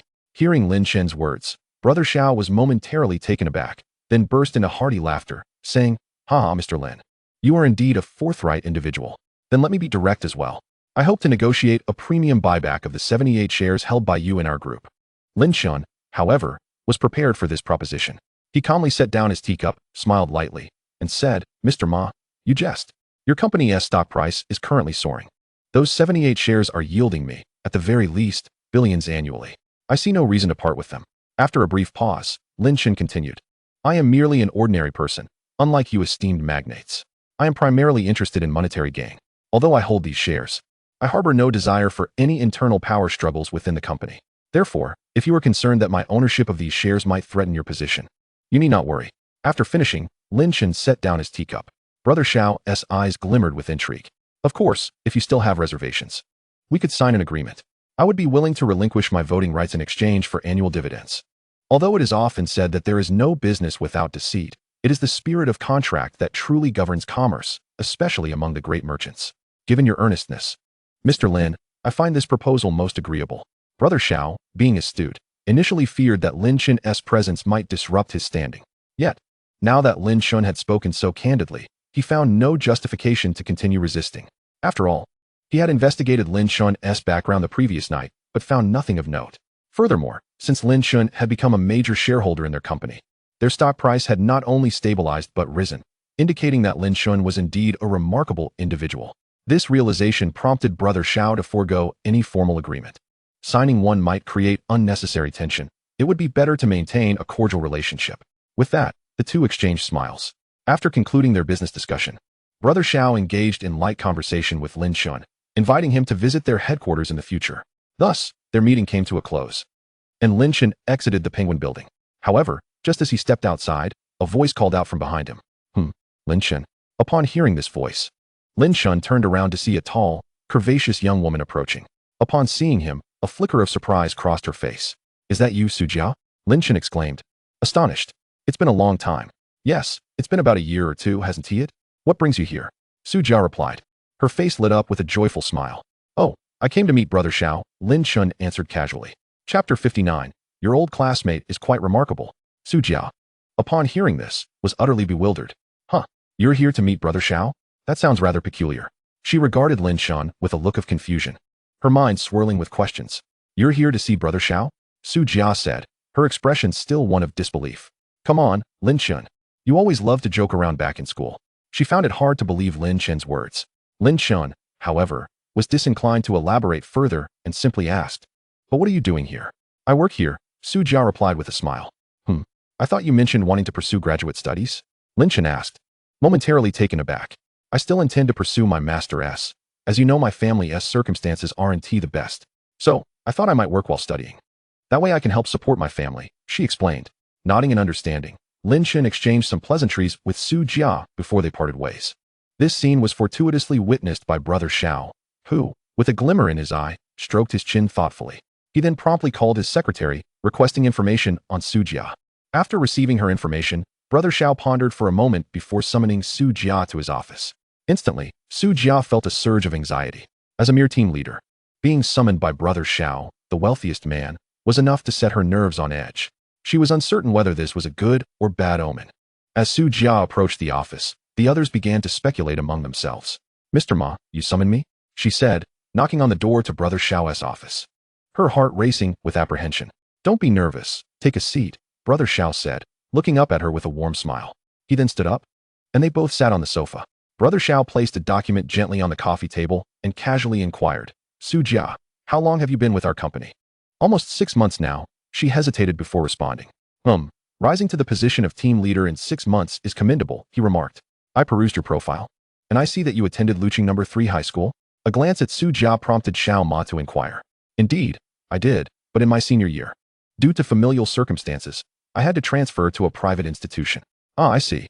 Do you happen to know someone named Lin Chen?" A glimmer of intrigue flickered in Xiao Ma's eyes as he posed this question to Su Jia. Lin Chen. At this moment, Su Jia felt somewhat perplexed. What was the reason for Xiao Ma's sudden inquiry about Lin Chen? After a brief hesitation, Su Jia finally responded, "I am acquainted with him. He was my classmate at Luching No. 3 high school." Upon hearing this, Xiao Ma's eyes widened in astonishment. Oh. Subsequently, a smile graced Xiao Ma's face as he remarked, "In that case, you shall be responsible for matters concerning Director Lin. Your old classmate is quite remarkable, as he currently holds 78 shares in our Penguin Group." Huh? In that instant, Su Jia felt utterly bewildered. Shares in Penguin Group 78.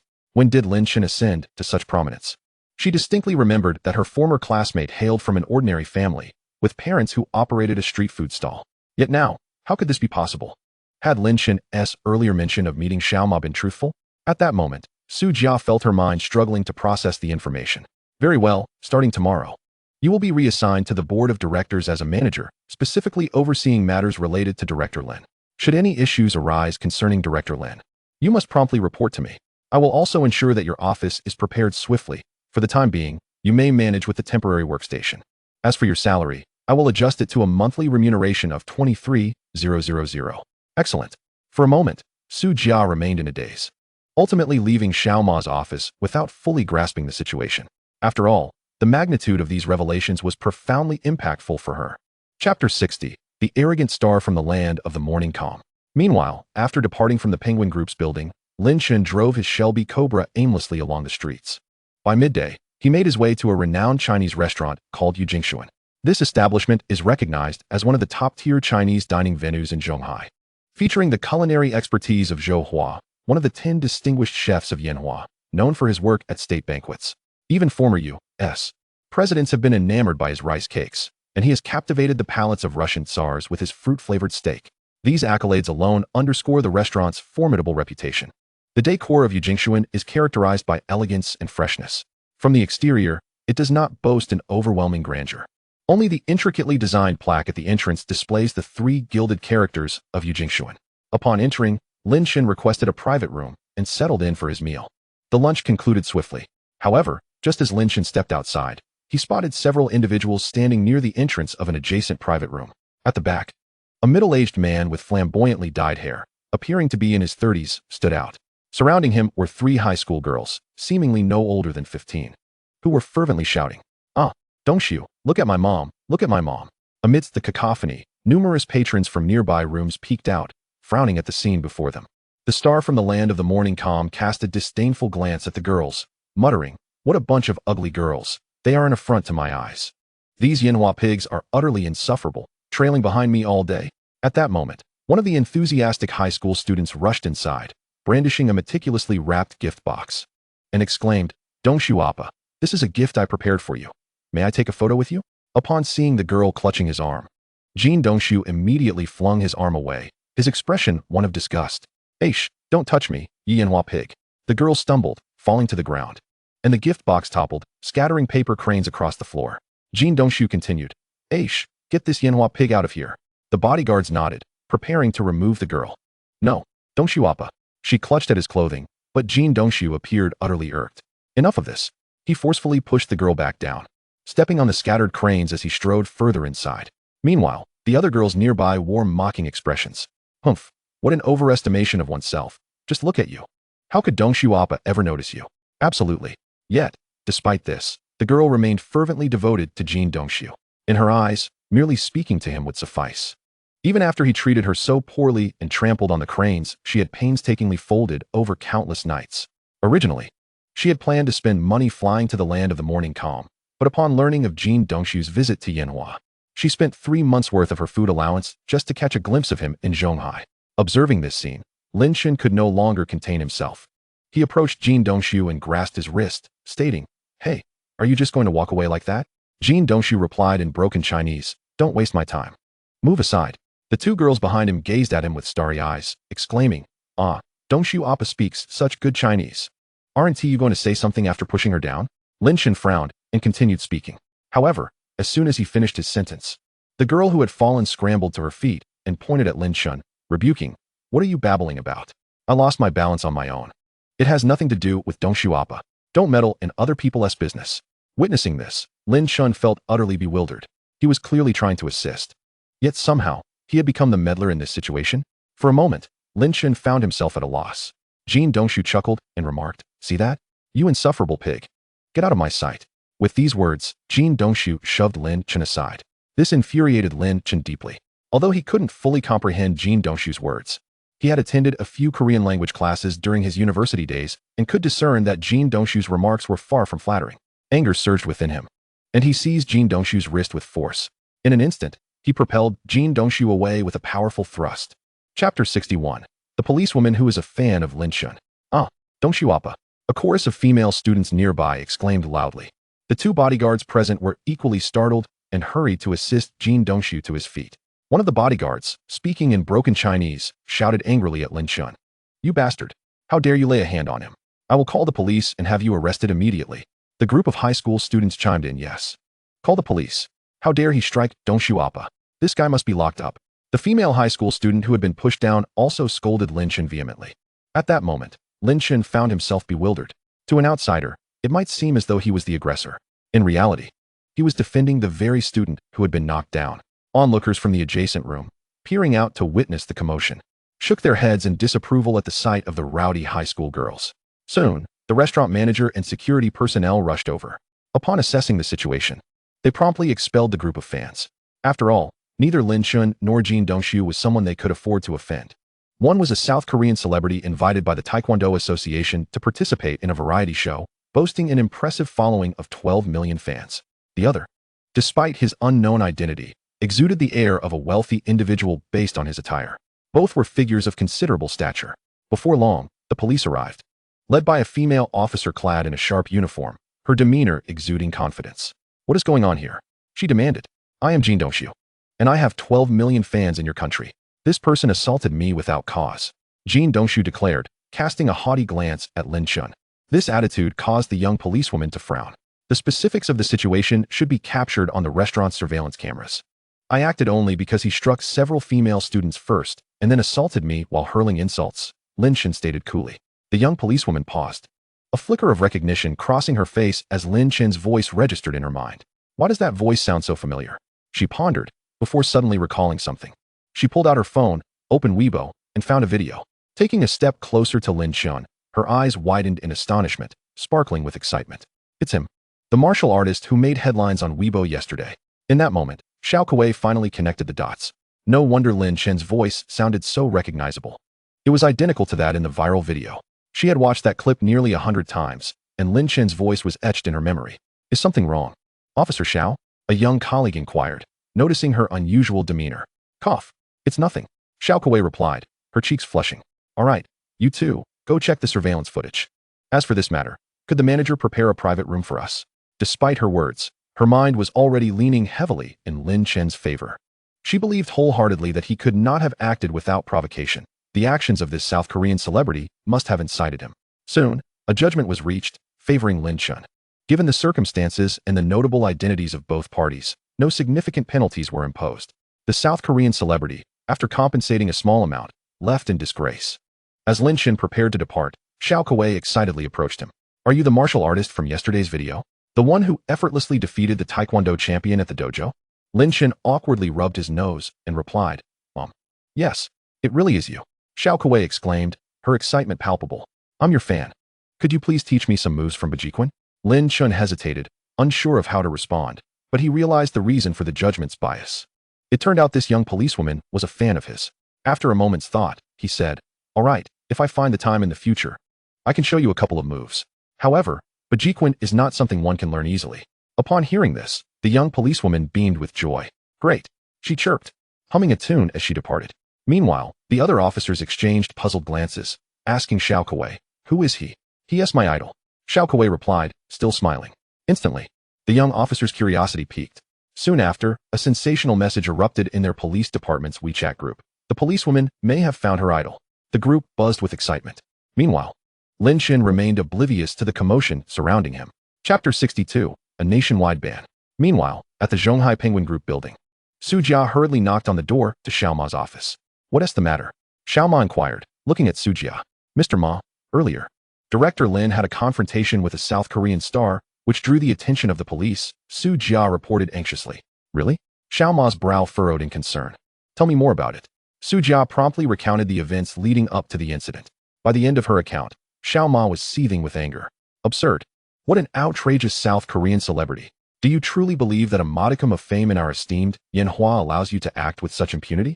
Little brother Ma exclaimed, unleashing a torrent of invective, his heart aflame with indignation.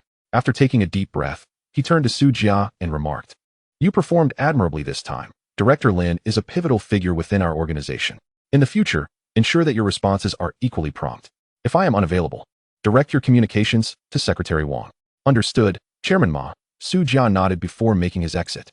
Following Su Jia's departure, little brother Ma indulged in an uncommon cigarette and dialed a number. "Haha, Chairman Ma, what a pleasant surprise. What brings you to call me?" The voice on the other end was cheerful and jovial. This individual was a high-ranking official in the entertainment sector and shared a cordial rapport with little brother Ma. "Director, I find myself in need of your assistance," little brother Ma began slowly. "Oh, pray tell, Chairman Ma," Director replied, his demeanor shifting as he sensed the gravity of the situation. After all, a call from little brother Ma regarding such matters was no trifling affair. "I wish for you to assist in blacklisting a celebrity from the Korean entertainment industry," little brother Ma stated. Director on the other end was momentarily taken aback. Following this, little brother Ma recounted the entire episode in detail. After a brief silence of half a minute, Director responded thoughtfully, "I understand. It appears the current chaos warrants a thorough rectification. Otherwise, others may indeed believe that simply possessing the key to wealth makes it effortlessly easy to profit in our Yanhua." Furthermore, he continued, "As for the Korean celebrity you mentioned, I shall facilitate the initial nationwide ban, followed by an investigation into his tax affairs. Should any discrepancies arise, I assure you, we will secure a conviction." As the call concluded, a glimmer of satisfaction crossed little brother Ma's face, his lips curling into a smile. After all, how many celebrities could withstand a tax investigation? Once scrutiny commenced, it was virtually tantamount to preparing for incarceration. Meanwhile, within the confines of the Zhonghai television station, Jin Dongshu's dressing room was a scene of extravagant vanity. At that moment, Jin Dongshu was adorned with heavy makeup, his hairstyle exuding an effeminacy that made him appear increasingly flamboyant. "Brother, you've truly brought me to the right place. Yanhua is indeed the proper venue," he exclaimed. "Just from this variety show alone, I've earned nearly 5 million Yanhua coins. Moreover, I've signed on for a drama series that will net me a cool 10 million. Those who mock me domestically now barely earn half of what I make." Jin Dongshu's face radiated joy. Beside him, a portly and jovial manager chimed in, "Haha, Dongshu. This is merely the beginning. Once you establish your fame here in Yanhua and publicly express your fondness for our culture and cuisine, your renown will surely soar. At that point, wealth will come to you effortlessly." Jin Dongshu's face was alight with glee as he replied, "Indeed. Moreover, the young women in Yanhua are exceedingly enthusiastic. Just yesterday, a few post-00s approached me, eager to engage in multiple intimate encounters. It's like a slice of paradise." Their laughter echoed in the room as they eagerly anticipated the prosperous future awaiting them after the completion of the show. However, at that moment, the dressing room door was abruptly thrust open, and the director entered, his countenance shrouded in darkness. "I apologize, Mr. Jin Dongshu, but it appears we can no longer proceed with this variety show. Here is your termination notice." As he spoke, he placed a document on the table. "What?" Jin Dongshu's expression morphed into bewilderment as he beheld the unexpected termination notice. Upon glancing at its contents, the words "breach of contract compensation, 10 million" struck him like a thunderbolt. In an instant, the weight of despair crashed down upon him. The manager, maintaining a semblance of composure, queried in Mandarin, "Director, is there some misunderstanding? Why have you suddenly decided to terminate our contract? We were invited here by your esteemed Yanhua Taekwondo Association." The director, wearing a calm facade, received a phone call that interrupted the moment. The manager glanced at the caller ID and beamed with pride. "Look, it's a call from President Liu Yuan. You still have the chance to rescind this termination notice." In response, the director smiled coolly and said, "By all means." Enraged, the manager's temper flared. "Very well. I shall see just how long you can maintain this arrogance." With that, he answered the call. "Jinsu, what in the world have you done to offend someone?" The furious voice of Liu Yuan erupted from the other end, deafening Jinsu. Dazed, Jinsu finally managed to respond. "Mr. Liu, what has caused you to be so incensed? Do you dare inquire why? I invited you here to restore the reputation of Taekwondo, and yet you have only succeeded in causing trouble. Prepare to pay the breach of contract compensation." "What?" Jinsu was taken aback. "But, President Liu, this is not what we agreed upon. What is happening? Why are we suddenly halted? You ought to ask yourselves that. I can only tell you that you have provoked someone you shouldn't have, and now you are blacklisted nationwide. That's the reality." Taking a deep breath, Liu Yuan endeavored to maintain his composure before continuing. Upon hearing this, Jinsu was rendered speechless. "Provoked someone I shouldn't have. In that moment, Jin Su's face turned ashen. He could not recall any missteps. Since arriving in Zhonghai, his focus had solely been on the variety show and negotiations. This meant Jin Su turned to Jin Dongxiu, veins throbbing at his temple. "What have you done?" Jin Dongxiu, still dazed, tentatively asked. "Brother, what is going on?" Clenching his fists, Jin Su unleashed a punch. Bang! The blow sent Jin Dongxiu reeling. "What the hell have you done? Do you have any idea what trouble you've caused? Because of your antics, all our preparations have gone to waste. You have been blacklisted across Yanhua." Jin Dongxiu stood there, his hands covering his face. His expression one of utter bewilderment. How could this happen? He muttered, fully aware of the nationwide ban. This effectively meant that he would no longer be able to earn a single penny in Yanhua, and he would also be confronted with exorbitant penalties for breach of contract. These two factors combined would completely deplete all the wealth Jin Dongxiu had accumulated over the years. For him, this was utterly unbearable. How could it come to this? He murmured, his anxiety palpable. "Think carefully. Whom have you offended?" Jin Dongxiu remained frozen, his mind racing in search of answers. Gradually, Lin Chen's figure began to surface in his thoughts. Could it be him? Impossible. How could it be him? "Tell me, who exactly did you offend?" Jin Su shouted. Jin Dongxiu, in a daze, shook his head in confusion. "I don't know. I've only had a conflict with him." "Humph, you better leave now, or I'll call security," the director snapped before walking away. The next day, news of Jin Dongxiu's ban quickly ascended to the trending topics on Weibo.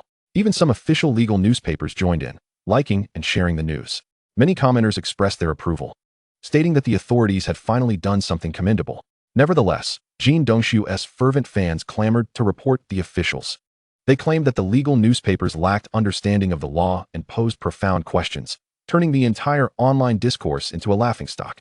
Furthermore, hundreds of fans took to the streets with placards, only to be swiftly apprehended by the police within mere meters. As for Lin Chen, he observed the situation with an amused detachment, having learned the previous night that it was Xiao Ma who had set this in motion. "Ah, these deluded fans," he thought, a smirk playing on his lips as he scrolled through his phone. "You see, I merely wanted to ensure you can no longer profit in our country.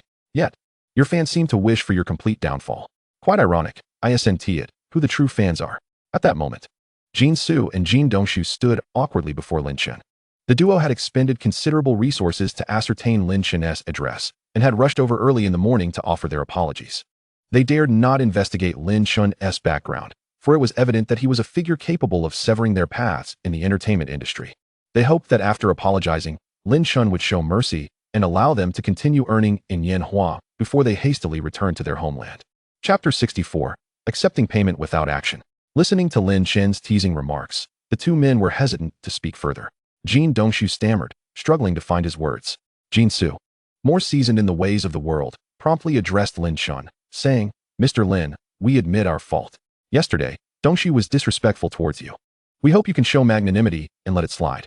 With a sycophantic smile, Jin Su extracted a check for 10 million from his pocket and presented it to Lin Chen, saying, "Consider this 10 million as my token of respect. I hope you can show leniency and spare us this time." At that moment, Jin Dongxiu felt a pang of regret. 10 million. This sum was the result of liquidating all his assets and borrowing money, a painstaking effort to gather. Now he was on the verge of handing it over so easily. Yet, the thought of Lin Chen possibly sparing him brought him a sense of relief. Lin Chen examined the check, casually accepting it. After all, if someone was willingly offering him money, what reason did he have to refuse? As for the question of whether he would act on it, that was an entirely different matter. 10 million to let you off the hook? Very well, you may return for now while I contemplate this. Lin Chen replied with a smile. Upon hearing this, Jin Su felt a glimmer of hope. Perhaps there was room for negotiation. However, Jin Dongxiu exploded with outrage, pointing at Lin Chen and exclaiming, "Who do you think you are? Do you intend to make this matter so absolute? Do you genuinely believe I, Jin Dongxiu, am afraid of you?" Lin Chen's demeanor suggested he was prepared to accept the money without taking any action. The agent's expression stiffened, and fury ignited within him, prompting him to lash out with a resounding slap. How had he ended up with such an insufferable person? "Is this a place for you to speak? Get out now," he shouted, his anger palpable. After this display, Jin Su quickly resumed his obsequious demeanor towards Lin Chen, saying, "Ah, Mr. Lin, please don't take offense. This fool can be quite dense." At this moment, Lin Chen's expression turned icy. He had not intended to let Jin Dongxiu off the hook, but now he had to reconsider his approach. "Is that so? Let me offer you a piece of advice. If you're mentally unstable, return to your homeland and don't wait for me to change my mind. Otherwise, none of you will leave." At this, Jin Su's misplaced pride flared, and he suppressed his anger, saying, "Mr. Lin, Mercy begets mercy. Making matters so dire serves no one in the end. With that, he turned and left. The color drained from his face. Despite his reluctance to confront Lin Chen directly, he realized he had no choice but to seek other solutions. While Jin Su could have easily walked away, he felt responsible for Jin Dongshu. If Jin Dongshu fell from grace, his own reputation would suffer as well, making it increasingly difficult for him to thrive in the entertainment industry. Moreover, the lucrative prospects in Yanhua were too enticing for him to abandon and return to his homeland. Once the agent departed, Lin Chen's gaze flickered, and he began his daily check-in. Congratulations, host. Check-in successful. Reward, 70 equity in Yuanlong Games. Upon hearing this announcement, surprise flickered in Lin Chen's eyes. Yuanlong Games. This company, relatively new to the scene, had skyrocketed in popularity overseas due to a single console game. Therefore, it had become a significant player in the domestic gaming industry. Moreover, his old classmate, Lu Qi, seemed to work there. Have I inadvertently become Lu Qi's boss? Lin Chen pondered, a peculiar expression crossing his face. Should I inform Lu Qi about this matter? After a moment of contemplation, Lin Chen decided to withhold the information for the time being. Meanwhile, Jin Su, having departed from Lin Chen's residence, wore an expression of discontent. It must be said that Jin Su possessed considerable strength. In merely a few hours, the internet was already flooded with hired commenters and devoted fans, all engaged in a frenzied and organized effort to manipulate public opinion and whitewash the situation. The tide of sentiment was gradually beginning to shift.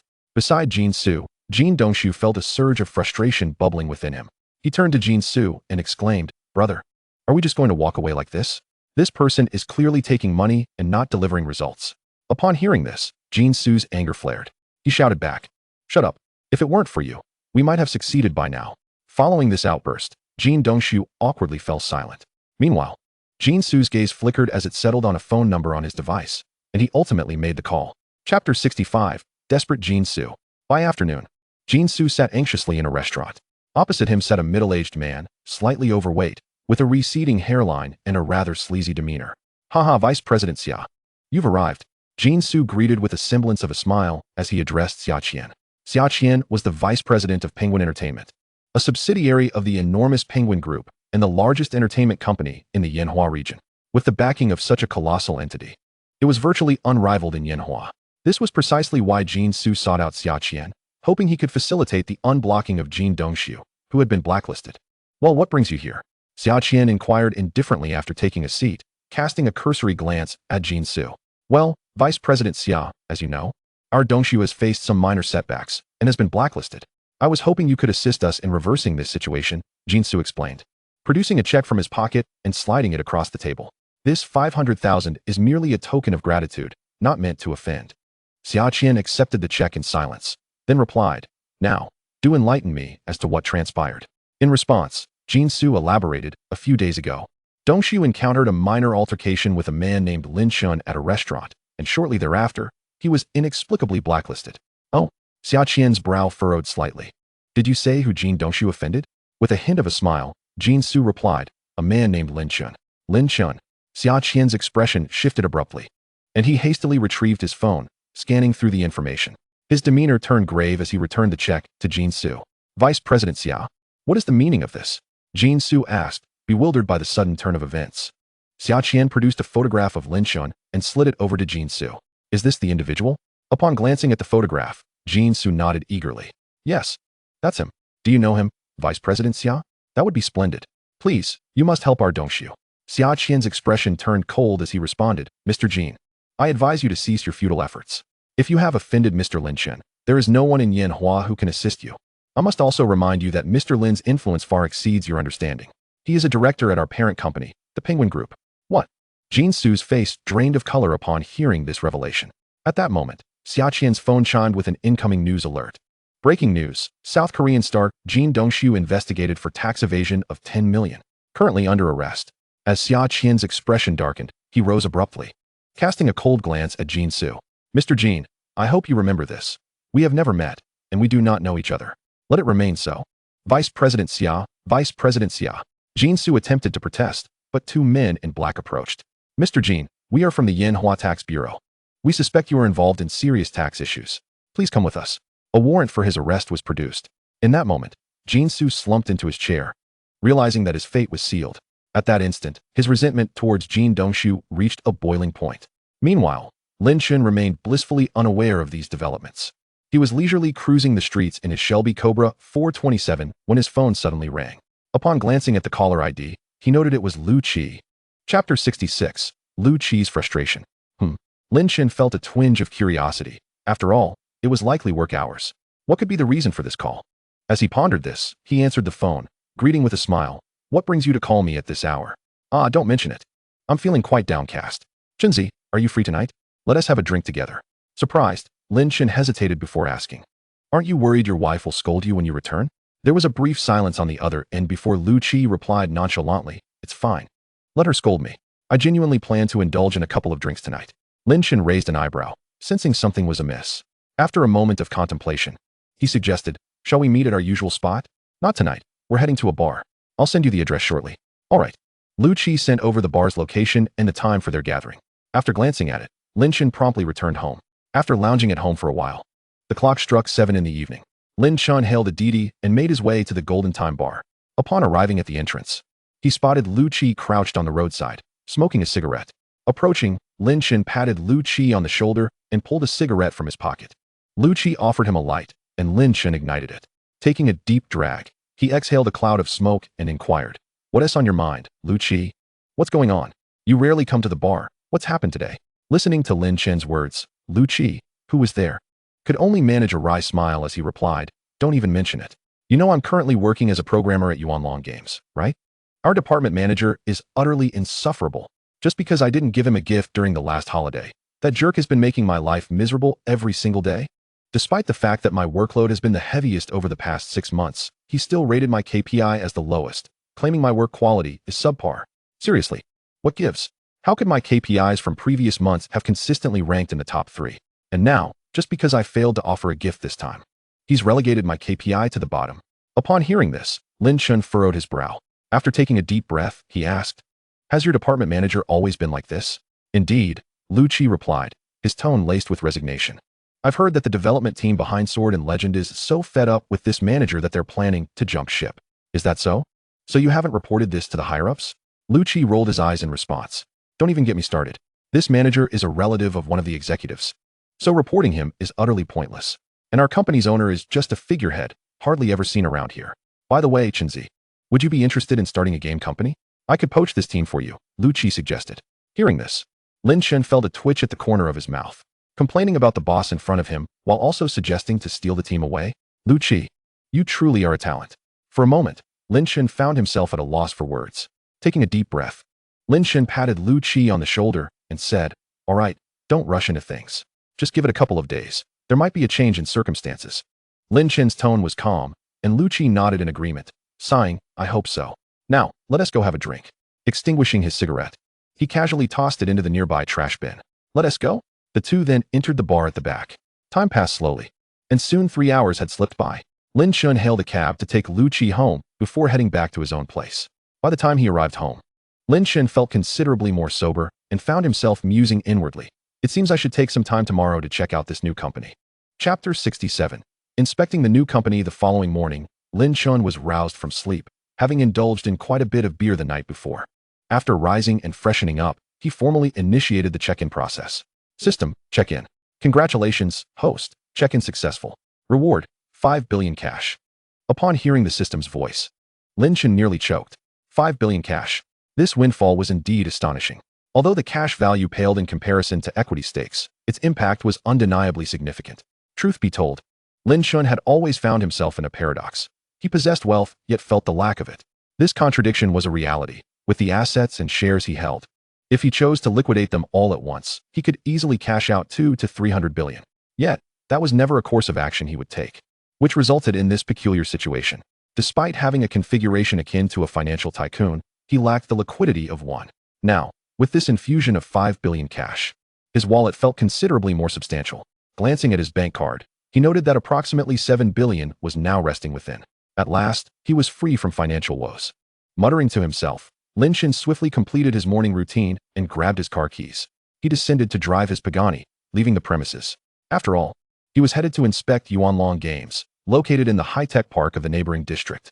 If he drove anything else, he wouldn't have made it on time. After finishing breakfast, Lin Chen arrived at the commercial street to pick up Chen Zero. Mr. Lin, where are we headed? She inquired. Curiosity etched on her face as she settled into the car. I'm taking you to the tech park, Lin Chen replied nonchalantly. Chunziru nodded, not probing further. All right, Mr. Lin.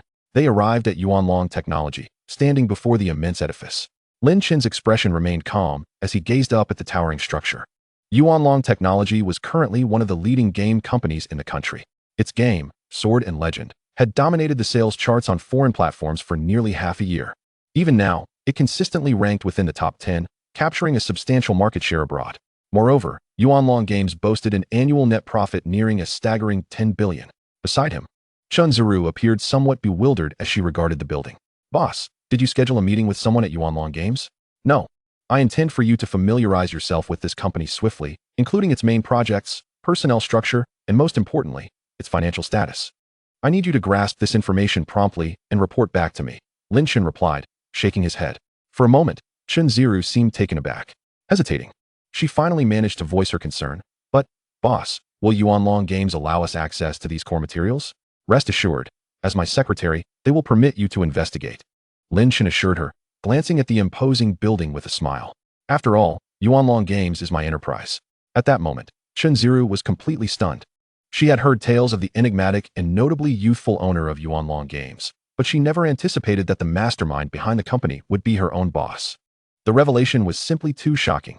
Even after spending so much time alongside Lin Chen, witnessing countless astonishing events, the news still left her trembling. Watching him stride confidently into the building, she inhaled deeply before following suit, stepping inside alongside him. Arriving at the reception desk, Lin Chen inquired briefly before settling into the waiting area.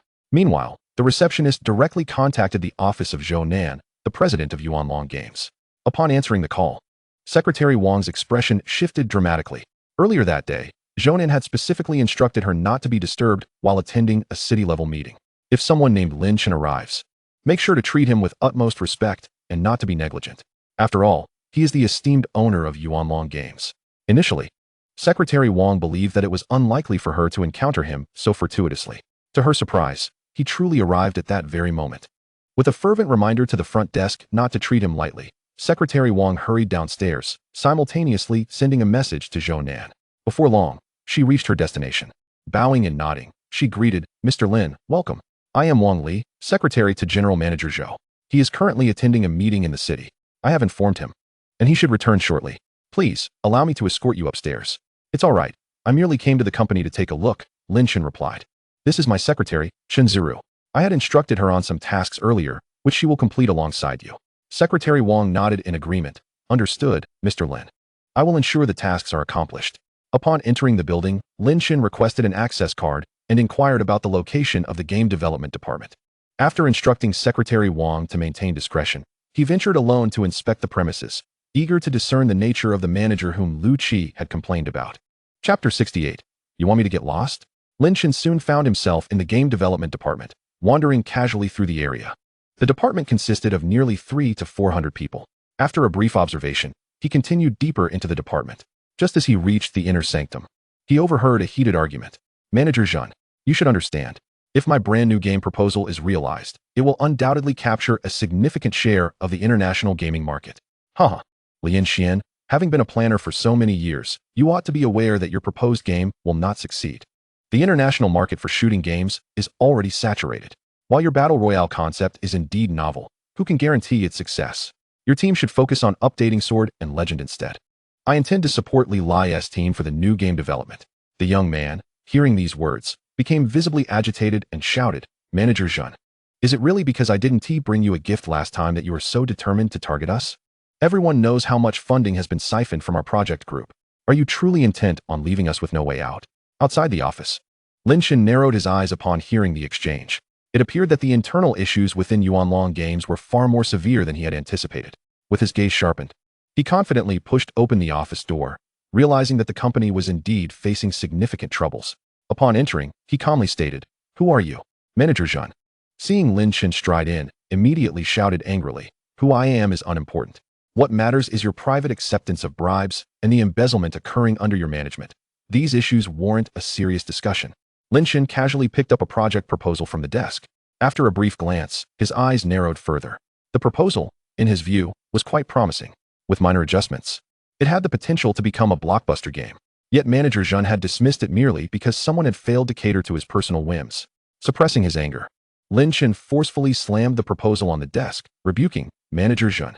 This project proposal is of exceptional quality. Have you truly taken the time to thoroughly read it while occupying your position? The company did not place you in this role to indulge in personal gain, but to generate value for the organization. What right do you have to sit in this position and dictate terms while solely seeking personal benefit? Arrogant, manager Zhun retorted furiously. Glancing at Lin Chen's access card and seeing the word intern, he slammed the table and continued, "Who permitted you, an intern, to dictate to me? Get out of here at once." Meanwhile, Lin Chen, his eyes reddening with emotion, also slammed the table and shouted, "How can such a parasite as you exist in this company, Jinyuan? Are you really relying on your brother-in-law, the vice president of operations, to maintain your position? Allowing someone like you to be a manager in the game development department is a betrayal to everyone." Taking a deep breath, Lin Chen coldly replied, "Oh really? Do you truly believe you can act with impunity?" At this, manager Zhen sneered, "Indeed. I can do as I please. Let me tell you, you're fired. Will you leave on your own, or shall I summon security to throw you out? You want me to leave? Huh?" Lin Chen laughed, glancing at his phone, which displayed an unfamiliar incoming call. "Hello." As he answered, a respectful voice came through. "Mr. Lin, I sincerely apologize. This is Zhou Nan. I was in a meeting earlier. Upon hearing you are here, I rushed back. I am truly sorry. Where are you now?" "I am currently in the office of your game development manager. It seems he has the audacity to attempt to terminate my position," Lin Chen said, casting a mocking smile at manager Zhun. Just then, Zhou Nan, who had just stepped into the elevator, felt his legs go weak, almost collapsing in shock. Chapter 69, Let Him Sit in Jail. Zhou Nan nearly stumbled at the revelation that someone wished to dismiss the chairman. It was utterly shocking. Initially, he had intended to hurry over to make a good impression on his chairman. But who could have imagined that the manager of the game development department would undermine him at such a critical moment? Fury surged within Zhou Nan as he declared, "Rest assured, Mr. Lin, I will be there immediately." With that, he pressed the button for the 8th floor. The elevator swiftly ascended. On the other side, manager Zhun, observing Lin Chen's actions, was momentarily taken aback before sneering derisively. "Ah, what are you pretending for? If you truly had connections, how could you possibly be just a mere intern? Since you've squandered the opportunity given to you, do not blame me for the consequences." With that, manager Zhun promptly pressed a button on his desk. "Bring 2 people to my office. There's someone here causing a disturbance." Observing manager Zhun's actions, Lin Chen's expression darkened, and he turned to Lin Chen with a wry smile. "Brother, you should leave quickly. Otherwise, when the security arrives, it will be truly embarrassing for you." Upon hearing this, Lin Chen simply smiled nonchalantly. "No worries. I am rather curious to see what this fellow can do to me." After saying this, Lin Chen could only shake his head in exasperation. Sigh. Ultimately, he could only let out a resigned sigh. Before long, the security arrived, and at that moment, Zhou Nan rushed towards them as the elevator doors opened. Upon seeing the security personnel, he let out an angry shout. "Stop right there." Hearing this command, the 2 guards immediately halted. As for manager Zhun, he was taken aback. "Zhou Nan, what brings you here?" At this moment, manager Zhun felt a pang of panic. Could it be that this new intern truly has connections? Lin Chen also revealed a hint of surprise. "Jinyuan, what are you doing?" Manager Zhun forced an awkward smile and replied, "It's all a misunderstanding." "A misunderstanding?" Zhou Nan's temper was about to explode. He was practically seething with rage. Wishing to tear manager Zhun apart, taking a deep breath, he declared, "Jinyuan, starting tomorrow, you need not come to work anymore. Go to the finance department, settle your wages, and get out." Upon hearing this, Jinyuan was momentarily stunned and then shouted back, "No, Zhou Nan, don't forget. My brother-in-law is the vice president of the company. Are you not afraid of offending him by doing this?" Before Zhou Nan could respond, Lin Chen spoke up calmly. "If that is the case, then let us dismiss both of you at once." After Lin Chen's indifferent words fell, Zhun Yu's demeanor changed drastically. He pointed angrily at Lin Chen and shouted, "Who do you think you are? Don't think you can act recklessly just because Zhou Nan is backing you." In that instant, Zhou Nan gritted his teeth and stepped forward, swiftly delivering a resounding slap to Zhun Yu's face. "How dare you hit me? You actually dared to strike me? Jinyuan, do you really believe that having a vice president brother-in-law allows you to act with impunity in this company? Do you even know who this person is? He is the chairman of our company. You had better watch your words." After these words, Jinyuan felt as though he had been struck by lightning. The man before him was actually the chairman of the company? A young man, yet he was the true mastermind behind Yuanlong Games? At that moment, Jinyuan was utterly bewildered. Lin Chen was equally astonished. This situation was simply too surreal. "Zhou Nan, you've truly given me a splendid show. Lin Chen remarked with a cold smile from his seat on the sofa. Jinyuan, this is indeed my mismanagement. There are some individuals in this company who are merely occupying positions without contributing. They need to be thoroughly cleansed. As for Jinyuan and his brother-in-law, how do you propose we handle them? Lin Chen spoke in a chilling tone, dismiss them, and ensure it is recorded. Place them on the industry blacklist. Never to be employed again. Oh, Lin Chen sneered as he glanced at Jinyuan, then casually added, I see enough. During Jinyuan's tenure, he embezzled funds and misappropriated company resources. He nearly drove away a key contributor to the company, resulting in a significant loss when a promising game was abandoned. With just these 2 points, file a lawsuit. I want him to rot in prison. As for his vice president brother-in-law, investigate him thoroughly. Leave no stone unturned. And if necessary, file all applicable charges. Lin Chen's tone was calm, yet it carried an icy undertone that sent shivers down the spine of those present. Jinyuan, in that instant, collapsed in despair. It was over. He was utterly finished. Not only that, but he had also implicated his brother-in-law. Given his actions, bankruptcy would be the least of his worries. The amount he embezzled could easily land him in prison for over a decade. At this moment, Jinyuan was engulfed in total hopelessness. As for Lin Chen, he was completely stunned. He had never anticipated that the person before him was the legendary chairman of the company. In that moment, Lin Chen looked at Lin Chen with a gaze filled with a myriad of complex emotions. Chairman Lin, I apologize for my previous rudeness. Not at all. Lin Chen waved his hand dismissively and continued, Zhonnan, have all employees halt their tasks. I have some matters to announce. Certainly, Chairman Lin. Zhonnan nodded repeatedly before exiting the room. Soon after, Jinyuan was unceremoniously thrown out by the security personnel, and his brother-in-law was swiftly dismissed as well. Meanwhile, in the game development department, a palpable tension filled the air. Everyone stood at their posts, rigid and attentive, awaiting the arrival of the chairman, who had never before made an appearance. No one knew what sort of temperament or character this enigmatic chairman possessed. Thus, they felt compelled to remain on high alert, not daring to let their guard down for even a moment. Moreover, it was said that the chairman had just dismissed the manager of the game development department and the vice president of operations, which left those who had previously given Jinyuan gifts feeling anxious. After all, no one knew if the chairman would pursue accountability for these matters. As for Lu Qi, he felt a mixture of nervousness and curiosity. He was quite intrigued by this chairman. Just then, the atmosphere suddenly turned serious. Lu Qi, filled with curiosity, discreetly glanced towards the entrance. Upon seeing who walked through the door, he was utterly stunned. What the hell? He could not believe that the person entering was none other than his good friend, Lin Chen. No wonder his friend had mentioned that there would be a turn of events. It turned out that this company belonged to him. However, the moment he recalled his complaints before Lin Chen the previous day, where he lamented that his boss was a hands-off manager who had urged him to establish a gaming company and poach the team from here, Lu Qi's expression turned awkward. After all, it was true. He was indeed quite the talent. At that moment, Lin Chen also noticed Lu Qi, flashed a smile, and stepped forward. All right. Why is everyone just standing? Please take a seat. I am not one for formalities. With that, Lin Chen sat down with a thud, prompting the others below to timidly settle into their seats. Today, I have gathered you all to announce a few matters. Firstly, I do not appreciate any underhanded tactics within the company. While I was away, I did not concern myself with any unspoken rules you may have enacted, but now, any such schemes will not be tolerated. In this gaming company, meritocracy reigns supreme. All positions will be filled based on capability. If you lack the ability, you may as well leave.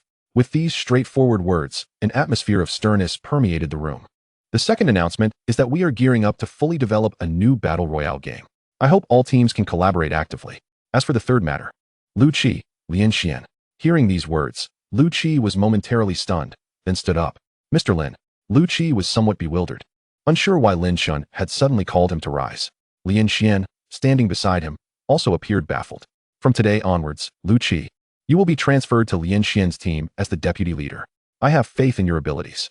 Lin Chen, I hope the two of you will cooperate well and devote yourselves to developing this new game. Lu Qi's face lit up with excitement. Yes. The other attendees also cast glances at Lu Qi, their eyes reflecting a blend of admiration and fervor. They began to realize that the relationship between Lu Qi and the chairman was seemingly quite intricate. All right, the meeting is adjourned. With that, Lin Chen turned to leave. Just as he exited the game development department, he spotted Chen Ziru waiting for him. Mr. Lin, the information you requested has been organized. Lin Chen was pleasantly surprised. He had not anticipated Chen Ziru's speed. Oh, please provide me with a brief overview. Certainly. Chen Ziru began to summarize. Before long, Lin Chen nodded in approval. Quite good. At that moment, Chen Ziru continued. Additionally, Mr. Lin, several prominent business leaders from Zhonghai City have sent you invitations.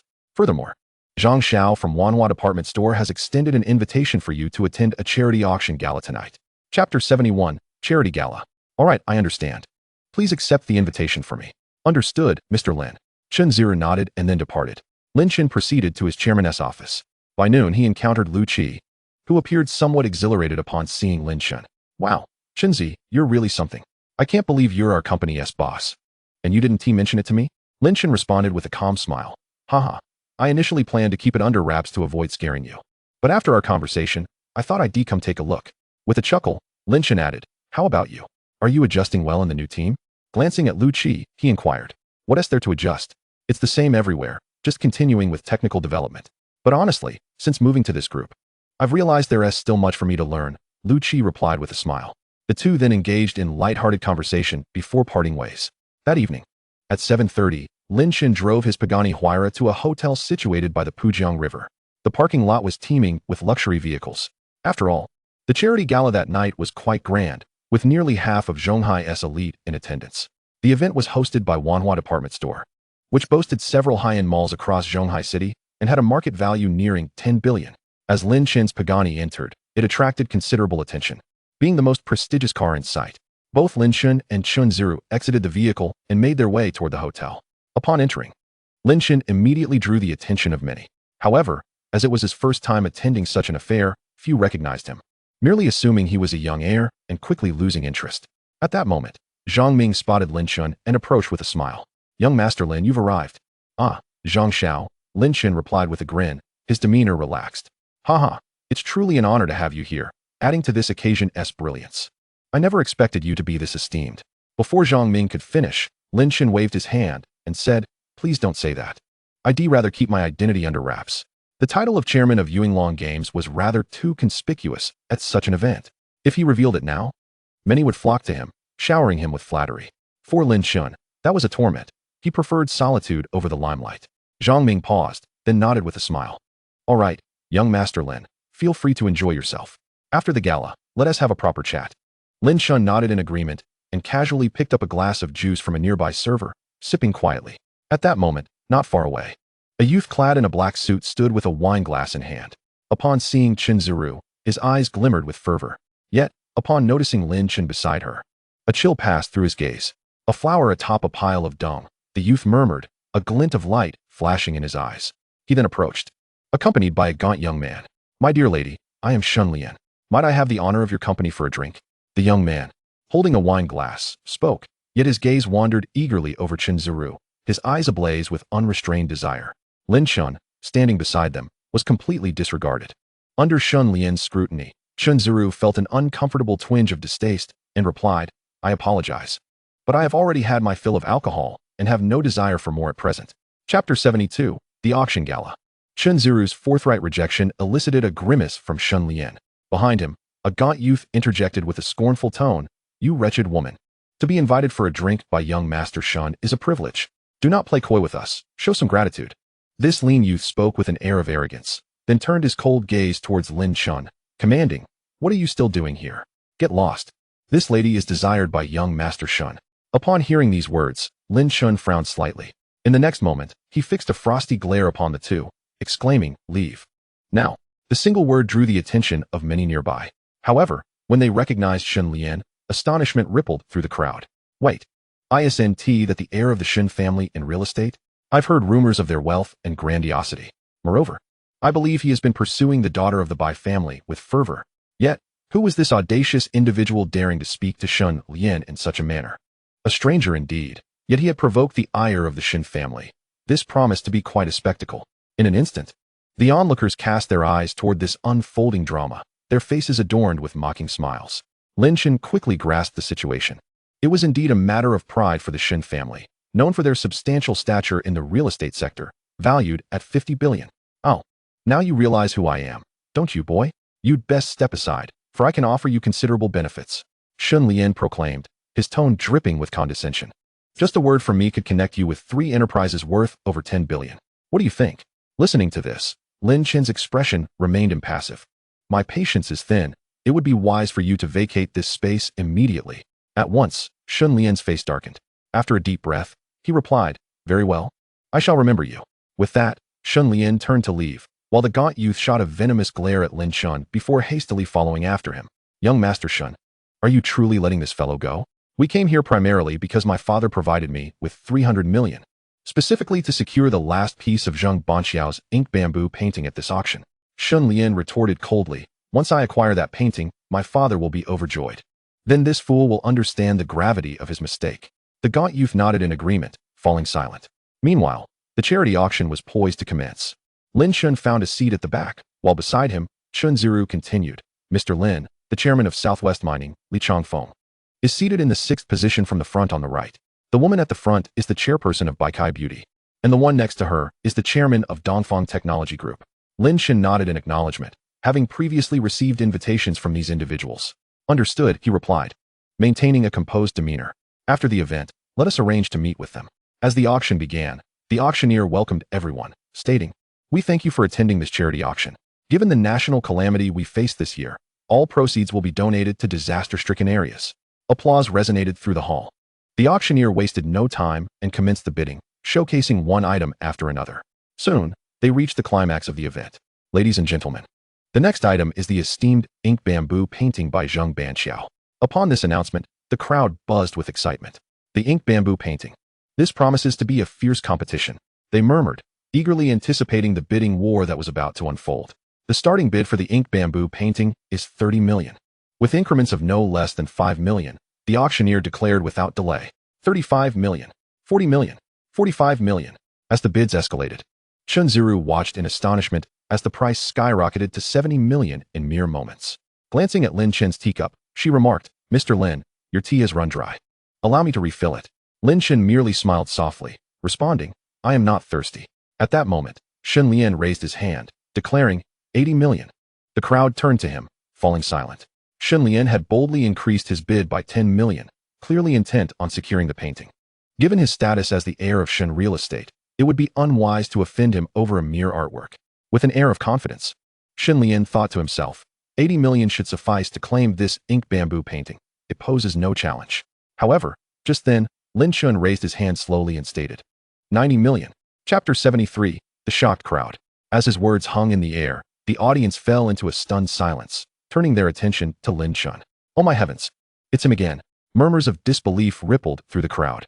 Shun Lian's face turned a deep shade of anger as he scowled at Lin Chen. "Boy, are you truly challenging me?" With a nonchalant smile, Lin Chen replied, "Challenge you? Do you think you are worthy?" This piece is Zheng Banqiao's ink bamboo painting, which can undoubtedly be considered a rare treasure. He recalls that his father had a penchant for calligraphy and paintings in the past. However, due to their impoverished circumstances back then, they could not indulge in such luxuries. His father could only watch enviously, longing for those exquisite artworks. Now that he has acquired wealth, encountering such a magnificent piece, an unparalleled ink bamboo painting, naturally compels him to bid for it. "You're asking for trouble." Shun Lian, standing nearby, ground his teeth in frustration. He then raised his paddle again. 95 million. "Oh, just an increase of 5 million? TSK, if you're short on cash, perhaps you should return home and ask for more." Lin Chen scoffed, lifting his hand to declare 110 million. "You." Shun Lian gnashed his teeth. After all, he only had 300 million at his disposal.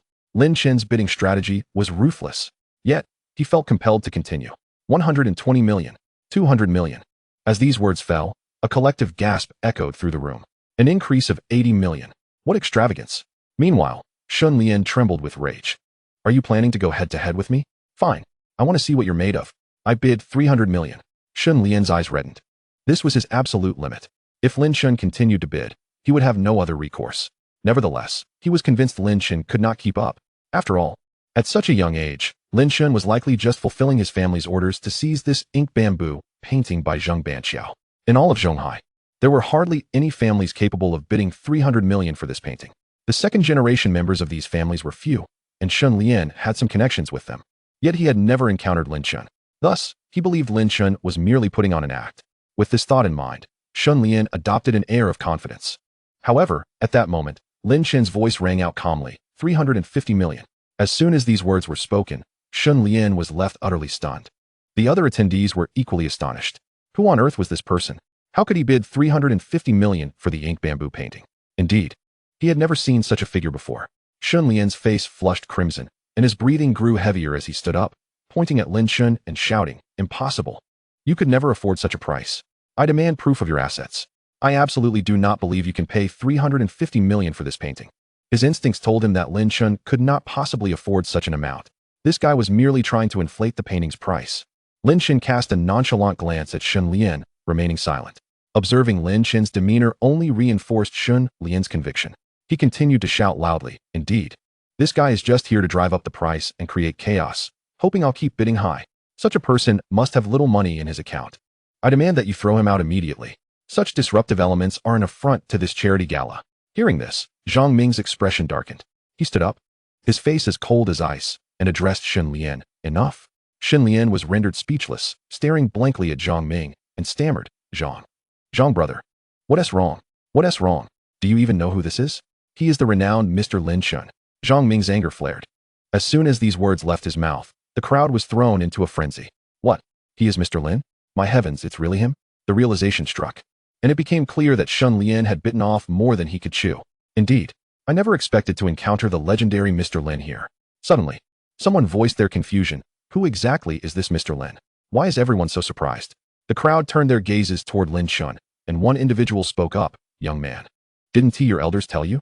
Mr. Lin has an extraordinary background. He is not only the owner of Jinyuan Commercial Street, but also the behind-the-scenes magnate of Yuanlong Games 8. He holds a 78% stake in the Penguin Group, making him the 7th largest individual shareholder. Wow, Mr. Lin is indeed formidable, and he is so young."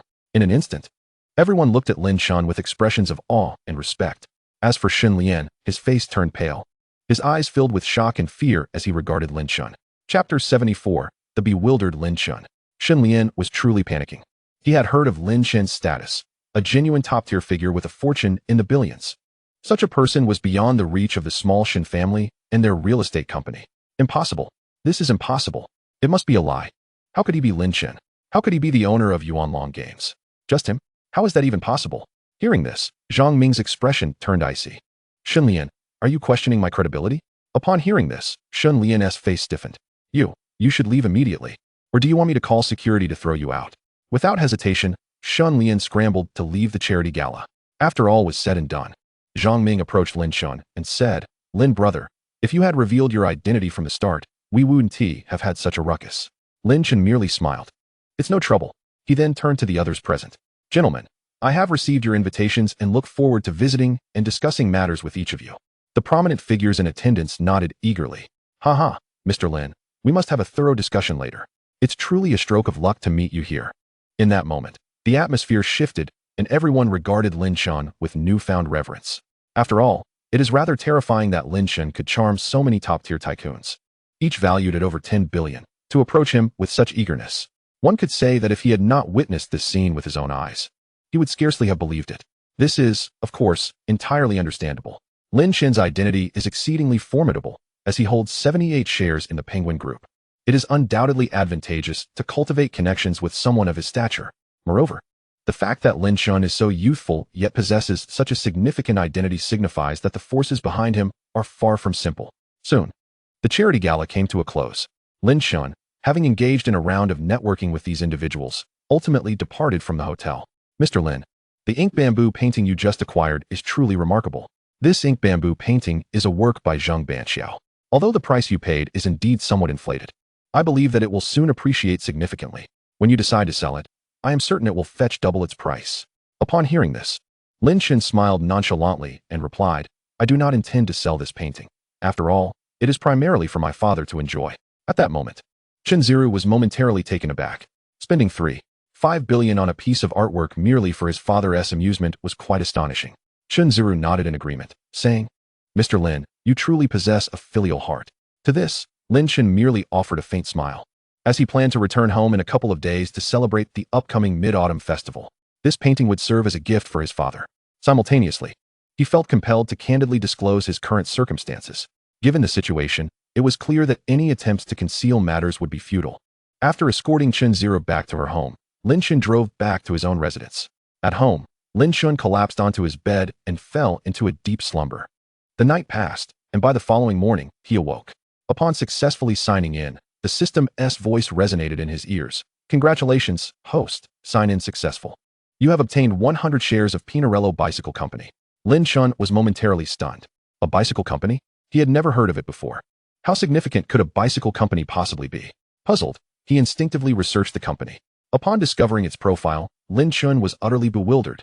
Chapter 75. An accident. It turned out that the bicycle company he had acquired shares in was no ordinary entity. Pinarello Bicycles, the pinnacle of bicycle manufacturing worldwide. Their bicycles had participated in numerous racing competitions and had won countless medals.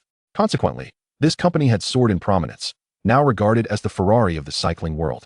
With each bicycle commanding prices nearing 10,000. This is somewhat terrifying, Lin Chen muttered, his expression one of disbelief. Just then, his phone rang with an incoming call. Upon answering, he realized it was an international courier. After receiving the delivery, Lin Chen discovered it was 2 customized bicycles from Pinarello, fully equipped, even with insurance, a thoughtful touch. Lin Chen was left utterly perplexed. These foreigners certainly know how to play the game, using the boss's own money to curry favor. Nevertheless, with nothing pressing to occupy his time, he decided to take the bicycles for a spin, curious to experience firsthand what it meant to ride the Ferrari of bicycles. As he leisurely rode around the neighborhood, Lin Chen soon understood the merit of the title bestowed upon the bike. It was truly a comfortable ride. After circling the area a couple of times, he intended to return home.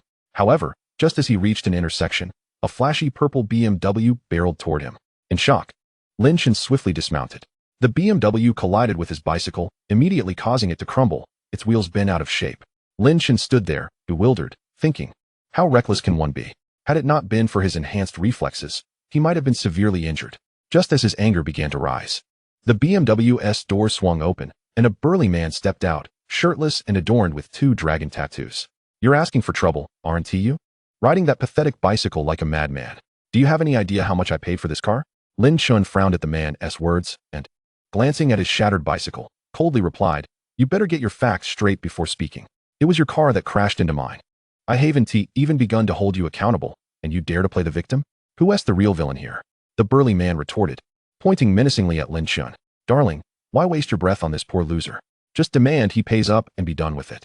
A disheveled woman emerged from the car, clearly fresh from some revelry. Right, pay up. I bought this car for 800,000. And now there's a huge scratch on the hood. If you don't hand over 100,000 or 80,000 today, you're not leaving. The burly man sneered. Loosening up his muscles, Lin Chen stood there, amusement etched on his face, and replied, you really think I'm the one who should pay? What is it to you? Here, there are no cameras, so you think you can just bully me into paying. The burly man displayed a brazen demeanor, and onlookers began to gather, warning Lin Chen. Young man, just pay and walk away. This guy is trouble, and without any footage, you are at a disadvantage. What can you really do? Lin Chen retorted with a cold smile. It seems you're quite confident in your position. However, while there may be no cameras here, I assure you that I have a dashcam installed on my bike. As Lin Chen spoke, he crouched down amidst the scattered parts and retrieved his bicycle handlebar. From it, he detached a miniature dashcam. What the hell? The old man was bewildered. Are bicycles now equipped with dashcams? This operation is impressive. In that moment, everyone present was utterly dumbfounded. After all, that single dashcam likely cost more than the bicycle itself. Moreover, who would even think of installing a dashcam on a bicycle? Damn. The local tough guy was equally taken aback. He had not anticipated that Lin Chen would have a dashcam installed on his bicycle. Deep down, he also understood that today's incident was indeed his fault. Earlier, while playing a thrilling game with his lover in the car, he had inadvertently collided with someone's bicycle. Initially, he intended to extort some money, but he never expected such an unexpected turn of events. You've got some nerve. Here's $1,000. Take it and scram. He casually pulled out a wallet from the car and tossed a few red bills in front of Lin Chen. Turning around, he intended to leave. However, at that moment, Lin Chen coldly remarked, $1,000? Huh, are you trying to brush me off like a beggar? Hearing Lin Chen's words, everyone around was momentarily stunned. What? Is this kid dissatisfied with $1,000? Indeed, young man, you should be content. That amount could buy you 2 or 3 bicycles. Exactly, don't be too greedy. You weren't even hurt. The crowd began to urge Lin Chen not to push his luck. Meanwhile, the local tough guy had approached Lin Chen, glaring at him as he coldly stated, Kid, what do you mean by this? Looking for trouble, are you? I'm offering you $1,000 out of respect. Why don't you just get lost? Upon hearing this, Lin Chen remained silent, merely shaking his head as he took out his phone. Forget it, there's no reasoning with you. Just call your insurance company. With that, amidst the bewildered gazes of the onlookers, Lin Chen dialed the number. "Hello, insurance company?" The crowd and the tough guy were left speechless. What the heck? This world is too crazy. Even bicycles can be insured?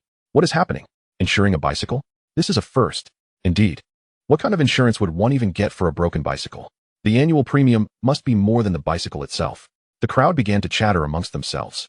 The tough guy, however, merely chuckled derisively, shaking his head as he looked at Lin Chen. He then made a call as well, and before long, both insurance companies arrived at the scene. Initially, the insurance company representing the tough guy thought it was absurd to file a claim for a bicycle accident. After all, who goes through insurance for hitting a bicycle? But then the thought of collecting a slightly higher premium next year brought a smile to their faces. However, upon arriving and seeing the other party's insurance company also present for the bicycle, they were left dumbfounded. "Brother, what is going on? Your company can insure bicycles?" The insurance representative for the tough guy asked, bewildered. Hearing this, Lin Chen's insurance company responded, "We're all in the same industry. So I'll be frank, this bicycle is considered a valuable item." The onlookers burst into laughter at this statement. Is this person serious? A bicycle as a valuable item?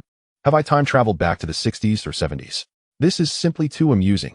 It's the first time I've heard of a bicycle being classified as a valuable possession. The insurance representative from the tough guy's side shook his head in disbelief. "Brother, you must be joking. How valuable can a bicycle be?" Meanwhile, Lin Chen maintained a serious demeanor, slowly retrieving a document from his briefcase. "When this bicycle was insured, we conducted a valuation assessment. The final appraisal determined its value to be 2.8 million yuan, and here is the appraisal document." Upon hearing this, the crowd, which had been laughing moments ago, fell silent in shock. 2.8 million? For a bicycle? What the hell? Is this bicycle made of gold? It's worth enough to buy a house in some second or third-tier cities. Are you serious? The insurance representative for the tough guy's company had a stiff expression as he took the document and began to scan it. The bicycle in question was a special custom model from Pinarello, made with the finest materials in the world. It had been designed by a top German designer and bore the autographs of past champions of the Tour de France, making it truly one of a kind. As the insurance representative spoke, he pulled out various documents from his briefcase, continuously proving that the bicycle's value was indeed substantial. In that moment, everyone present was left in a state of utter disbelief. This seemingly simple bicycle had such an extraordinary background. The next instant, everyone's gaze toward Lin Chen shifted dramatically. It turned out that this fellow was the real wealthy one. And the thoughts of a wealthy individual are truly beyond the comprehension of ordinary people. After all, if one possessed such a bicycle, it would likely be displayed at home as a prized possession, perhaps even passed down as a family heirloom. Who would dare to ride it? As for the tough guy, he was completely stunned, dazed by the figure of 2.8 million. Regret consumed him as he lamented why he had sought out thrills while driving, leading to such a predicament. "All right, I'll leave this matter to you," Lin Chen said, patting the insurance representative on the shoulder. "Young man, remember to be humble and keep your eyes open in life. Don't let fleeting desires lead you to make irreparable mistakes. The compensation this time probably won't be too steep. Had you spoken nicely, I might have considered waiving it. But now, not a penny less. Consider it a lesson learned." As these words left his mouth, the crowd felt as though they had been struck by lightning. A bicycle worth 2.8 million is not expensive. In an instant, many felt as if they might vomit blood. Lin Chen departed. After all, the ensuing matters would primarily revolve around squabbling over compensation. Such matters are best entrusted directly to a professional team. Unbeknownst to him, as he departed from that place, a small influencer with over 100,000 followers was capturing everything on her phone. As he leisurely strolled home, Lin Chen regarded it merely as a casual walk. Upon returning home, he completed his household chores and took a refreshing shower. Subsequently, he indulged in an online shopping spree, lounging on the couch like a sloth. It was during this moment that Lin Chen's phone rang. Glancing at the screen, he saw it was a call from his university class monitor, Yu Shengnan. This class monitor was a girl known for her flat chest, carefree personality, and passion for basketball, often dressing in a rather androgynous style.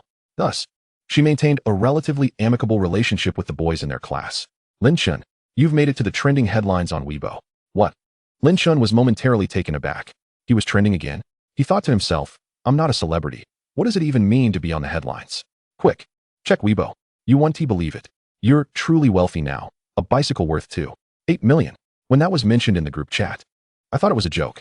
Listening to these words, Lin Chen felt a wave of confusion wash over him, and he promptly opened Weibo. Scanning the trending topics, he saw the headline: 1. Zhonghai's 2.8 million bicycle destroyed, heat. 5. 68 million. 2. Wang Banbai releases new song, heat. 3. 5 million. Staring at these two pieces of news, Lin Chen fell silent. So he not only made it to the trending headlines, but also managed to eclipse Wang Banbai's news?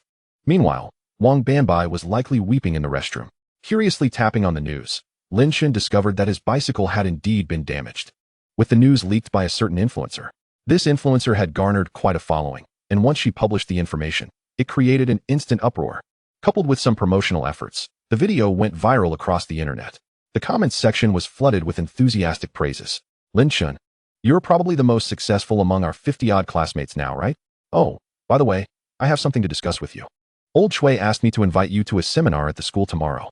A seminar? Lin Chen was taken aback. Old Shui was their university counselor, named Shui Hao. He was relatively young and had a good rapport with the students during their university years. Yes, it's a seminar. In essence, it's an opportunity to impart some motivational wisdom to the younger students. Lin Chen furrowed his brow in puzzlement. Why would they invite me? The previous years, they invited prominent figures from Zhonghai, didn't they? Who knows? Maybe they see your wealth and think being an alumnus makes it easier to invite you? MMP. That's quite hurtful. Lin Chen replied with a hint of exasperation. Fine, since it's old Shui's invitation, I suppose I will go. Sitting there, he felt a sense of resignation. To be honest, if it weren't for old Shui's invitation, he wouldn't have bothered to attend. After a light conversation, half an hour passed swiftly, and Lin Chen casually ended the call. He then lay back down and spent some time on his phone when he received a call from Chen Ziru. He answered, his face a mask of curiosity. Hello. Ziru, what is up? Lin, it's like this. The chairman of Shen Real Estate, Shen Jinyuan, and his son, Shen Lian, are here to apologize to you. Upon hearing this, Lin Chen's expression turned cold. Put them on speaker, let them speak directly. Understood, Lin. Chen Ziru complied and activated the speakerphone. Shen Jinyuan, is it? Lin Chen's voice was icy, causing Shen Jinyuan, who was on the other end, to shudder slightly. Mr. Lin, it's an honor to meet you. Shen Jinyuan quickly responded, forcing a smile. Before Shen Jinyuan could finish his sentence, Lin Chen interjected, enough with the pleasantries. Get to the point, or I'll hang up. Chapter 78, McLaren P1. Hearing Lin Chen's tone, Shen Xuanyuan's face stiffened. The gravity of Lin Chen's demeanor made it clear that resolving this issue would not be straightforward. With a somewhat obsequious smile, he continued, Mr. Lin, my son indeed made a mistake. We offer you 50 million as an apology. Furthermore, I am willing to grant you 30 equity in Shen Real Estate. As he spoke, Shen Jinyuan glared at his son, smacking him on the back of the head. You ungrateful wretch. Apologize to Mr. Lin. Shen Lian, though visibly reluctant, bowed and said, Mr. Lin, I was thoughtless and offended you. I hope you can find it in your heart to forgive me just this once. Listening to their words, Lin Chen couldn't help but sneer internally. He saw through Shen Jinyuan's ploy. Offering 30 equity might sound like a gesture of goodwill, but in reality, it was an attempt to tether him to their family's ambitions. Given Lin Chen's current status, becoming a shareholder of Shen Real Estate could bring them considerable advantages. In that moment, Lin Chen chuckled coldly to himself. I'll accept the 50 million, but the 30 equity can be disregarded. Now, please leave. Understood, Lin. The call ended. On the other end, Chen Ziru bore a faint smile and said, Mr. Shen, I hope you don't make this difficult for me. Please, leave. Chen Ziru smiled gently and gestured for them to exit. Shen Jinyuan's expression soured. It was clear that Lin Chen's maneuver had revealed his intentions. Lin Chen's message was unmistakable. He could choose to overlook this incident, but was not inclined to assist Shen Real Estate in their future endeavors. In that instant, a trace of bitterness crossed Shen Jinyuan's face. He understood that Shen Real Estate had already suffered significant damage. Even if Lin Chen chose not to pursue the matter, other enterprises would gradually devour them in their quest to curry favor with Lin Chen. This is the terrifying power of a significant figure. Sometimes, one inadvertently offends powerful figures. There are those who do not need to lift a finger themselves. A swarm of sycophants rushes in to annihilate you in order to curry favor. Upon exiting the building of the Jinyuan Commercial Street, Shen Lian expressed his ire, exclaiming, Father, who exactly is this Lin Chen? Even if his status is formidable, he should not treat you with such disdain. After all, we came here to offer our sincere apologies. Yet this fellow refuses even to meet you in person, choosing instead to communicate through a mere phone call. This is utterly disrespectful to our Shen Real Estate. Listening to his son's tirade, Shen Jinyuan was nearly overcome with rage. In a fit of anger, he slapped Shen Lian, rebuking, How dare you speak so brazenly? If it weren't for your rebellious nature, would we have incurred his wrath? I tell you, because of your actions, although Mr. Lin has chosen not to pursue the matter further, our Shen Real Estate will face dire consequences. A single misstep could lead to our complete ruin. Hearing these words, Shun Lian's face swelled with disbelief and confusion. He managed a feeble smile and remarked, "It can't be that dreadful, can it?" Shun Xianyuan, taking a deep breath, replied, "Not dreadful. You remain oblivious to what Mr. Lin truly signifies." Meanwhile, Lin Chen lay languidly, resembling a lethargic fish, exuding an air of utter nonchalance. Time passed swiftly, and soon a day had elapsed. The following morning, Lin Chen arose and initiated his check-in. "System, I wish to check in." Before long, his check-in was complete. "Congratulations, host. Check-in successful. Reward, McLaren P1. Stunned by this revelation, Lin Chen was momentarily taken aback. Another top-tier supercar. Just as he was grappling with this astonishing news, his phone rang, displaying an unfamiliar number. "Hello?" Upon answering, a familiar voice resonated from the other end. "Hello, Lin Chen, it's Cui Hao." "Ah, the counselor," Lin Chen replied. Momentarily startled, Cui Hao continued, "You switched your phone number without a word of warning. I had to obtain it from you, Shengnan. How are your preparations for today's seminar?" "It commences at approximately 9:30 this morning." Lin Chen chuckled lightly before responding, "Rest assured, counselor, I will arrive punctually." After a brief exchange, Cui Hao ended the call. Completing these tasks, Lin Chen glanced at his phone. It was already 8:05. Given that his university was roughly an hour's drive away, he promptly made his way to the underground parking garage. Chapter 79, Not a Family, Not in the Same Door. As he descended into the underground parking lot, Lin Chen was taken aback upon entering. Before him stood a corpulent woman, her figure ample, directly in front of his McLaren. In her grasp, a golden teddy dog sniffed the tires of the McLaren P1 before lifting its leg to urinate upon them. The overweight woman exclaimed, "Oh dear, son. You've had an accident. I told you to use the toilet upstairs." Lin Chen was left in utter disbelief. Was no one going to intervene? This was a McLaren P1. While other vehicles might endure such treatment, this particular car was worth a fortune. Just one vehicle was valued in the tens of millions. If the wheels were damaged by this foul act, he would have no tears left to shed, for the repair costs and specialized materials would easily amount to several million. A surge of anger ignited within Lin Chen, his face twitching in fury. Meanwhile, the woman seemed oblivious to the gravity of the situation, cooing at her golden teddy dog. "Oh, you're such a good boy. After your father comes down, we'll take you to the pet store for a bath." Observing this scene, Lin Chen approached the woman, his expression icy, and stated, "Are you aware that your dog has urinated here?" The woman dismissively replied, "What's the big deal? It's just a little urine. Besides, my son isn't a dog. Don't speak nonsense." Clearly aware of the implications, she refused to concede. Lin Chen inhaled deeply and coldly asserted, "Let me make this very clear. I don't care if this dog is your son or grandson. You have a problem now. Your dog has urinated on the wheels of my McLaren. What are you doing?" The woman exclaimed, startled, her demeanor shifting as she glared at Lin Chen. "How can you make such baseless accusations? Just because there's a little moisture, you claim it's my son's doing? How unreasonable. My son is well trained. He wouldn't urinate on someone else's car." As she stroked the golden teddy dog, her tone was filled with affection. Lin Chen took another deep breath and continued, "Fine. You refuse to acknowledge it? I don't mind sending this car for inspection. However, if the wheels are indeed corroded by your dog's urine, I will hold you accountable for the damages. This car cost nearly 30 million.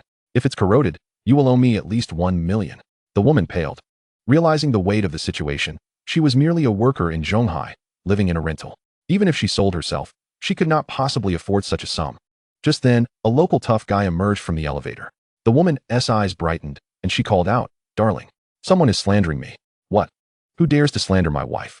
The familiar, brash voice echoed, turning Lin Chen's head.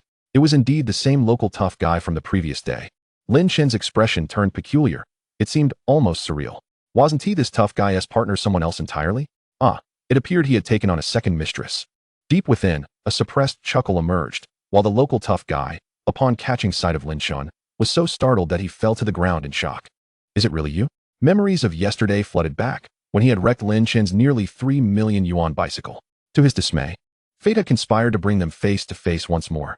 He couldn't help but wonder if he would again be responsible for destroying someone else's property. Heaven forbid it was another luxury vehicle worth millions. If that were the case, he would truly feel as if the ground had opened beneath him. What a coincidence. It seems you're acquainted with him, huh? TSK. Indeed, it appears that like attracts like, Lin Chen remarked coldly as he observed the local tough guy before him. Chapter 80. If you had apologized earlier, would we have arrived at this point? The local tough guy trembled, his heart laden with fear. He stammered, "Mr. Lin, I am unsure how this wretch has offended you." At that moment, the plump woman nearby erupted in indignation, seizing the local tough guy and hurling insults. "Chowda, explain yourself. Who is the wretch here?" Aren't you the one who struts around like a peacock every day? Now you're cowering before this man. How dare you insult me? Instantly, the local tough guy felt a surge of irritation. Without a moment's hesitation, he swung his hand. Slut, shut your mouth. The sharp sound echoed, leaving the plump woman momentarily stunned, silenced by his outburst. Meanwhile, the local tough guy continued to bow and scrape before Lin Chen, genuinely frightened and acutely aware of how extraordinary Lin Chen's identity was. After returning home the previous night, he had received a call from a friend who informed him that Lin Chen was the formidable individual who had effortlessly defeated a Taekwondo black belt at the martial arts school. His friend had witnessed the entire episode firsthand and remembered seeing Lin Chen sharing a laugh with Zhang Ming. In that instant, the tough guy was truly terrified. After all, what kind of competitor was Lin Chen? He couldn't match him in skill, nor could he compete with his wealth. He could only pray that this wretch had not committed a grave error. Just look at this dog's antics, urinating on the wheels of my car. What? At that moment, the local tough guy's composure shattered. He recognized the vehicle, a McLaren P1 worth tens of millions. How could that dog dare to relieve itself on the wheels of such a prestigious car? Trembling uncontrollably, he turned and seized the golden poodle, furiously tossing it aside. My son, the plump woman cried out in despair. The poodle crashed against the wall and whimpered twice before falling silent. Lin Chen felt no sympathy. After all, the dog was her responsibility, and certain behaviors must be trained out of it. While it was indeed a dog's nature to relieve itself, as a human, one should possess the judgment to prevent such indiscretions. I told you from the start not to get a dog, but you refused to listen. Now, I warn you one last time. Apologize to Mr. Lin and beg for his forgiveness. If not, just wait until I return home to teach you a lesson. The local tough guy was genuinely enraged, unable to fathom how he had been blind enough to marry such an obtuse woman. I'm sorry. Now the plump woman recalled the terror of being dominated by the local tough guy and realized that this seemingly unremarkable young man before her was likely someone the tough guy could not afford to offend. I'll clean your car right away. It was my fault. She hurriedly scurried to Lin Chen's vehicle, disregarding everything else, and began wiping the wheels with her sleeve. Lin Chen merely observed coldly, reflecting on the truth of the saying that dogs are emboldened by their masters. If you had apologized sooner, we would not have arrived at this juncture. Now get up and leave. Yes. The plump woman stood up and hastily fled alongside the local tough guy. Lin Chen, with a frigid expression, got into his car and performed a quick wash nearby before heading straight to the school. On the way, numerous bystanders marveled at the car, and soon he arrived at the school gates. As he drove into the campus, he parked in front of the auditorium, attracting astonished gazes from all the students. He stepped out, his mind racing with thoughts of when he might one day drive such an extravagant vehicle around the campus. Making his way towards the auditorium, he noted that there were only about 10 minutes left before the seminar began, and many students were entering under the guidance of their advisor. However, just as Lin Chen was about to enter, he was stopped by a security guard at the entrance. Chapter 81. The seminar. Excuse me, student. Please present your student ID. Taken aback by the guard's request, Lin Chen shook his head. I'm sorry, but I don't have a student ID. No student ID? Then what are you doing here? The guard's demeanor hardened, and others began to point and whisper, having seen Lin Chen's McLaren P1. Does he really think he can waltz in here just because he is a rich kid? Our university is prestigious enough. We won't let just anyone in. Exactly. We're far more esteemed than that school next door. For a moment, the crowd buzzed with chatter, and Lin Chen felt a bit awkward. But he soon replied, I'm here to attend the seminar. And where is your invitation? The guard furrowed his brow, continuing, if you claim to be attending the seminar, you should at least have an invitation. Lin Chen felt increasingly uncomfortable, realizing he didn't have one. No invitation and no student ID. How can I let you in? Panic began to rise within him. Just as he contemplated calling old Shui, the latter appeared, his face lighting up upon seeing Lin Chen. Lin Chen, why are you still outside? Hurry, it's about to start. Lin Chen could only offer a helpless smile. I want to go in.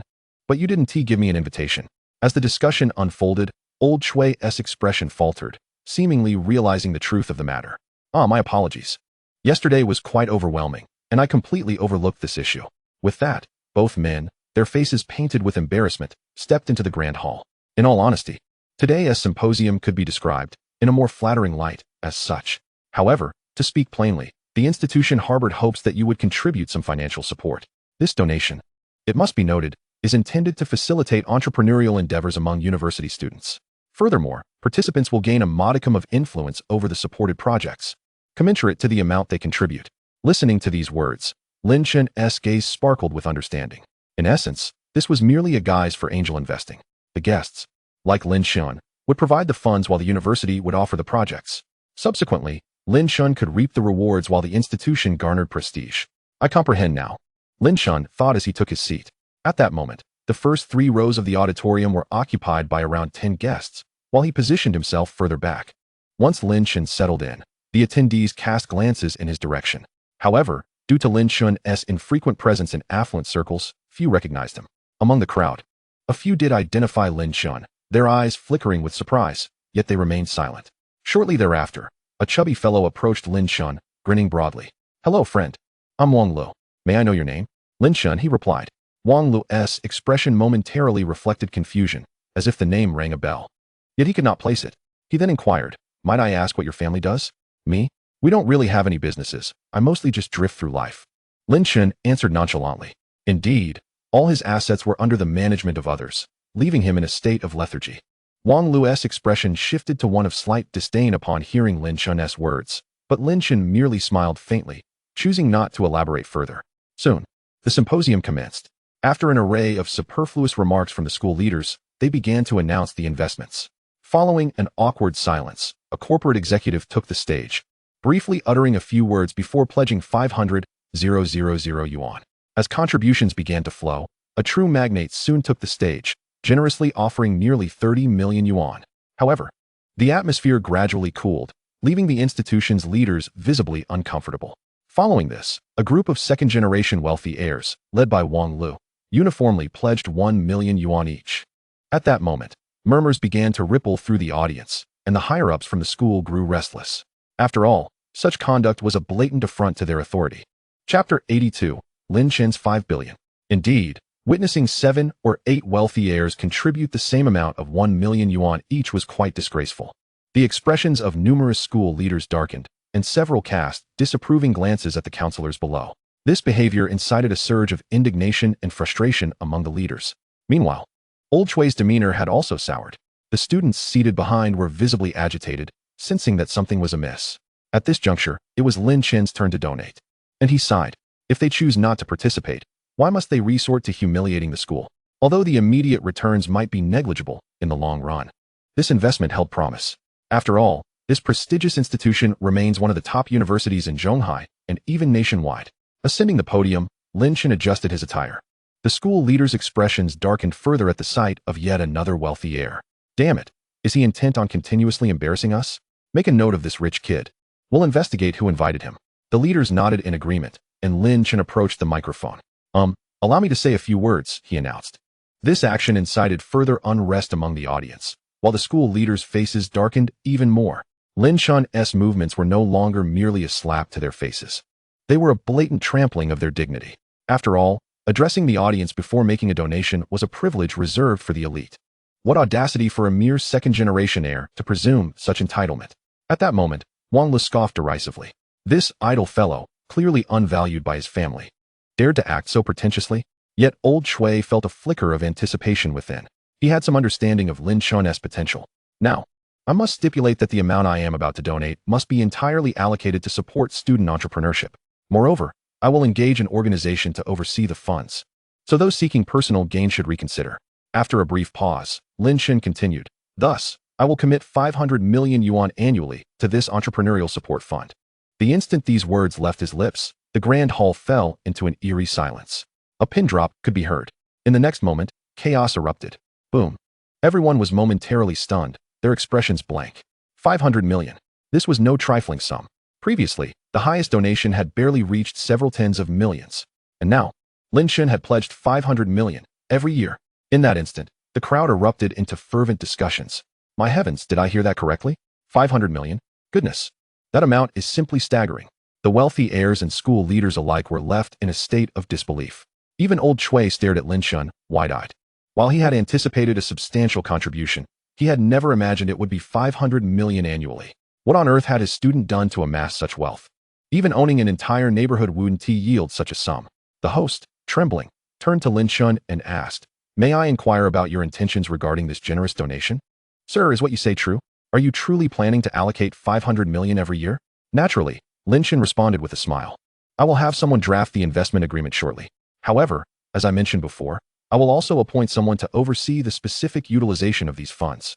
The school leaders, upon hearing this, nodded in a daze. Excellent. Below, a prominent business tycoon stood up and initiated applause. After all, the audacity to commit 500 million annually was entirely beyond their capabilities. May I know how to address you, young man? I am Zhonghai Jinyuan. The chairman of Jinyuan Electronics, the business magnate inquired, gazing at Lin Chen. To him, Lin Chen was certainly someone worth befriending. Lin Chen nodded in acknowledgement and replied. Lin Chen. The simplicity of his name struck Zhonghai Jinyuan, causing his eyes to widen in astonishment. You are Lin Chen, the chairman of Yuanlong Games, Lin Dong. Chapter 83. What? He is the chairman of Yuanlong Games, gasped the crowd, incredulous. This is the chairman of Yuanlong Games, the pride of the gaming industry? Truly remarkable for his youth. The room erupted with exclamations, and their eyes reflected sheer shock. Indeed, it is I, Lin Chen affirmed with a nod and a smile. Instantly, the atmosphere was thick with sharp intakes of breath. After all, Lin Chen was astoundingly young. No one had anticipated that the chairman of Yuanlong Games, valued at tens of billions, would be so youthful.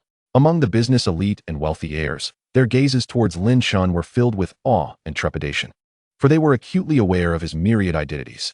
I never expected to encounter you here, Lin Dong, Zhonghai Jinyuan remarked with a smile. Meanwhile, Wang Lo, standing in the back, was consumed by a buzzing sensation in his mind.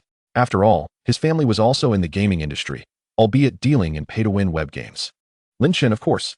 No wonder the name sounded so familiar. At that moment, he recalled that just days prior, his father had warned him sternly to never offend Lin Chen if they crossed paths. He had dismissed it at the time, especially since Lin Chen appeared so youthful that he hadn't considered it further. I can't believe I sat so close to him without recognizing him, Wang Le thought, filled with regret. This opportunity, now lost, left him wondering when he might encounter Lin Chen again. He had inadvertently severed the chance to forge a valuable connection. Subsequently, Lin Chen began to share his entrepreneurial experiences. A multitude of tycoons had already shared their insights, and now it was Lin Chen's turn. Well, when it comes to sharing entrepreneurial experiences, I must confess I am not adept at it, he said, smiling at the audience. However, I trust the previous insights from esteemed leaders have provided you with substantial takeaways, so I shall indulge in some idle chatter instead. My remarks are merely for your listening pleasure. Taking them too seriously would be rather pointless.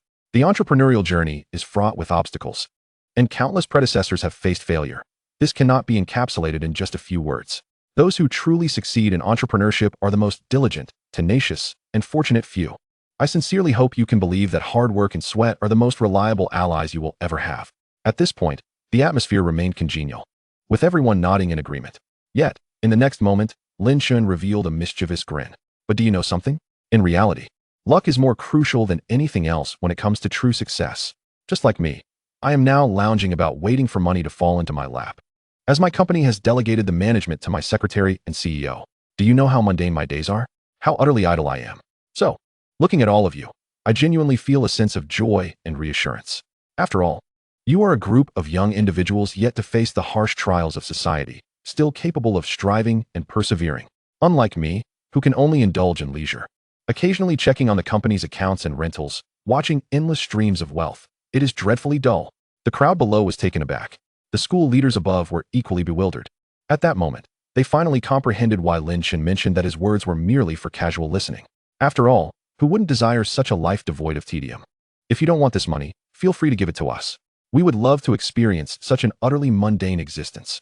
In this moment, many in the audience gritted their teeth, some even contemplating tossing their shoes at him. The host, standing by, found himself at a loss for words, especially after Lin Chen had just pledged 500 million. Yet, at this juncture, Lin Chen's tone shifted abruptly. However, I still encourage you all to venture into entrepreneurship or undertake various endeavors. You are young, and with little to lose, even if you fail, it will merely be a momentary pain. Moreover, through your efforts, you can gain a clearer understanding of society and acquire more survival skills. Perhaps some of you might even be as fortunate as I am and find success yourself. As Lin Chen concluded, he turned to leave, leaving the audience in a state of silence and contemplation. Though many of his words seemed boastful, his final remarks carried profound meaning. Those admitted to this prestigious business school were hardly foolish. They quickly grasped Lin Chen's essence. He was encouraging them to take risks while they were still young. Even if they failed, they could always start anew, while his ability to enjoy life stemmed from his previous struggles. In an instant, heads bowed in shame. Lin Chen was genuinely imparting wisdom and insights, while they perceived themselves as operating on a different level. In reality, he was already leagues ahead. Chapter 84. The Baystream V private jet soon became the topic of discussion. Afterward, a group began negotiating the donation details. Once the discussions concluded, Lin Chen dined with several senior school officials and a host of business magnates.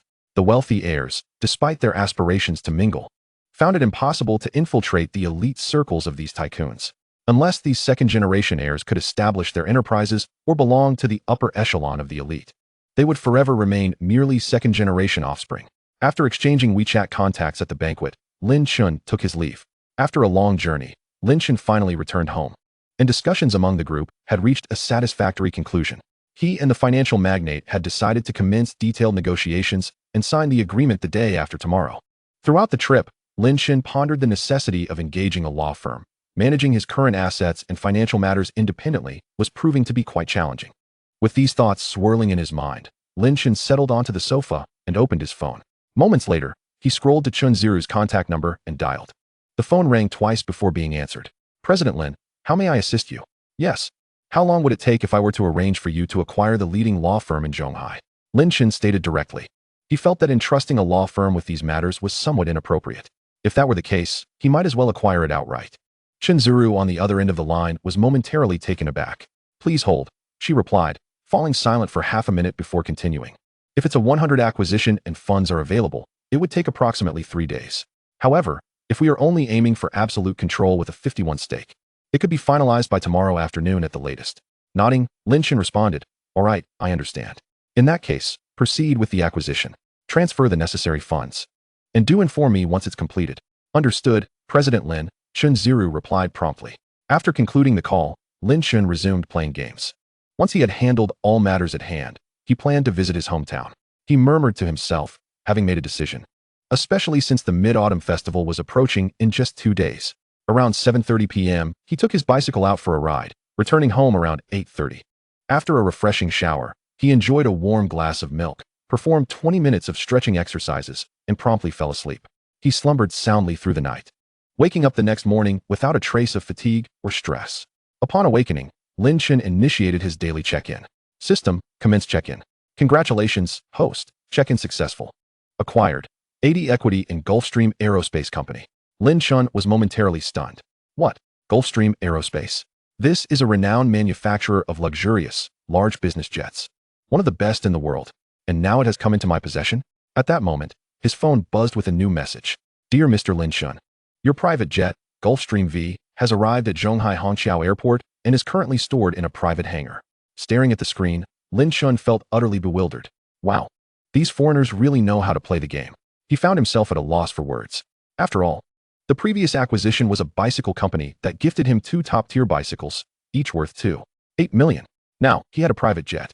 A quick search revealed that the Gulfstream V is one of the highest-performing private jets in the world, capable of flying at nearly supersonic speeds. With a price tag of $59 million, equivalent to approximately $4.13 billion. This staggering figure left him speechless, shaking his head in disbelief. Lin Chen realized he would soon incur additional expenses. Now that he owned a private jet, he needed to hire cabin crew and pilots, plus cover maintenance costs. These folks really know how to spend my money. After a deep sigh, he intended to call Chun Ziru to request her assistance in recruiting a team of pilots and crew for the private jet, as well as to file for the flight plan when his phone rang. To his surprise, it was Chun Ziru calling. "Ah, what a coincidence," he thought, raising an eyebrow with a smile. "Hello," Lin Chen answered. "President Lin, I have successfully acquired the law firm you instructed me to." Chun Ziru's voice came through the line. Lin Chen's interest peaked. "Oh, which firm did we acquire?" "The Quanzhong law firm. You have invested $1.3 billion and hold a 53% stake, thus achieving absolute control." Lin Chen nodded, impressed. The Quanzhong law firm is one of the most prestigious law firms in Zhonghai and even nationwide, boasting a staggering 95% success rate in cases. It has never lost a case since its inception, and several of its leading attorneys have achieved remarkable victories in recent years. "Good, I appreciate your efforts. Please relay my address to a few of the senior attorneys and have them come by for a visit." "Certainly, President Lin," she replied. Lin Chen continued, "Additionally, please arrange for 2 pilots and a cabin crew for the jet." There was a brief silence on the other end of the line. "I apologize, President Lin. Could you clarify regarding the pilots?" "What is it?" "The private jet pilots, of course." After this statement, Chun Ziru fell silent again. Despite her self-proclaimed understanding of Lin Chen, she suddenly realized she might not know him as well as she thought. "Oh, and please also file for the flight route. I need to return to my hometown, Hien, from Zhonghai Hongqiao Airport the day after tomorrow." "Of course, President Lin." May I ask the model of your private jet? Gulfstream V. As those words hung in the air, a palpable silence enveloped the conversation.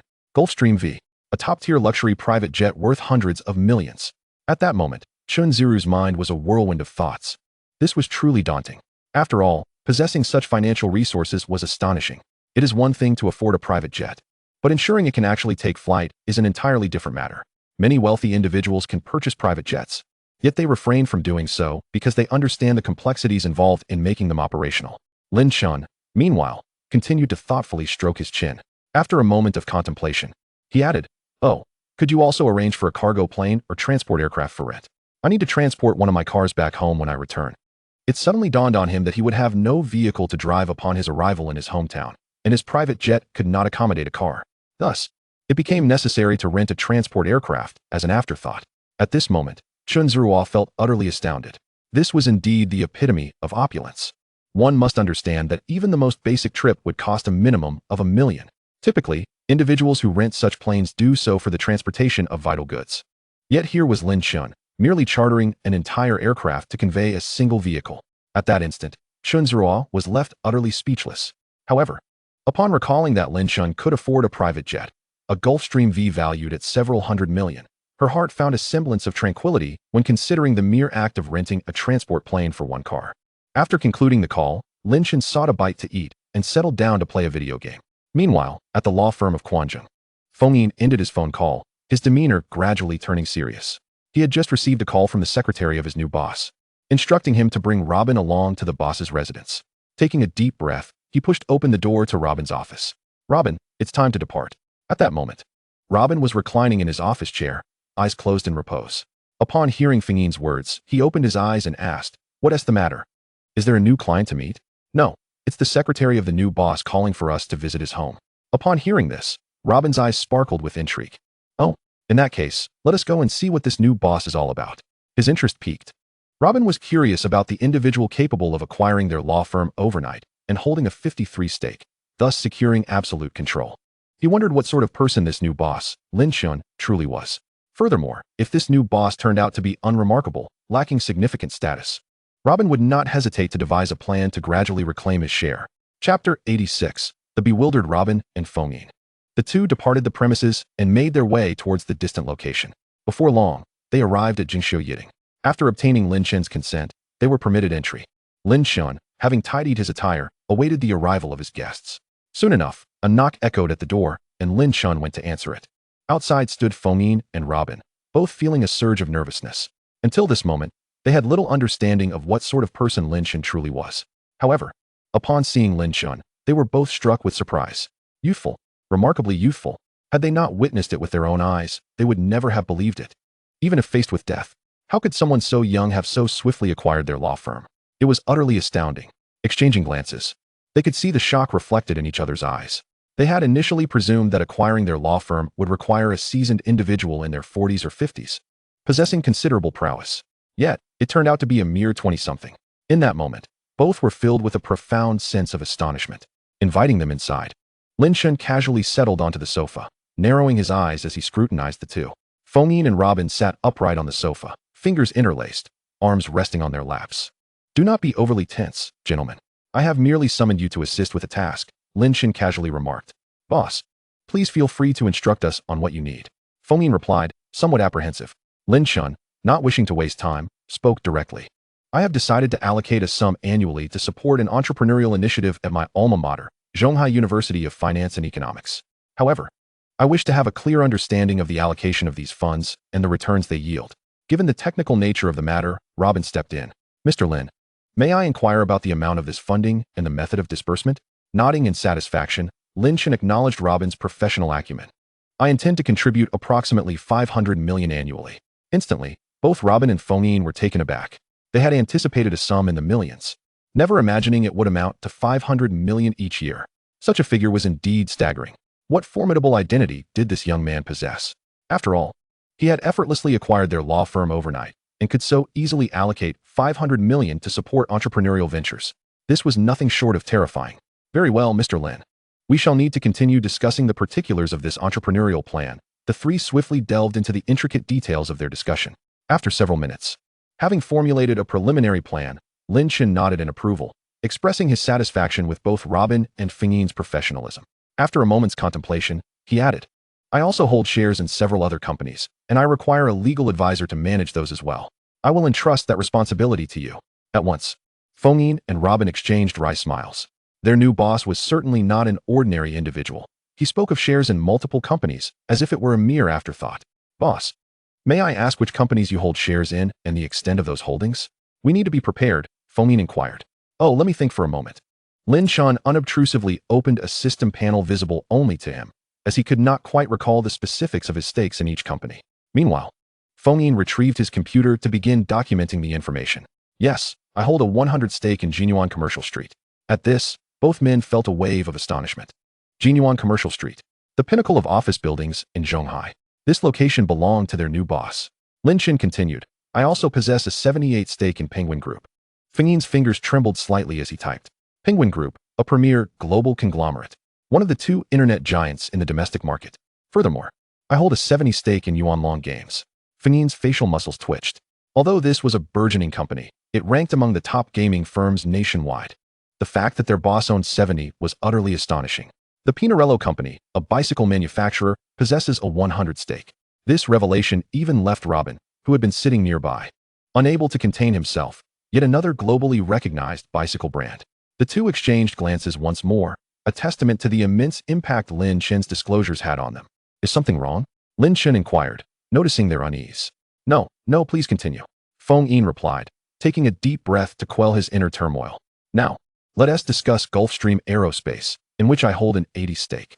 At this moment, Feng Yin's mind was awash with excitement. Gulfstream Aerospace. It ranks among the top 3 aircraft manufacturing companies in the world and stands as one of America's pride. However, they could never have imagined that their own boss was at the helm, a Chinese individual controlling such a prestigious company. If this were to be disclosed, it would undoubtedly cause a sensation. Both men inhaled sharply in astonishment. Lin Chen, on the other hand, couldn't he help but smile, as this was precisely the reaction he sought. After all, how else could he ensure their unwavering dedication to work? And then there's SU, the law firm of rights and interests, in which I possess a 53 stake. In an instant, Feng Yin and Robin exchanged bewildered looks. It appeared that their own firm, valued at nearly $1 billion, was the least significant among Lin Chen's acquisitions. Chapter 87. Boss, this is your fortune. Lin Chen continued, at present, these are the companies I own. Should there be any new acquisitions in the future, I will inform you. Rest assured, all legal matters will be entrusted to you. So I hope you will work diligently. Lin Chen nodded in satisfaction. However, the two men were already numb with disbelief, for the implications of his words were overwhelming. The limited number of companies meant that their boss had likely set his sights on yet another venture. Once Lin Chen finished speaking, the two men's expressions turned serious. Boss, you can trust us. Lin Chen nodded, his tone growing more somber. However, I must emphasize that I do not wish for anyone to know that I own so many companies. Understood. The gravity of Lin Chen's demeanor transformed their attitudes. They immediately became more reserved. Do you have any further instructions for us, boss? None.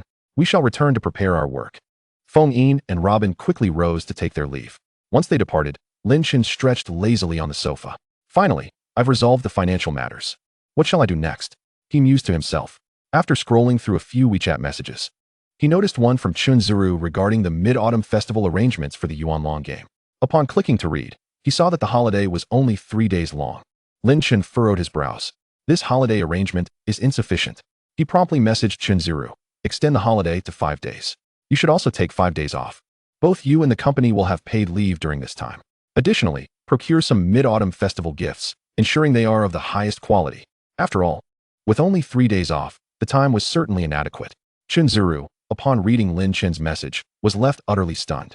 5 days of paid leave and the procurement of the finest Mid-Autumn Festival gifts was quite an extraordinary request. Will there be any need for compensatory leave afterward? Compensatory leave? Not necessary, Lin Chen replied, momentarily taken aback before responding. All right, understood, Mr. Lin. Shortly thereafter, Lin Chen received a call from Lu Qi. Hey, Chenzi, you've really outdone yourself. 5 days off, Lu Qi exclaimed. Lin Chen merely smiled serenely before asking, what are your plans for the Mid-Autumn Festival? Are you going back home? He recalled that since Lu Qi began working, he rarely returned home during the festival. And he remembered that Lu Qi had a strained relationship with his parents, even concealing his marriage from them. After a moment's hesitation, Lu Qi replied, all right, I'll go back. This time, I'll visit my teacher too. Lin Chen nodded. Understood. Will you be bringing your wife along? Lu Qi grinned widely and answered. Of course. By the way, are you still living in the same place? I'll drive over to pick you up, and we can go back together. Sounds good.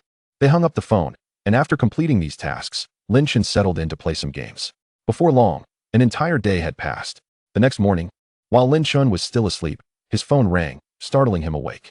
It was Feng Yin calling. Annoyed, Lin Chen answered. You have 3 minutes to explain why you're calling me at this hour. He was irate. Having stayed up late playing games and finally achieved victory in Sekiro before falling asleep at 3 in the morning, now only having had 5 hours of sleep. Disturbed by Feng Yin's call. Boss, we've drafted the contract for your donation plan. You're scheduled to attend the donation event today, so we called to confirm what time you plan to arrive. Lin Chen's anger subsided somewhat as he replied. Do I have to be there in person? Well, boss. This is your money, Feng Yin replied. Lin Chen was momentarily at a loss for words. Indeed, the funds belonged to him. However, the thought of attending and being surrounded by sycophants made him feel conflicted. I shouldn't have agreed to this donation, Lin Chen sighed inwardly, resigning himself to the situation. After all, had he initially declined, he wouldn't be facing this predicament now. All right, you all go ahead to the school. Tell them I sent you, and I'll be there shortly. After hanging up, Lin Chen sighed again, rising from his bed. What a hassle, he muttered, shaking his head in resignation. In the next moment, he rose and proceeded to wash up. Following this, Lin Chen sat down to enjoy his breakfast while simultaneously commencing today's check-in. Congratulations, host. Check-in successful. Congratulations, host. You have received a Patek Philippe Platinum 5002P wristwatch. As the announcement faded, a watch materialized before Lin Chen. Another watch. Lin Chen sighed in resignation. He picked up the timepiece from the table and began to toy with it. The watch indeed possessed a more traditional appearance compared to the Richard Mille. It was certainly more visually appealing. The only drawback, however, was that it remained impossible to discern the time. After all, the method of telling time was far too intricate. With a helpless shake of his head, he reached for his phone to search for the market price of this watch. Before long, a piece of information appeared. Patek Philippe Platinum 5002P, 17. 6 million. Lin Chen. Damn it, a watch that is utterly impractical for telling time can fetch such a price. He felt an involuntary twitch at the corner of his mouth. Subsequently, he casually grabbed the keys to his Pagani Huayra and headed for the campus. It wasn't long before he arrived at the school. As the vehicle came to a halt in the parking lot, Lin Chen donned a mask to avoid recognition. Thus, upon exiting the car, he remained unnoticed. Glancing at the address sent by his contact, he made his way toward the administrative building. Meanwhile, his contact and the school's higher-ups had gathered in a meeting room within the administrative building. As he approached the entrance, Lin Chen encountered 2 members of the student council blocking the way. Outside, a group of students loitered, some dressed in suits and others in casual attire, all clutching thick stacks of A4 paper, waiting expectantly. Observing this scene, Lin Chen felt a sudden twitch at the corner of his mouth. Undoubtedly, they were waiting for him. Damn, are these people out of their minds, publicly broadcasting this news? For a moment, Lin Chen gritted his teeth in frustration. He sighed helplessly. Did they genuinely believe he would invest? Furthermore, he didn't possess that much money. Why would he risk it all here? Shaking his head, he proceeded directly towards the administrative building. However, just as he reached the entrance, he was intercepted by the student council members. This student, I have already informed you that today is the day for Senior Lin to sign a contract with our school. You may submit your investment proposals to the school for review. Senior Lin does not have the time to meet with each of you individually. Hearing these words, Lin Chen was momentarily taken aback. Just as he was about to respond, a student council officer stepped forward. Addressing the crowd with a cold voice, he declared, I will give you 10 minutes. Disperse immediately. If Senior Lin arrives and sees this, what kind of image would that project? After saying this, the council president noticed Lin Chen and scoffed. And you, huh? Just look at yourself. Even if you wish to discuss investments with Senior Lin, you should at least prepare a proper proposal. If you lack a proposal, you ought to dress more formally. To come here without a plan and dress so casually. How dare you talk about investments? It's simply laughable. Upon hearing this, Lin Chen's expression darkened. Damn it. Taking a deep breath, he glanced at the student council president and chose to leave. He then began making phone calls behind him, while the surrounding students erupted into laughter. Meanwhile, in the meeting room, upon receiving Lin Chen's call, Feng Yin's expression changed immediately. He turned to the vice president present, his demeanor now serious. Observing Feng Yin's expression, the vice president felt a wave of confusion. Mr. Feng, may I ask if Mr. Lin has arrived? Feng Yin's face grew slightly cold as he replied, Mr. Lin has indeed arrived, but he is currently being detained by your student council. What? Instantly, the vice president's expression shifted dramatically, his eyes wide with disbelief. Chapter 89. The Bewildered Student Council President. As Feng Yin's words echoed through the room, the expressions of the higher-ups present turned grave. What? Especially the vice dean, Zhang Tianlai, whose face turned a shade of greenish-purple. After all, if Lin Chen's investment materialized, it would undoubtedly leave a significant mark on his professional career. Yet now, this impending achievement was being obstructed at the door. For a moment, Zhang Tianlai's expression darkened with fury. These imbeciles. Meanwhile, Feng Yin began organizing the documents on his desk, stating, Dean Zhang, esteemed leaders, our boss has indicated that if you are not inclined to sign the contract, please do not waste our time. Upon witnessing this, Zhang Tianlai's expression transformed. No, Lawyer Feng, this was a mistake on our part. I will personally go down to welcome Mr. Lin. Please ask him to wait a moment. All right. Our boss has also stated that you have 1 minute to meet him. 15 seconds have already passed. Hearing this, Zhang Tianlai's face turned pale, and he rushed downstairs without delay. On the other side, Lin Chen remained impassive, quietly awaiting his turn. The student council president, noticing that Lin Chen had not yet left, furrowed his brow. With a disdainful snort, he strode over to Lin Chen, raised his chin arrogantly, and pointed at him, saying, Why are you still here? I told you Senior Lin has no time to meet you. Besides, just look at your appearance. You are tarnishing our school's image. Listening to this, Lin Chen raised an eyebrow and replied, Pray tell, how am I affecting the school's image? I am merely standing here.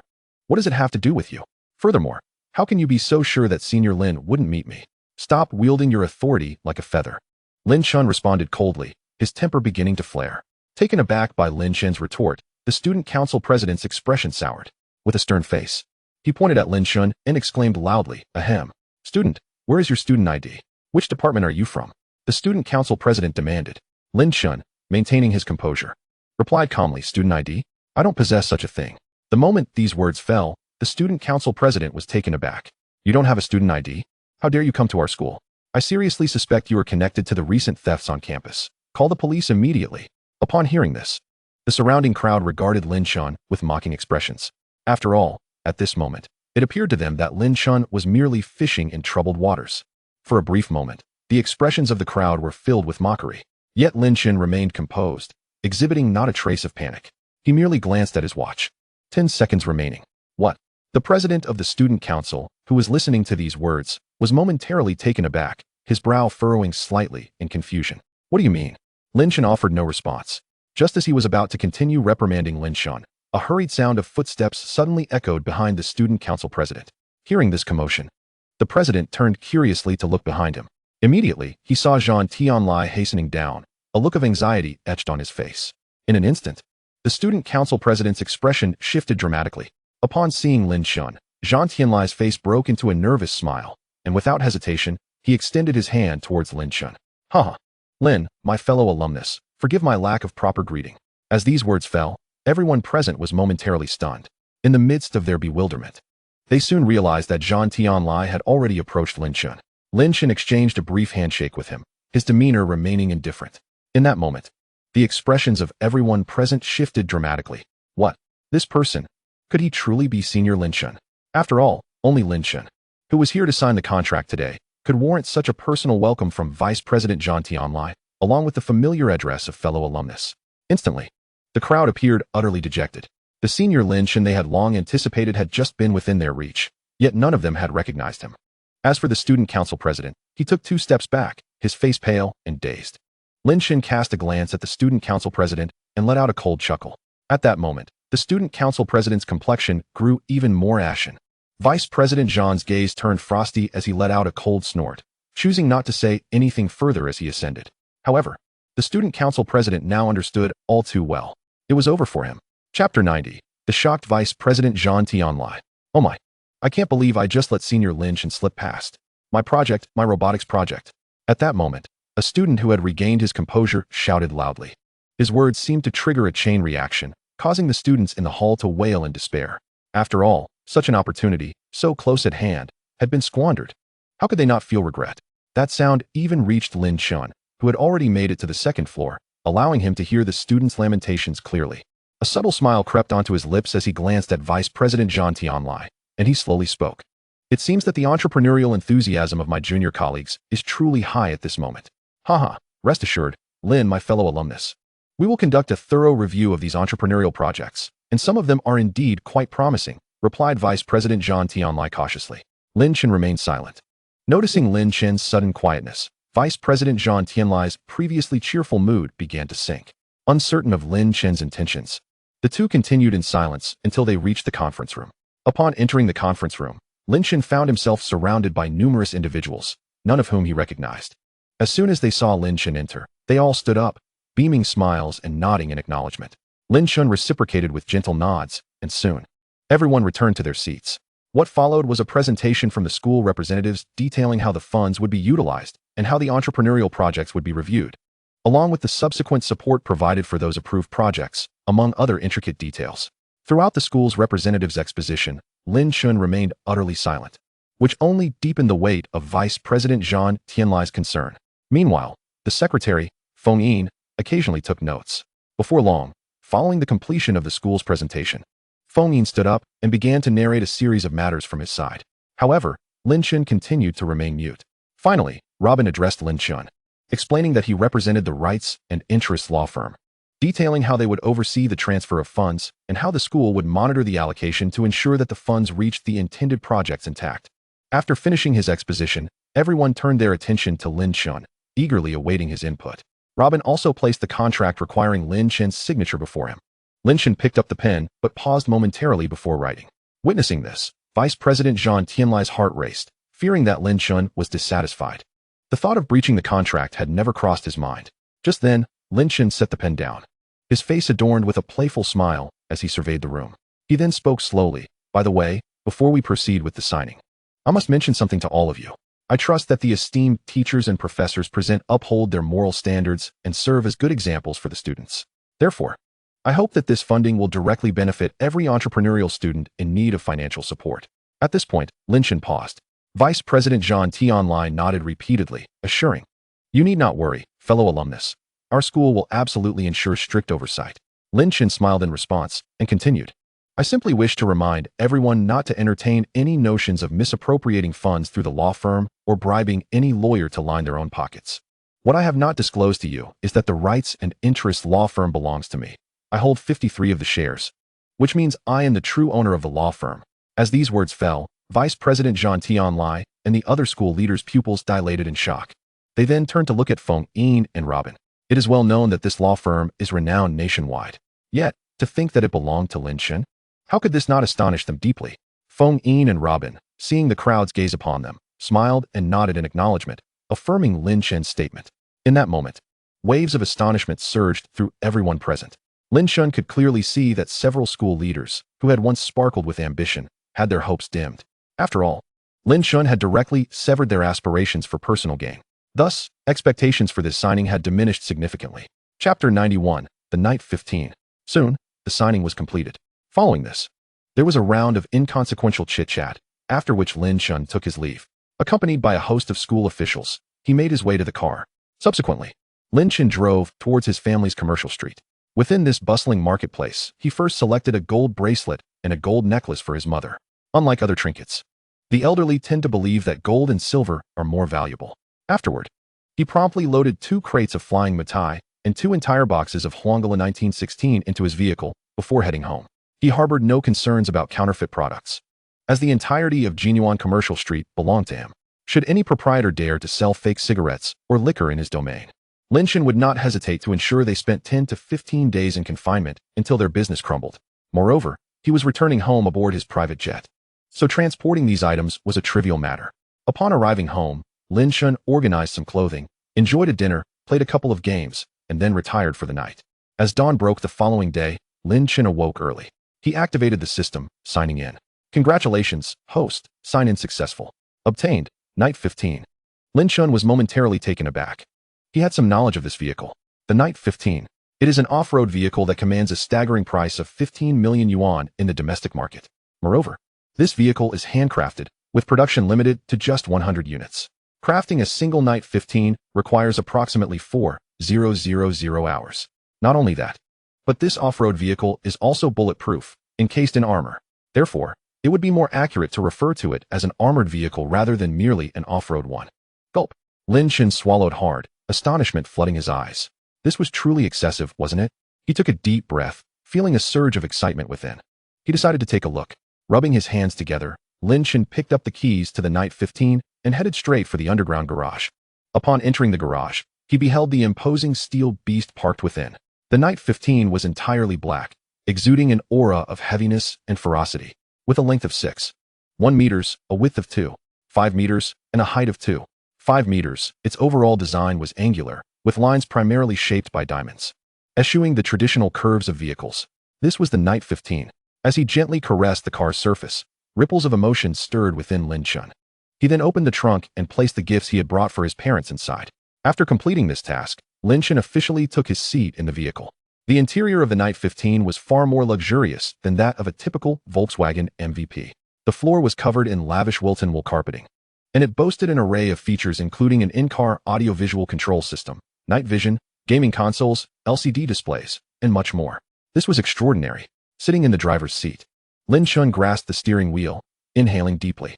He then made a phone call to Lu Qi, informing him that he was on his way to pick him up before starting the engine and heading towards Lu Qi's location. At that moment, Lu Qi was already prepared, having gathered his belongings and was waiting by the roadside with Yuan Kur. The two were intently watching the intersection, eagerly anticipating the arrival of Lin Chen's flashy Rolls-Royce. After all, that vehicle was simply too ostentatious. However, they were so focused on watching for the Rolls-Royce that they failed to notice the even more flamboyant and spectacular Night 15 had silently parked beside them. Observing the two, Lin Chen honked the horn. Instantly, they were startled and turned to see the vehicle and Lin Chen waiting for them to board. It was then that they noticed Lin Chen's new ride, the Night 15. Goodness! Lu Qi was momentarily dumbfounded. What the heck? Just a few days apart, and you've changed cars again? No big deal, just get in, Lin Chen replied with a smile as he watched them climb aboard. Once inside, Lu Qi and Yuan Kur were immediately awestruck. The opulent decor, the top-tier fittings. At that moment, both Lu Qi and Yuan Kur were left swallowing hard. Wow, brother! This car, the fully loaded Night 15. Hearing this, the two gasped in astonishment while touching the vehicle's armrest, their amazement intensifying. Are you really driving this car back? Lu Qi asked, swallowing hard. In response, Lin Chen merely smiled and said, you'll find out soon enough. With that, he drove straight towards the airport. Chapter 92. The shocked Lu Qi. Lin Chen sped directly towards the airport, merging onto the airport expressway. Observing the direction in which Lin Chen was driving, the two were somewhat perplexed. Wait, Ling Gu, are we headed to the airport? But we haven't bought our tickets yet, Lu Qi remarked, bewildered. Initially, he thought Lin Chen intended to drive them back home. However, he never anticipated they would head straight for the airport. Don't worry, there's no need for tickets. Lin Chen replied with a calm smile, addressing the two. Their confusion deepened, their faces etched with disbelief. All right, you two just relax in the back, Lin Chen added. Accelerating slightly. As the two watched this unfold, their minds swirled with questions. Before long, Lin Chen arrived near the airport. After exiting the expressway, he began to decelerate, circling the airport before proceeding to the private hangar at the rear. Wait, Ling Gu, the main entrance to the airport is up front. Why are we going to the back? Lu Qi queried as Lin Chen gradually drove towards the rear of the airport, arriving at a small airport entrance. Although it was less prominent than the main terminal, it was still an airport entrance. As Lin Chen's Night 15 came to a stop before the gates, a young man hurried out from the security booth. Hello, may I ask if you are Lin Chen, he replied. Upon hearing the name, the security guard's expression shifted dramatically. He was familiar with that name. After all, just before starting his shift that day, his supervisor had specifically instructed him to be vigilant. If a person named Lin Chen arrives, one must treat him with utmost respect. There can be no negligence towards him. In an instant, the head of security promptly opened the grand door. Mr. Lin, please step inside. Your private jet is currently stationed on the tarmac. As for your cargo plane, it is parked adjacent. The security officer was visibly anxious, for after all, this was a magnate capable of affording a private aircraft. Not to mention, he had merely rented a cargo plane to transport a vehicle back home. Such high-profile individuals are indeed immensely formidable. Listening to this exchange, both Lu Qi and Yuan Kur were taken aback. What did they just hear? A private jet? In a moment, the two exchanged incredulous glances. No wonder Lin Chen was coming to the airport. No wonder he had said that even without plane tickets, it was of no concern. It turned out that he was not boarding just any plane, but rather his own private jet to return home. Outside Lin Chen's airport, his aircraft support team awaited his arrival. 3 flight attendants and a co-pilot stood ready. Captain Zhang Xiuxing was addressing the 4 individuals before him. Everyone, stay alert. The gentleman we are serving today is a true financial titan. According to the information I have received, he is in his early 20s and already possesses his own private jet. He has specifically rented a cargo plane to transport his vehicle back home. He is a genuine top-tier wealthy individual, and we must be on high alert. We cannot afford to offend him. Upon hearing these words, the expressions of all the crew members and the co-pilot turned serious. Yes, at that moment, Lin Chen arrived behind them. He gently pressed the horn, prompting Captain Zhang Qiuxing to turn around. Mr. Lin, you have arrived. Upon seeing Lin Chen, a smile of delight spread across his face. He then addressed Lin Chen. Your aircraft is all prepared. Hearing this, Lin Chen simply nodded before stating, let us proceed. Following his words, he stepped out of the vehicle alongside the bewildered Lu Qi and Yuan Kuo. Once out, Lin Chen continued, please assist me in loading the car onto the cargo plane. I intend to take it back with me. After speaking, he walked into the terminal. Understood, Mr. Lin. Captain Zhang Qiuxing nodded at Lin Chen before turning to the co-pilot, instructing, you move Mr. Lin's car to the cargo plane. After that, he gestured for Lin Chen to follow him inside the airport. No way, Chenzi. Did you really buy a private jet? What is it like? Lu Qi asked excitedly, bombarding Lin Chen with questions. Lin Chen merely smiled calmly and replied, you will find out shortly. With anticipation in their hearts, the trio approached the Gulfstream V. Upon seeing the aircraft, Lu Qi's eyes widened in astonishment. Mr. Lin, this is your private jet, the Gulfstream V, Captain Zhang Qiuxing introduced. As Lin Chen's words hung in the air, Lu Qi and Yuan Kuo were utterly dumbfounded. After all, the mere notion of a private jet was overwhelming for them. Although they were aware that Lin Chen was quite wealthy, they had never imagined he could afford a private aircraft. It must be noted that a private jet costs at least tens of millions. Not to mention, this particular jet is renowned for being one of the most cost-effective and luxurious private jets, the Gulfstream V. The price of such a plane is, at the very least, in the hundreds of millions. Such a figure is simply staggering.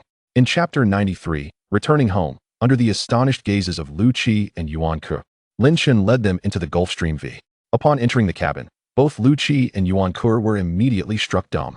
The interior exuded an aura of opulent grandeur. Was this truly an aircraft cabin? It resembled a lavish lounge. Everywhere they looked, they spotted wooden structures, marble tabletops, and high-end carpets.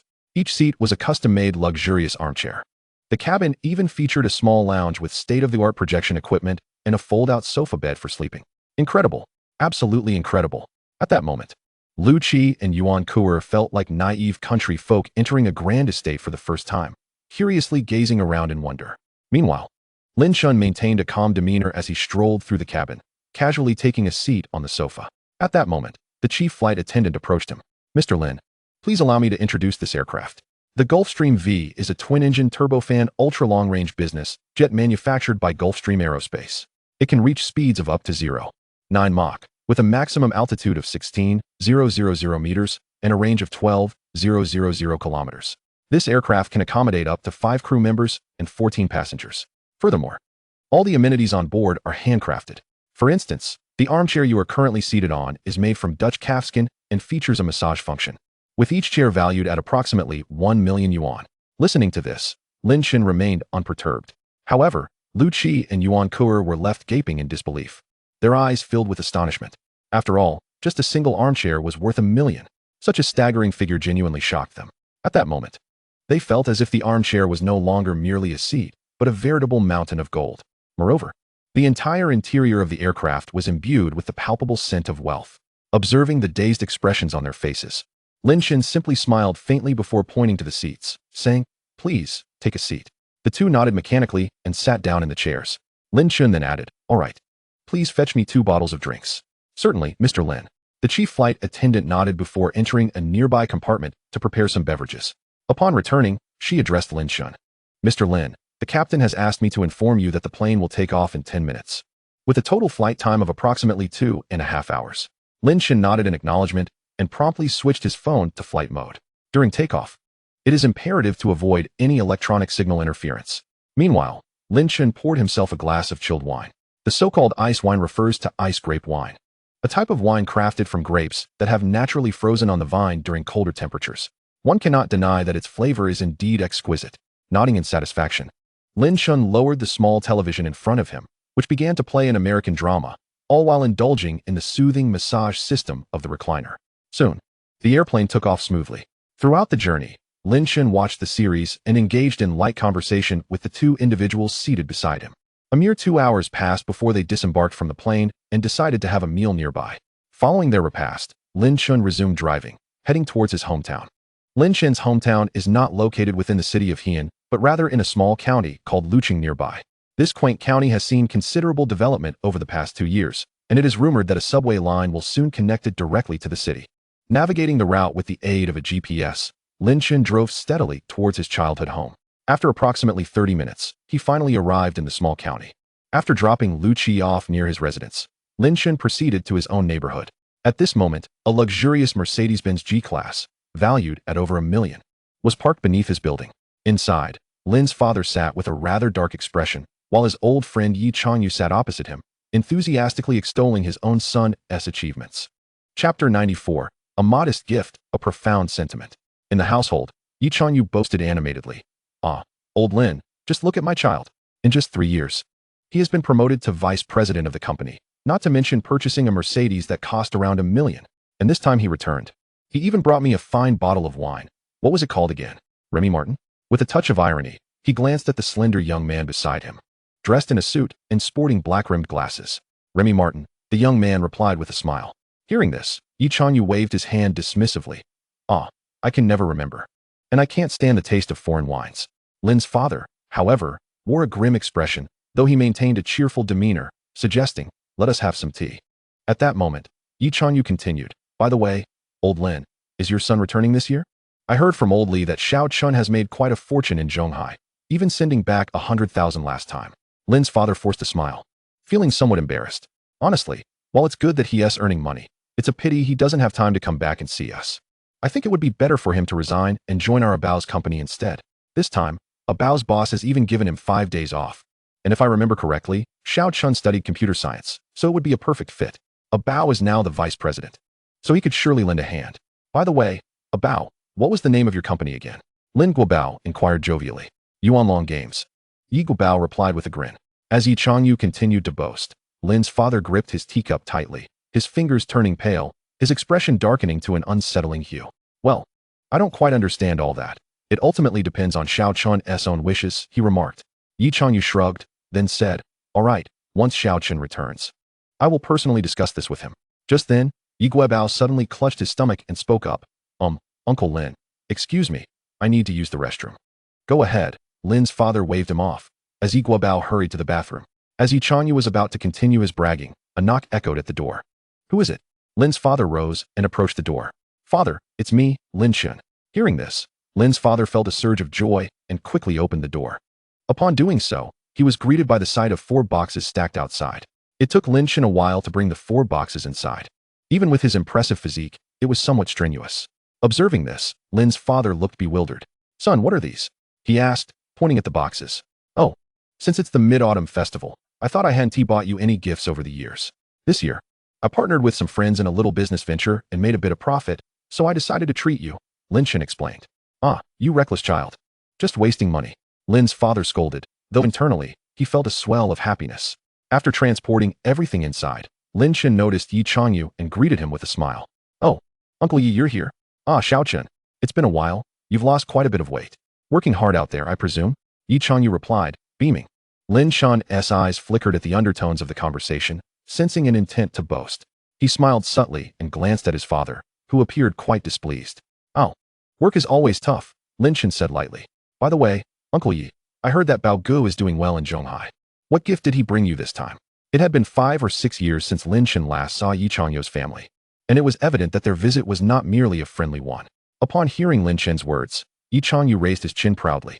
"Ah, my child. He just doesn't understand. He brought me a bottle of some foreign wine.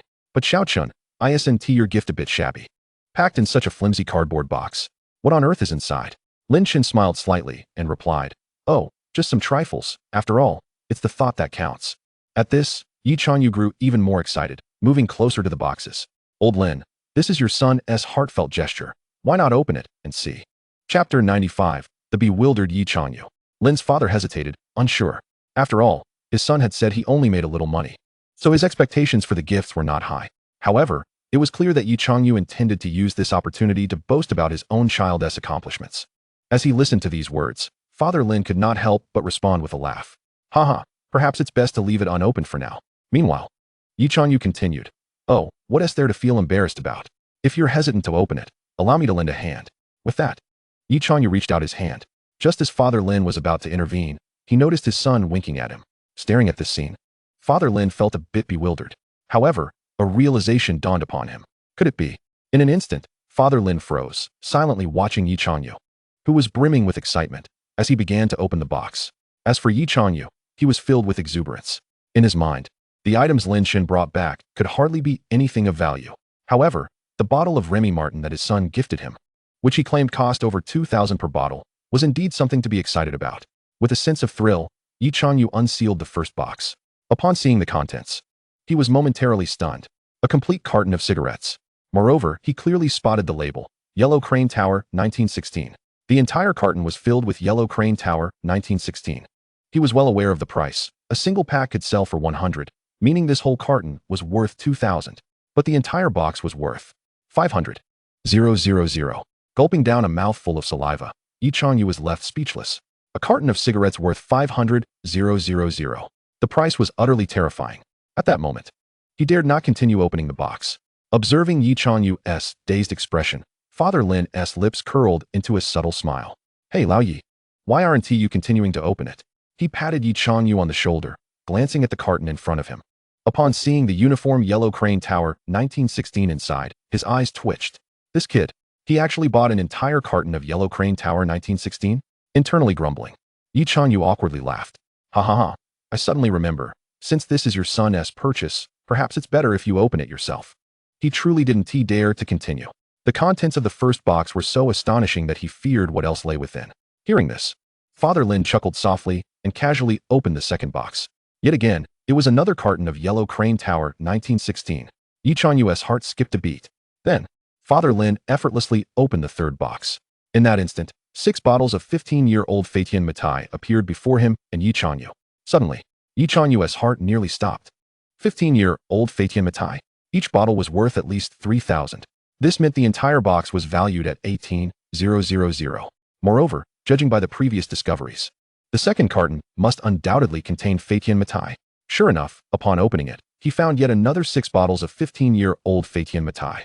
At that moment, Yi Chanyu couldn't help but feel a twinge of envy. Oh, you and your reckless spending. The elder, grinning, addressed Lin Chen, pride evident in his tone. He then casually extracted a bottle of liquor, saying, Lao Yi, how about we share a drink tonight? Yi Chanyu gazed at the bottle of Feitian Matai, his eyes widening. To be honest, he had never sampled such a high-grade liquor. After a moment of hesitation, he nodded. All right. With that, the two settled down. Father Lin fetched 2 glasses, filling them to the brim. At that moment, Yi Chanyu turned to Lin Chen with a smile, asking, Xiaocheng, what are you doing in Zhonghai? Where did you find the money to buy so many fine items for your father? Curious, Yi Chanyu inquired. In response, Lin Chen merely smiled and replied, Oh, I'm just tinkering with a few things in Zhonghai.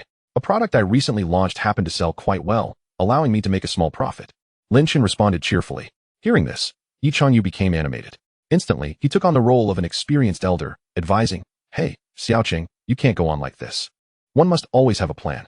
While speculative ventures can yield small profits, they are not sustainable in the long run.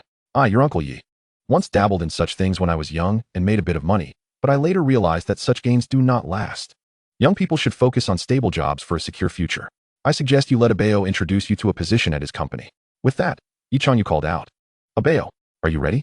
Meanwhile, Yi Guobao had just finished in the restroom, turning off his phone before stepping out. Dad, did you call for me? Yes, Xiaocheng is back. Since you're currently the deputy general manager at Yuanlong Games, could you help arrange a job for Xiaocheng? Yi Chanyu said. Haha, all right, Dad. Yi Guobao nodded with a smile, then looked up. Upon seeing Lin Chen, he was momentarily taken aback.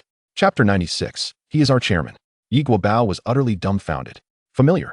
This face evoked only 2 words in his mind. Familiar. In the next moment, he felt his breath grow heavier. He hastily pulled out his phone to check his chat history. Soon, he located a photo sent by General Manager Zhou Nan in the senior management group of Yuanlong Games. Upon viewing the image, Yi Guobao began comparing it meticulously. After a while, he reached a conclusion. It was an exact match. No wonder. No wonder he felt a sense of recognition when he first saw that photo. To be honest, Yi Guobao and Lin Chen were not well acquainted. They had only met a couple of times during their childhood, the last being 8 years ago. As boys grow and change, Yi Guobao only felt a sense of familiarity with Lin Chen's photo. However, due to Lin Chen's ordinary family background and the long separation, he hadn't given it much thought. But who would have thought? Lin Chen was indeed the elusive chairman behind Yuanlong Games. And now his father had just mentioned introducing him for a job? Introduce a job to the chairman? What a joke.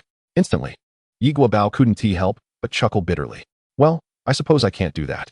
Upon hearing those words, Yi Chanyu was momentarily taken aback, and then, furrowing his brow, he remarked, "Did you not claim to be the vice president of the company?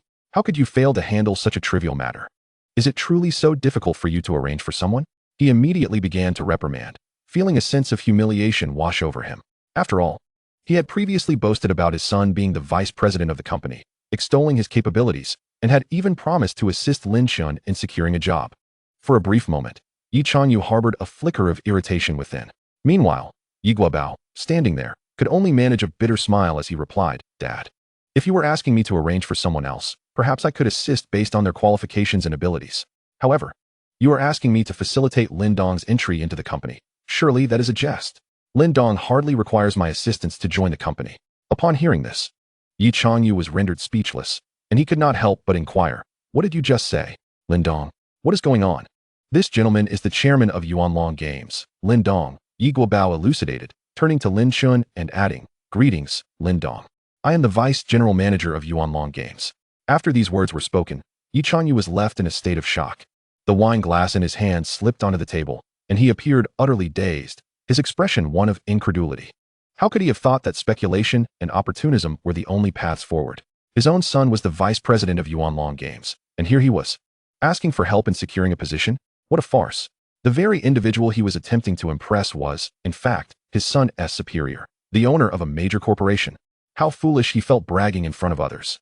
In that moment, Yi Chanyu found the wine in his glass suddenly unpalatable. He felt as though he had been slapped across the face repeatedly by an invisible hand. And the most disconcerting part was that he had willingly extended his face for the blow. As for Lin's father, while he maintained a calm exterior and smiled, a tempest of curiosity surged within him. When had his son become the owner of a large corporation? How had he remained completely oblivious to this development? In the meantime, Yi Chanyu managed a sheepish smile and emptied his glass, saying, "Haha, old Lin, I shall not intrude further upon your family reunion. If I tarry any longer, my wife will begin to chastise me. I must take my leave." With that, Yi Chanyu hastily departed. Lin's father, in high spirits, hummed a cheerful tune. As Yi Chanyu exited, he inadvertently collided with Lin's mother. After a brief exchange of pleasantries, they returned indoors, where Lin's mother mused, "Old Lin, whose car is that downstairs? It looks quite extravagant." Before she could finish her sentence, she noticed the 4 cardboard boxes nearby. Her brow furrowed, and just as she was about to scold, she caught sight of Lin Chen, momentarily freezing in surprise. "Mom, I'm back," Lin Chen said with a smile. "Son, why didn't you inform me of your return? I didn't prepare any dishes," Lin's mother exclaimed in a fluster, trembling slightly as she prepared to rush out to buy groceries. However, Lin Chen chuckled and replied, "No need for that, Mom. A simple home-cooked meal will suffice." He then pulled out 2 jewelry boxes from his bag. "By the way, Mom, this is a gift for you. Please open it and see if you like it." With a smile gracing her face, Lin's mother wiped her hands and took the 2 boxes, saying, "You child, always wasting money. Just coming home is enough. What gifts are necessary?" As she opened the jewelry box and beheld the gold necklace adorned with emeralds and the solid gold bracelet beside it, her expression turned to one of astonishment. Chapter 97. Lin Chen fed a mouthful of dog food. A pure gold necklace. A solid gold bracelet. Just these 2 items left her speechless with surprise. "You child, always squandering your money. You should save it for a house and a wife," she chided, though her face still radiated joy and satisfaction. Lin Chen smiled and said, "It's all right, Mom. Let me put the necklace on you." Yet just then, he was abruptly pushed aside. No, what are you doing?" "I will do it," Lin's father declared, taking the necklace and gently fastening it around Lin's mother's neck from behind her. Instantly, the emerald and gold necklace sparkled brilliantly under the light. Lin's father nodded in satisfaction and remarked, "Ah, my dear wife of the Lin family, you are beautiful, and with this necklace, you become even more enchanting." Hearing these words, Lin's mother blushed and retorted, "You old rascal. Such sweet talk."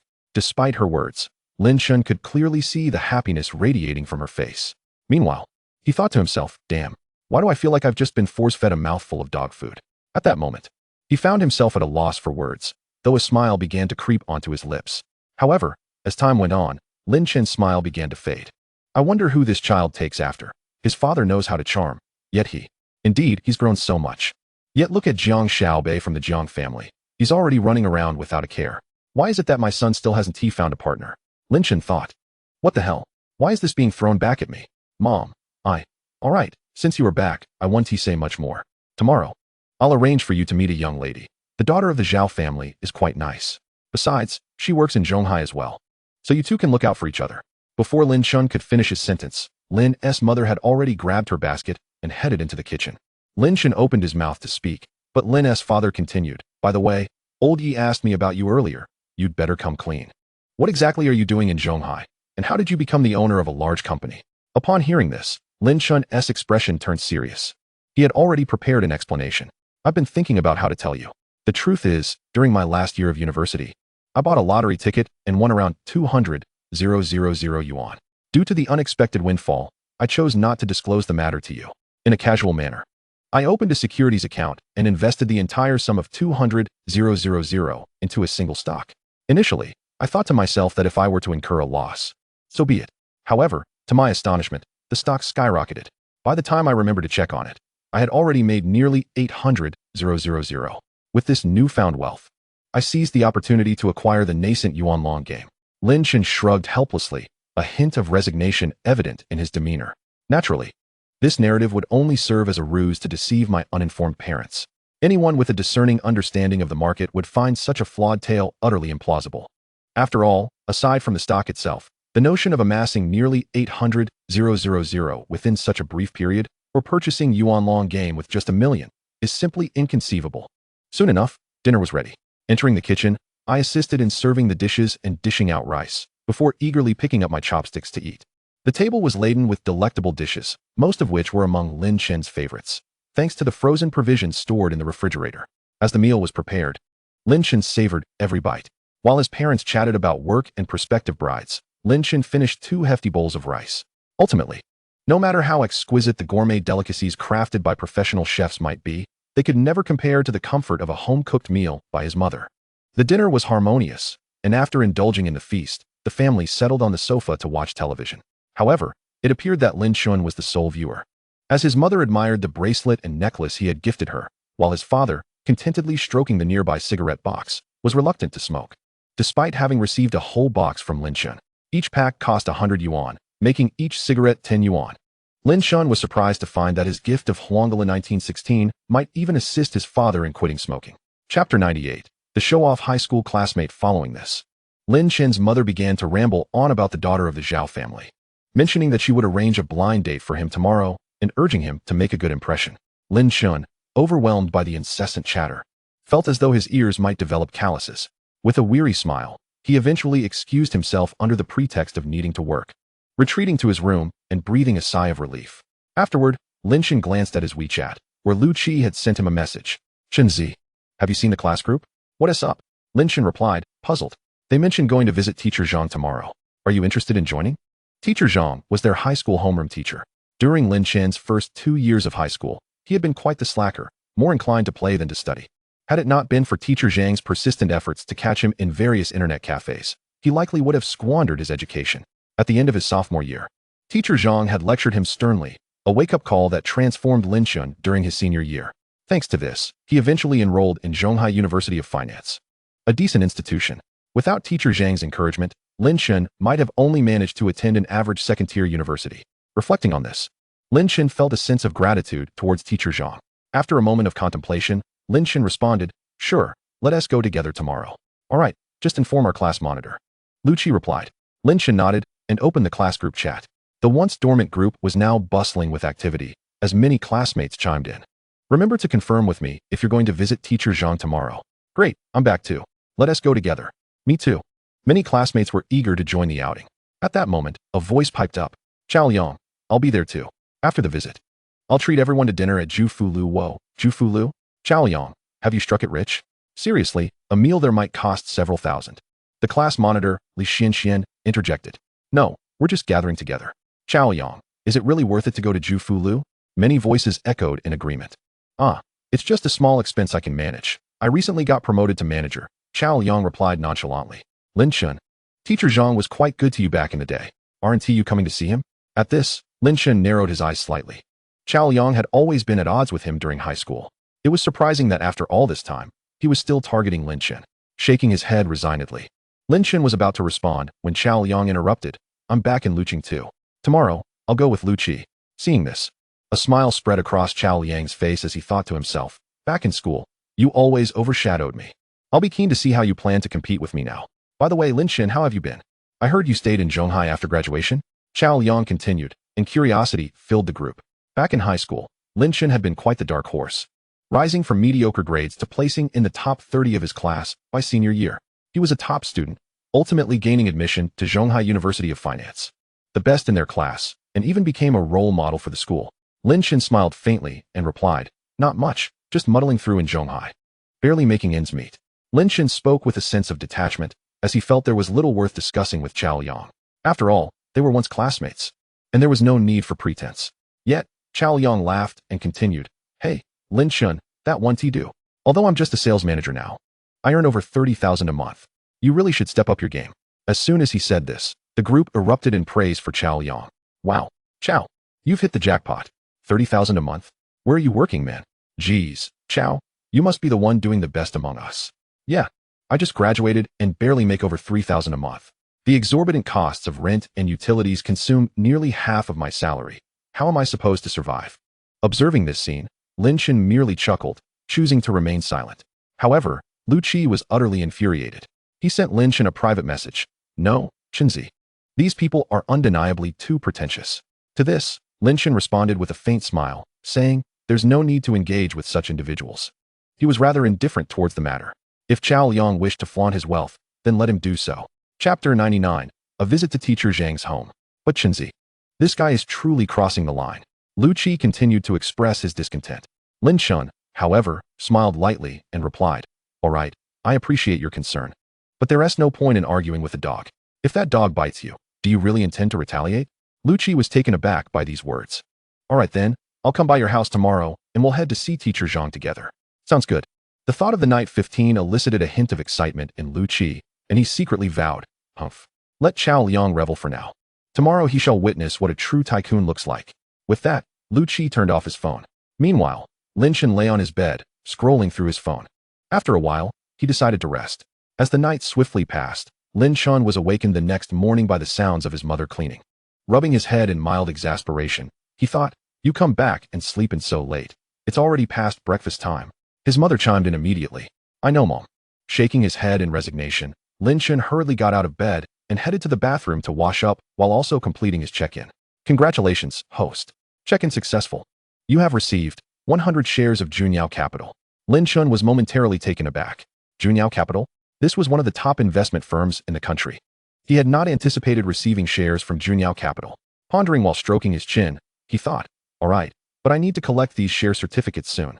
They might not fit in the bank safety deposit box for much longer. Shaking his head in mild disbelief, Lin Chen decided to accompany his mother to buy groceries. Exiting their home, they soon arrived at a local market. Upon entering, they were greeted by the overwhelming scent of poultry and the slightly damp ground.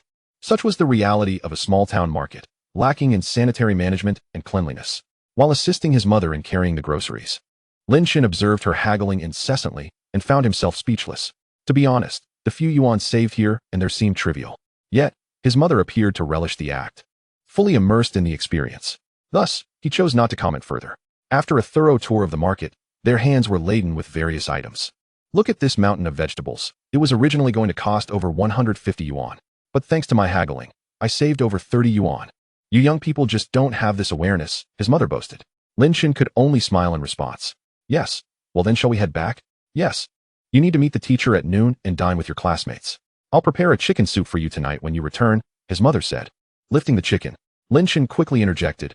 No, you and Dad should cook the chicken for lunch. Just save me a portion. Soon, they returned home. And after helping to organize the groceries, Lin Chen glanced at the time. It was around 10:30, and many classmates had already mobilized, gathering at Teacher Zhang's residence. After informing his parents, he drove to pick up Lu Qi. Upon arriving at Lu Qi's neighborhood and collecting him, they headed straight to Teacher Zhang's area. The community where Teacher Zhang resided was rather old and worn.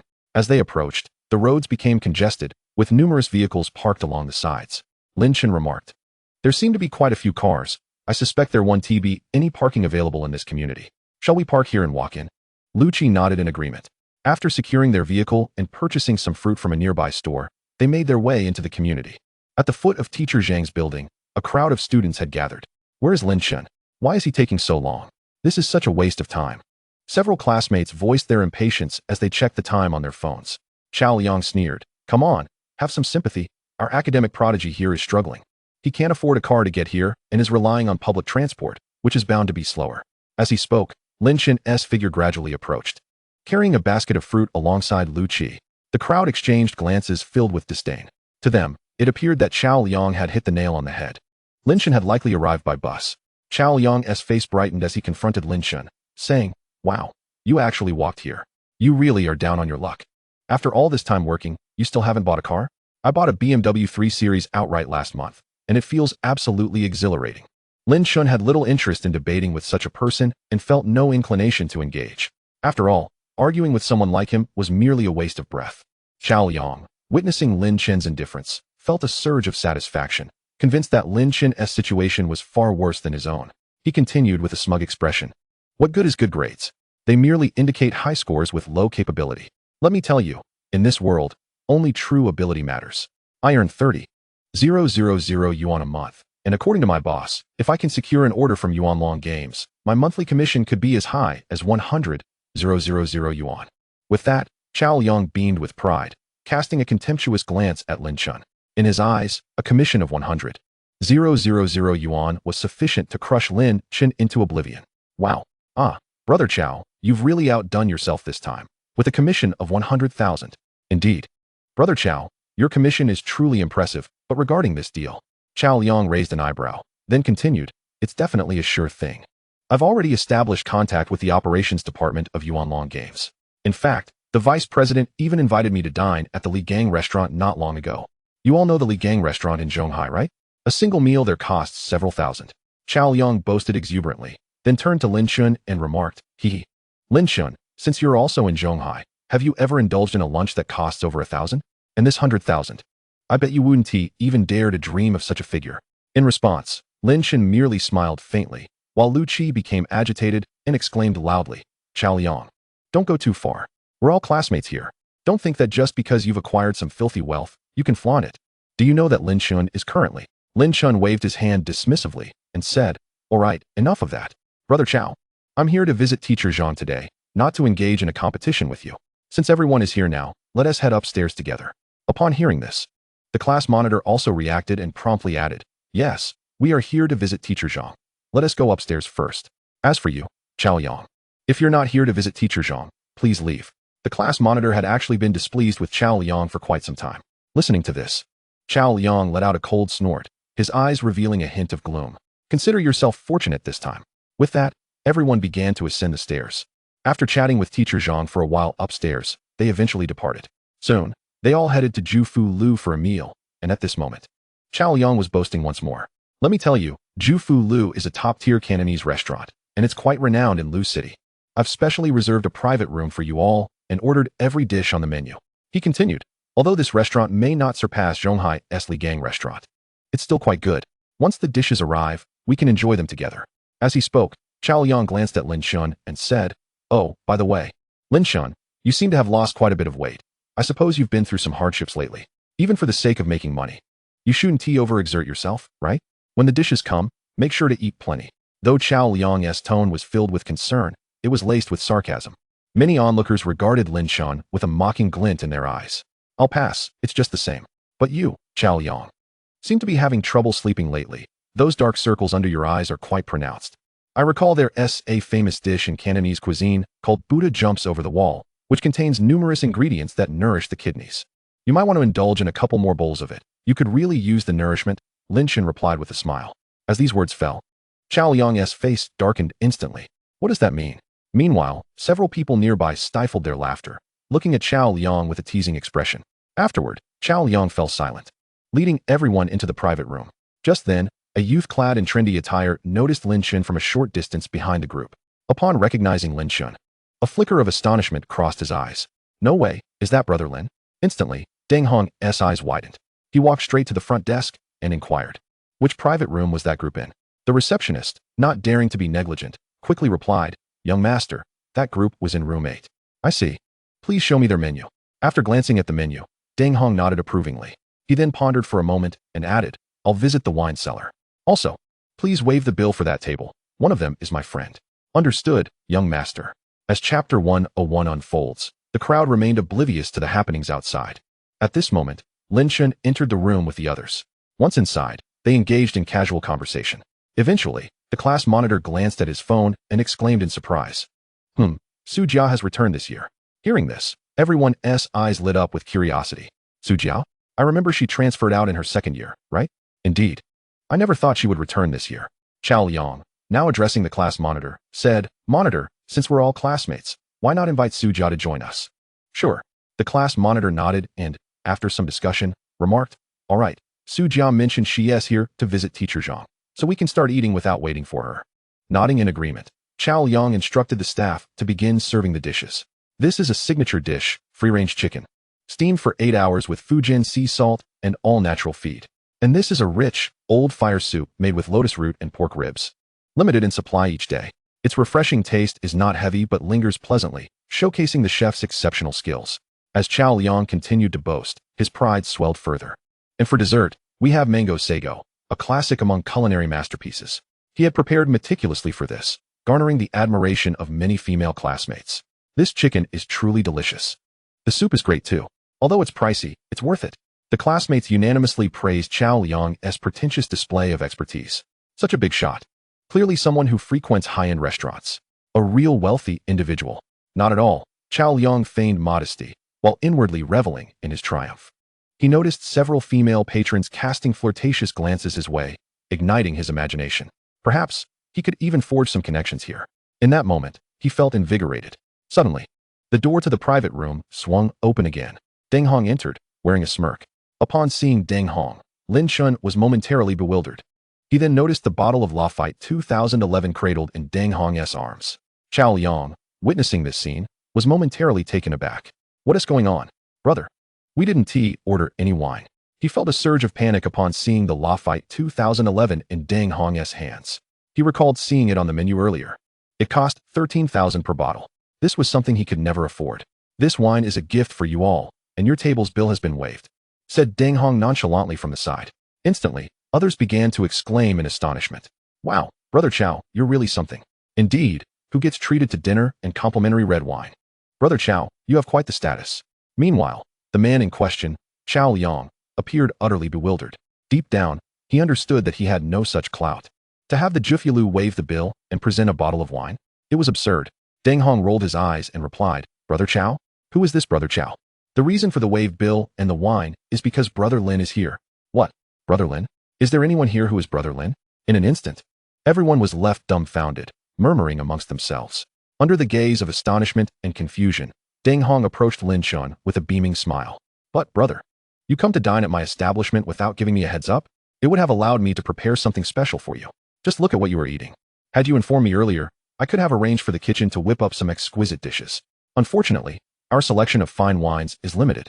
So I could only manage to present you with this 2011 Lafite, worth around 10,000 yuan, as a makeshift offering. As these words fell, an eerie silence enveloped the room. At that moment, everyone was left completely stunned. Chapter 102, The Day's Chao Liang. All eyes turned toward Lin Chen, filled with disbelief and astonishment. Is this some kind of joke? This bottle of wine and the wave bill are all thanks to Lin Chen? Moreover, from what this person is saying, it seems that this meal isn't even good enough. Everything sank into an uncanny stillness. Impossible. This must be a fabrication. You're undoubtedly a plant brought in by Lin Chen. Chao Liang shouted, as if he had struck upon a revelation, his voice brimming with confidence, as though he had uncovered the truth. Following his proclamation, others nodded in agreement, as if they had grasped the undeniable reality. However, it was at that moment that Deng Hong let out a derisive chuckle. A plant? Haha, do you really believe Brother Lin needs to hire anyone? He owns an entire community in Zhonghai. Just the rental income alone amounts to several billion a year. As Deng Hong's words echoed, gasps of astonishment filled the room, and the way people looked at Lin Chen began to shift dramatically. Chao Liang was left utterly speechless, staring at Lin Chen with a look of sheer incredulity. I refuse to believe it. This is absolutely false, he muttered under his breath. Just then, the door to the room swung open once more, and Su Jia stepped inside. With Su Jia's entrance, many greeted her warmly. She nodded and walked directly to Lin Chen, saying, Mr. Lin, I apologize for being late. Additionally, Brother Xiaoma asked me to convey his regards. He had intended to fly back and visit you personally, but something urgent came up in America. That's all right. Please let Brother Xiaoma know that when he returns, I will make a trip to Xinchuan, he replied casually. With this brief exchange, silence descended once more. Brother Xiaoma? Personally visiting to extend greetings for the Mid-Autumn Festival? What kind of identity does Lin Chen possess? In that moment, everyone swallowed hard, their minds racing with astonishment. Casting a glance at Lu Qi nearby, he rubbed his nose and cleared his throat. Actually, Brother Lin has always advised me against mentioning this. But now it seems there is no harm in sharing. Previously, Chao Liang, didn't you claim that securing the Yuanlong Games contract would earn you a commission of 100,000 yuan? At this, many turned their curious eyes toward Lin Chen, wondering if he held some undisclosed status. Chao Liang, still in a daze, also turned to listen. What I meant to say is that whether you secure this contract or not depends on Lin Chen's disposition. After all, the mastermind behind Yuanlong Games is none other than Chen Zi. As the words settled, an overwhelming silence enveloped the room. The girl's eyes sparkled with excitement. Oh my goodness. Lin Chen is actually the owner of Yuanlong Games. Does that mean he is a billionaire? Meanwhile, Chao Liang could hardly believe his ears. How ridiculous he had been to boast while Lin Chen had remained silent. It turned out that his silence was not due to poverty, but rather because he existed in an entirely different league. His previous actions must have seemed like mere antics to others. Impossible. This must be false. Chao Liang shook his head vigorously, disbelief etched across his face. Just then, Su Jia, standing nearby, interjected with a smirk. Well, I can only say you are woefully uninformed. Last night, when you mocked Mr. Lin, I found it utterly laughable. Are you all truly so forgetful? The 280,000 yuan bicycle that trended recently was actually Mr. Lin's. The video may not have been very clear, capturing only a side profile. But if you look closely, you would recognize it was indeed Mr. Lin. Upon hearing this, many remained perplexed. What 280,000 yuan bicycle? After all, that viral trend had limited reach, and many who did not follow celebrity news were oblivious. At that moment, a girl quickly pulled out her phone, searched, and immediately let out a shriek. Ah, it's definitely Lin Chen. That side profile is unmistakable. My goodness, I just searched it. And Lin Chen's watch is the Patek Philippe 5002P Platinum model, priced at 17,600,000. Soon, more and more of Lin Chen's belongings were scrutinized, and their prices revealed.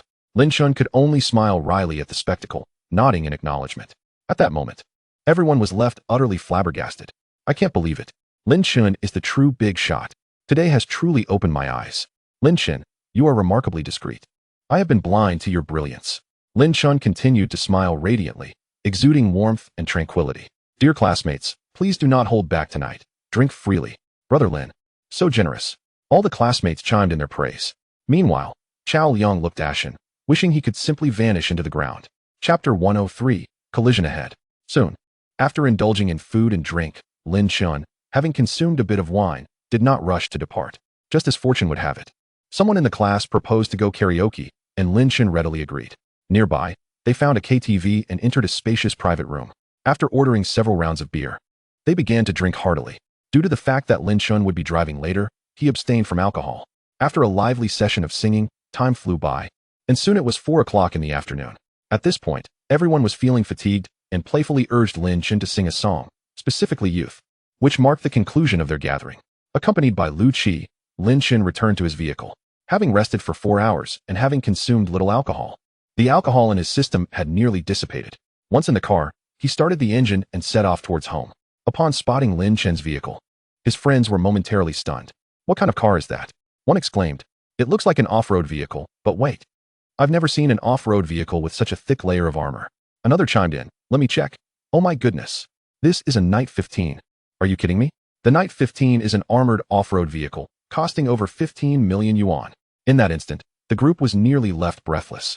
The staggering price of 15 million yuan, coupled with the intimidating presence of the Knight 15, was enough to instill both awe and trepidation. Before long, the vehicle began to glide away. As the Knight 15 departed, everyone collectively exhaled in relief. Lin Chen's car sped towards home. However, the journey, which had initially been smooth, encountered an unexpected traffic jam as they reached the city center. What was supposed to be a 10-minute drive was painfully extended to nearly 30 minutes. Up ahead, a Porsche Macan and a BMW had collided, both driven by female motorists. The narrow, single-lane road was completely blocked as the two drivers engaged in a heated argument. Lin Chen, feeling increasingly vexed, noticed that the traffic behind him was also building up, with a fire truck struggling to make its way through. Other drivers yielded to the fire truck, but it became stuck when it reached Lin Chen's car. Consequently, several drivers behind began to point fingers at him. Lin Chen, feeling helpless, could only honk repeatedly. Yet, this only provoked the two female drivers, who turned to him and shouted angrily, "What are you honking for? Can't you see there's an accident? If you're so capable, why don't you just drive past?" Lin Chen, incensed by their provocations, couldn't help but laugh in disbelief, his frustration bubbling over. With his temper flaring, he coldly chuckled and turned to Lu Qi, saying, "Buckle up and hold on tight." Lu Qi, bewildered, didn't comprehend Lin Chen's intentions. In the next moment, Lin Chen released the handbrake and gently pressed the accelerator. With an explosive roar, the Knight 15 surged forward like a raging bull. Bang! The Knight 15, being a bulletproof vehicle with an incredibly sturdy exterior, crashed into the BMW and Porsche, sending them careening apart. The front of the BMW crumpled under the impact, while Lin Chen sped away, leaving a stunned silence in his wake. Even the firefighters, momentarily taken aback, quickly resumed their course towards the fire, choosing to act as if they had witnessed nothing. Amidst this chaos, the owner of the Porsche let out a wail, "My car." She exchanged a glance with the BMW driver, both seemingly united in their shared plight.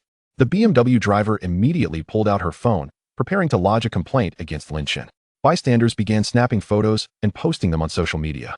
Meanwhile, the BMW driver, in a fit of anger, called her husband, exclaiming, "Honey, the BMW you just bought for me has been crashed into." On the other end of the line, a furious voice responded, "What? Explain to me what happened." "Well, I had a minor scrape with another vehicle, and while I was negotiating with that jerk, a rugged off-roader came barreling in." She recounted. The voice on the phone flared up again. "What kind of car was it?" "I don't know. I've never seen it before, probably some cheap brand." She replied. "Damn it, remember what it looked like. You have to make him pay for this." She insisted. "As long as that punk is still in Lu City, I'll make sure he begs for your forgiveness." He vowed.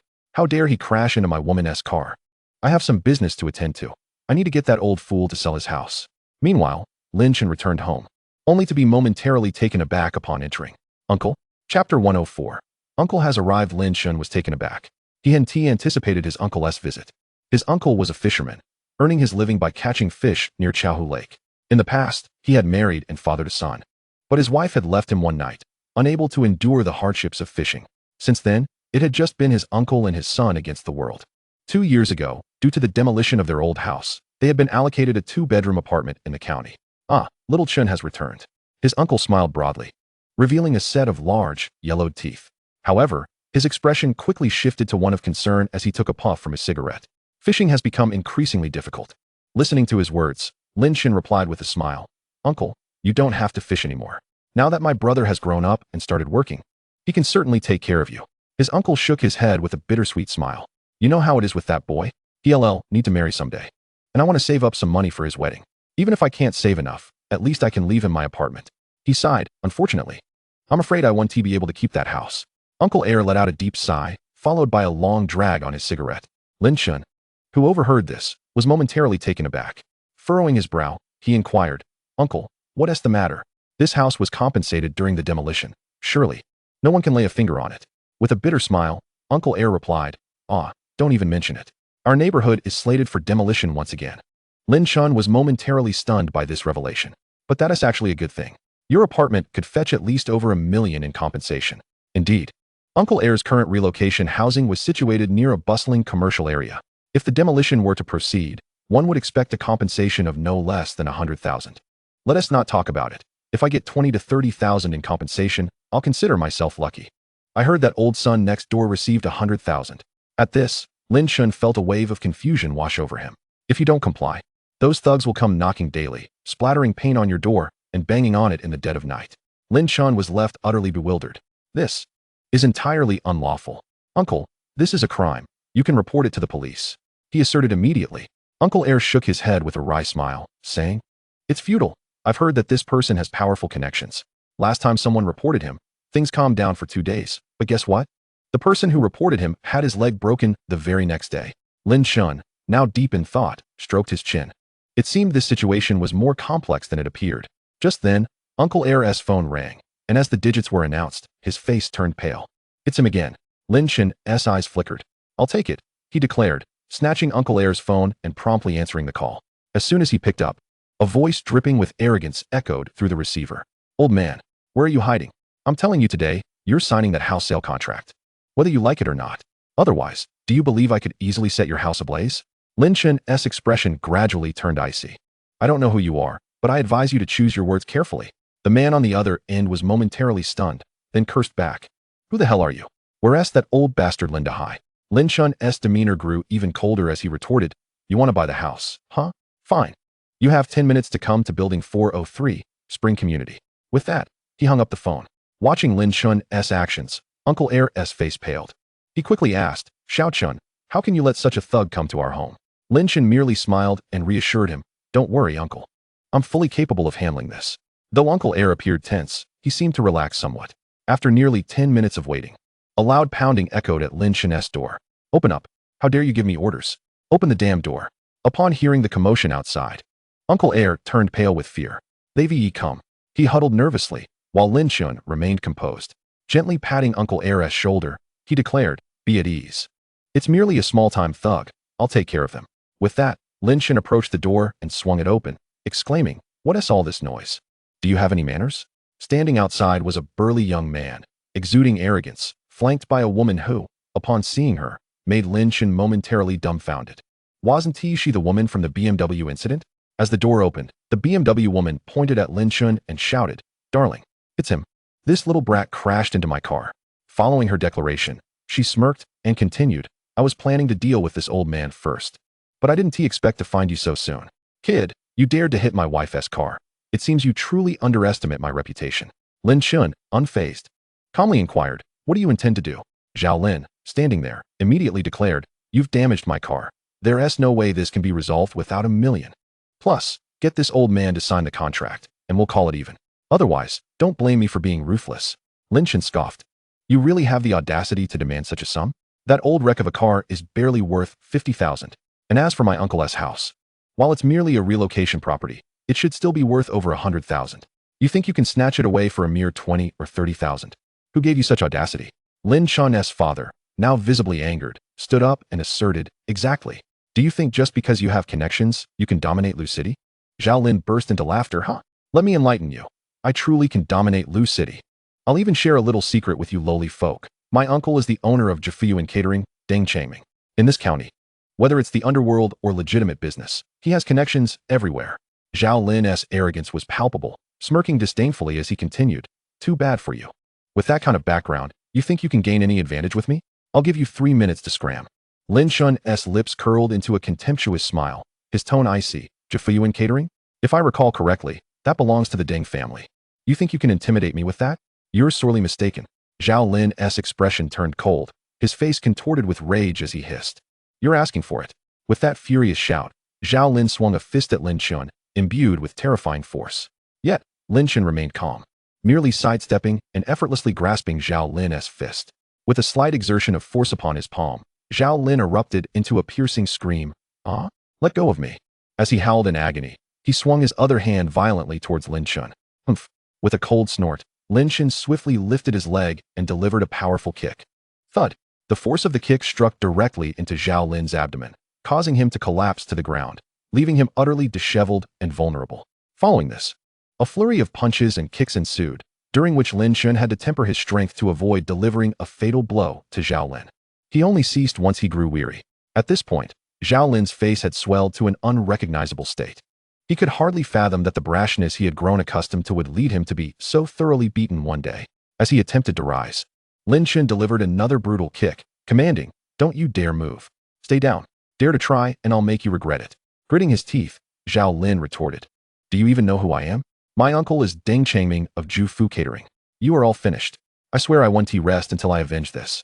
Don't think you can escape. If you dare to run, I will annihilate your entire family. I'm capable of anything. Listening to this, Lin Chen scoffed dismissively. Deng Changming? Do you think I fear him? With that, he turned his gaze towards the utterly stunned woman beside him, the BMW girl, and coldly instructed. If your uncle is Deng Changming, you must have his number. Call him and tell him to come here immediately. Chapter 106. Who allowed you to stand up? At this proclamation, everyone was left dumbfounded. Zhao Lin could only stare in disbelief. What was happening? Calling for his uncle to come? Had this guy lost his mind? The BMW girl was equally astonished, looking at Lin Chen as though he were a lunatic. After all, once Zhao Lin's uncle, Deng Changming, arrived, this man would undoubtedly be doomed. What on earth was he thinking? Was he seeking his own demise? What? Do you want me to repeat myself? I dislike complications. Lin Chen remarked with an air of calm. Upon hearing this, the BMW girl trembled slightly and quickly replied, I'll call him right now. Without hesitation, she fumbled for her phone, her hands shaking as she dialed. Meanwhile, Lin Chen returned indoors, casting a glance back at Zhao Lin. If you dare to move, I will strike you again. His tone was icy. Zhao Lin's complexion turned pale. Lin Chen's words were a relentless assault on his pride. Nevertheless, he dared not budge, the memory of Lin Chen's earlier beating still vivid in his mind. Lin Chen then retreated to the kitchen, preparing himself a bowl of noodles and settling on the sofa to eat. Meanwhile, his uncle, Lin Fu, and mother, Lin Mu, appeared tense and anxious. At that moment, hurried footsteps echoed in the hallway, and a middle-aged man appeared at Lin Chen's doorstep. Observing Zhao Lin, who lay helplessly on the ground, and his bruised visage, Deng Changming's expression darkened significantly. What is going on here? Uncle, stop wasting time. I want him to kneel and apologize. Zhao Lin bellowed, his rage evident. Deng Changming, however, was gradually suppressing his own fury. Though his expression was grim, he was beginning to regain his composure. After all, he was well aware of his nephew's nature and knew he had likely attempted to intimidate Lin Chen using his name. The fact that Lin Chen had disregarded his stature and continued to assault Zhao Lin indicated that he was unfazed by Deng Changming. May I inquire who you are, sir? I am Deng Changming of Jufu Catering, and I would like to know why you have laid your hands upon my nephew, he addressed Lin Chen. His tone laced with authority. Lin Chen remained seated, his expression unperturbed, casually taking a bite of his noodles while completely ignoring Deng Changming's presence. Sir, Deng Changming's irritation began to surface. Surely, you can spare a moment to discuss this matter? I do not discuss business while I am dining, Lin Chen replied, casting a sidelong glance at Deng Changming, whose eyes were practically ablaze with indignation. Deng Changming thought to himself, is this young man truly going to leave the proprietor of Ju Fu Catering, a prominent businessman in Lu City, waiting while he finishes his meal? I've never encountered someone so audacious, so utterly disrespectful. With narrowed eyes and a sinister smile, Deng Changming observed Lin Chen, who remained remarkably composed, continuing to savor his noodles. These noodles are quite satisfying, Lin Chen remarked nonchalantly. The onlookers were taken aback, and Lin Mu expressed her concern, son. Isn't it inappropriate to leave him standing there like that? After all, Deng Changming holds some influence in Lu City. She was aware that Lin Chen was formidable, but she remained uncertain of the extent of his power. Do not worry, Lin Chen replied with a calm smile. Deng Changming felt increasingly unsettled, pondering the identity of this young man. He racked his brain for notable wealthy individuals from Huizhou who might reside in Lu City, but none came to mind. This only deepened Deng Changming's unease. The fragrant noodles quickly diminished, and Lin Chen, savoring the last bites, began to slow his pace. Nonetheless, he continued to face Deng Changming, a man of significant standing in Lu City, with influence in both legitimate and illicit circles. Before long, Lin Chen finished his meal, setting down his chopsticks and wiping his mouth with a napkin. Deng Changming, now visibly irritated, implored, surely you have time to discuss matters with me now? Lin Chen glanced at the still cowering Zhao Lin, his expression cold and unyielding. Ignoring Deng Changming, he declared, I remember mentioning earlier, who permitted you to stand? Get back down. With that, he delivered another forceful kick to Zhao Lin's abdomen. In an instant, Zhao Lin doubled over in pain, only to be firmly pressed back down beneath Lin Chen's foot once again. Chapter 107. The Terrified Deng Changming. In that moment, Zhao Lin let out a blood-curdling scream, his visage contorted with rage. Uncle, you. Instantly, Deng Changming was engulfed in fury, the veins on his forehead pulsating ominously as his gaze towards Lin Chen brimmed with wrath. I am Lin Chen. The simplicity of those 4 words left Deng Changming momentarily dumbfounded. Lin Chen, what does that signify? The name rang a bell, yet he could not place it. If you are unaware of my identity, you may contact your son, Deng Hong, to inquire. Deng Changming's brow furrowed slightly as he swiftly retrieved his phone. He located Deng Hong's number and dialed without hesitation. Hello. As soon as the call connected, Deng Changming blurted out, do you know someone by the name of Lin Chen? Yes, Dad, what is the matter? Deng Hong responded with a hint of curiosity. Don't concern yourself with that. Just tell me, what is his background? Deng Changming's heart raced at the prospect. Upon hearing this, Deng Hong fell silent for a moment before cautiously replying, Dad, is something wrong? Lin Ji's identity is rather significant. If there is indeed a problem, I suggest it would be prudent to apologize. Deng Changming was taken aback. His son had always been rather arrogant, wielding power in Lu City with an air of invincibility. However, The gravity of Deng Hong's words indicated that Lin Chen was no ordinary individual. Taking a deep breath, Deng Changming pressed, "You must tell me, who exactly is he?" "He is the chairman of Yuanlong Games, and it seems he shares a close relationship with brother Xiaoma." Deng Hong's revelation left Deng Changming gasping for breath, his pupils constricting in shock. "I see." Swallowing hard, cold sweat began to cascade down Deng Changming's back, his shirt clinging to him in a clammy embrace. This identity was far too formidable. Observing Deng Changming's reaction, Lin Chen let out a cold snort before addressing him. "Deng Changming, you truly have a remarkable nephew." In an instant, Deng Changming's face was awash with terror. He turned, bowing and scraping before Lin Chen. "Mr. Lin, it's all a misunderstanding. I have no nephew. You must be mistaken. This individual is unrelated to me. Do as you wish with him." At that moment, Zhao Lin stood in stunned silence, as did the woman in the BMW and everyone else present. In their minds, Deng Changming had always been a figure of immense power, exuding confidence even among the county's elite. Yet now, this formidable man had undergone a complete transformation, resembling a dog begging for mercy before Lin Chen. What on earth was happening? Was Lin Chen's identity truly that terrifying? At this juncture, Zhao Lin felt a pang of anxiety. His reckless behavior in Lu City had been sustained solely by Deng Changming's influence. If that connection was severed, he would be doomed. "Uncle, you cannot just stand by and watch me suffer. I am your own nephew," Zhao Lin pleaded desperately. Upon hearing this, a cold glint flashed in Deng Changming's eyes as he roared, "Silence, you fool." He then delivered a couple of vicious kicks to Zhao Lin, who howled in agony. Lin Chen merely observed, his eyelids twitching at the display of Deng Changming's ruthlessness. "Uncle, what are you doing?" Zhao Lin exclaimed, bewildered by the turn of events. "With one word from you, this kid is finished. Why should we fear him?" Deng Changming's anger intensified, his kicks growing fiercer. "Do you even comprehend who Director Lin is? You worthless wretch, always causing me trouble. You dare provoke someone of his stature? I disown you as a nephew." As Deng Changming continued to unleash his fury, Zhao Lin's cries of pain echoed in the air. "Do you understand? He is the chairman of Yuanlong Games, leading a publicly traded company worth billions. He has substantial connections with brother Xiaoma. How dare you provoke such a person?" Watching this scene unfold, Lin Chen maintained his composure, while the woman in the BMW turned pale. Deng Changming's family members, including Lin Chen's parents and uncle, were left in a state of disbelief. A company valued at billions, close ties with brother Xiaoma. Although they might not fully grasp the magnitude of such wealth, they understood the significance of being associated with individuals of that caliber. At that moment, Lin Chen's mother gazed at him, her eyes filled with utter bewilderment. "Is this truly still our son?" Lin Chen cast a calm glance at the two individuals before remarking, "Enough of this charade. There's no need for theatrics in my presence. I recall you suggesting that I kneel and bow earlier?" With a smile directed at Zhao Lin, Lin Chen spoke with unyielding tranquility. Zhao Lin trembled involuntarily as Lin Chen then turned his gaze back to Deng Changming, stating, "Since you are so accustomed to having others kneel, you might as well spend the rest of your life doing so. Mr. Deng, I trust you can manage this trivial matter?" "Certainly. Absolutely." Deng Changming nodded vigorously, like a chick pecking at grains. "Excellent, now leave." With a sweeping gesture, Lin Chen dismissed Deng Changming, Zhao Lin, and the woman in the BMW, who fled in haste.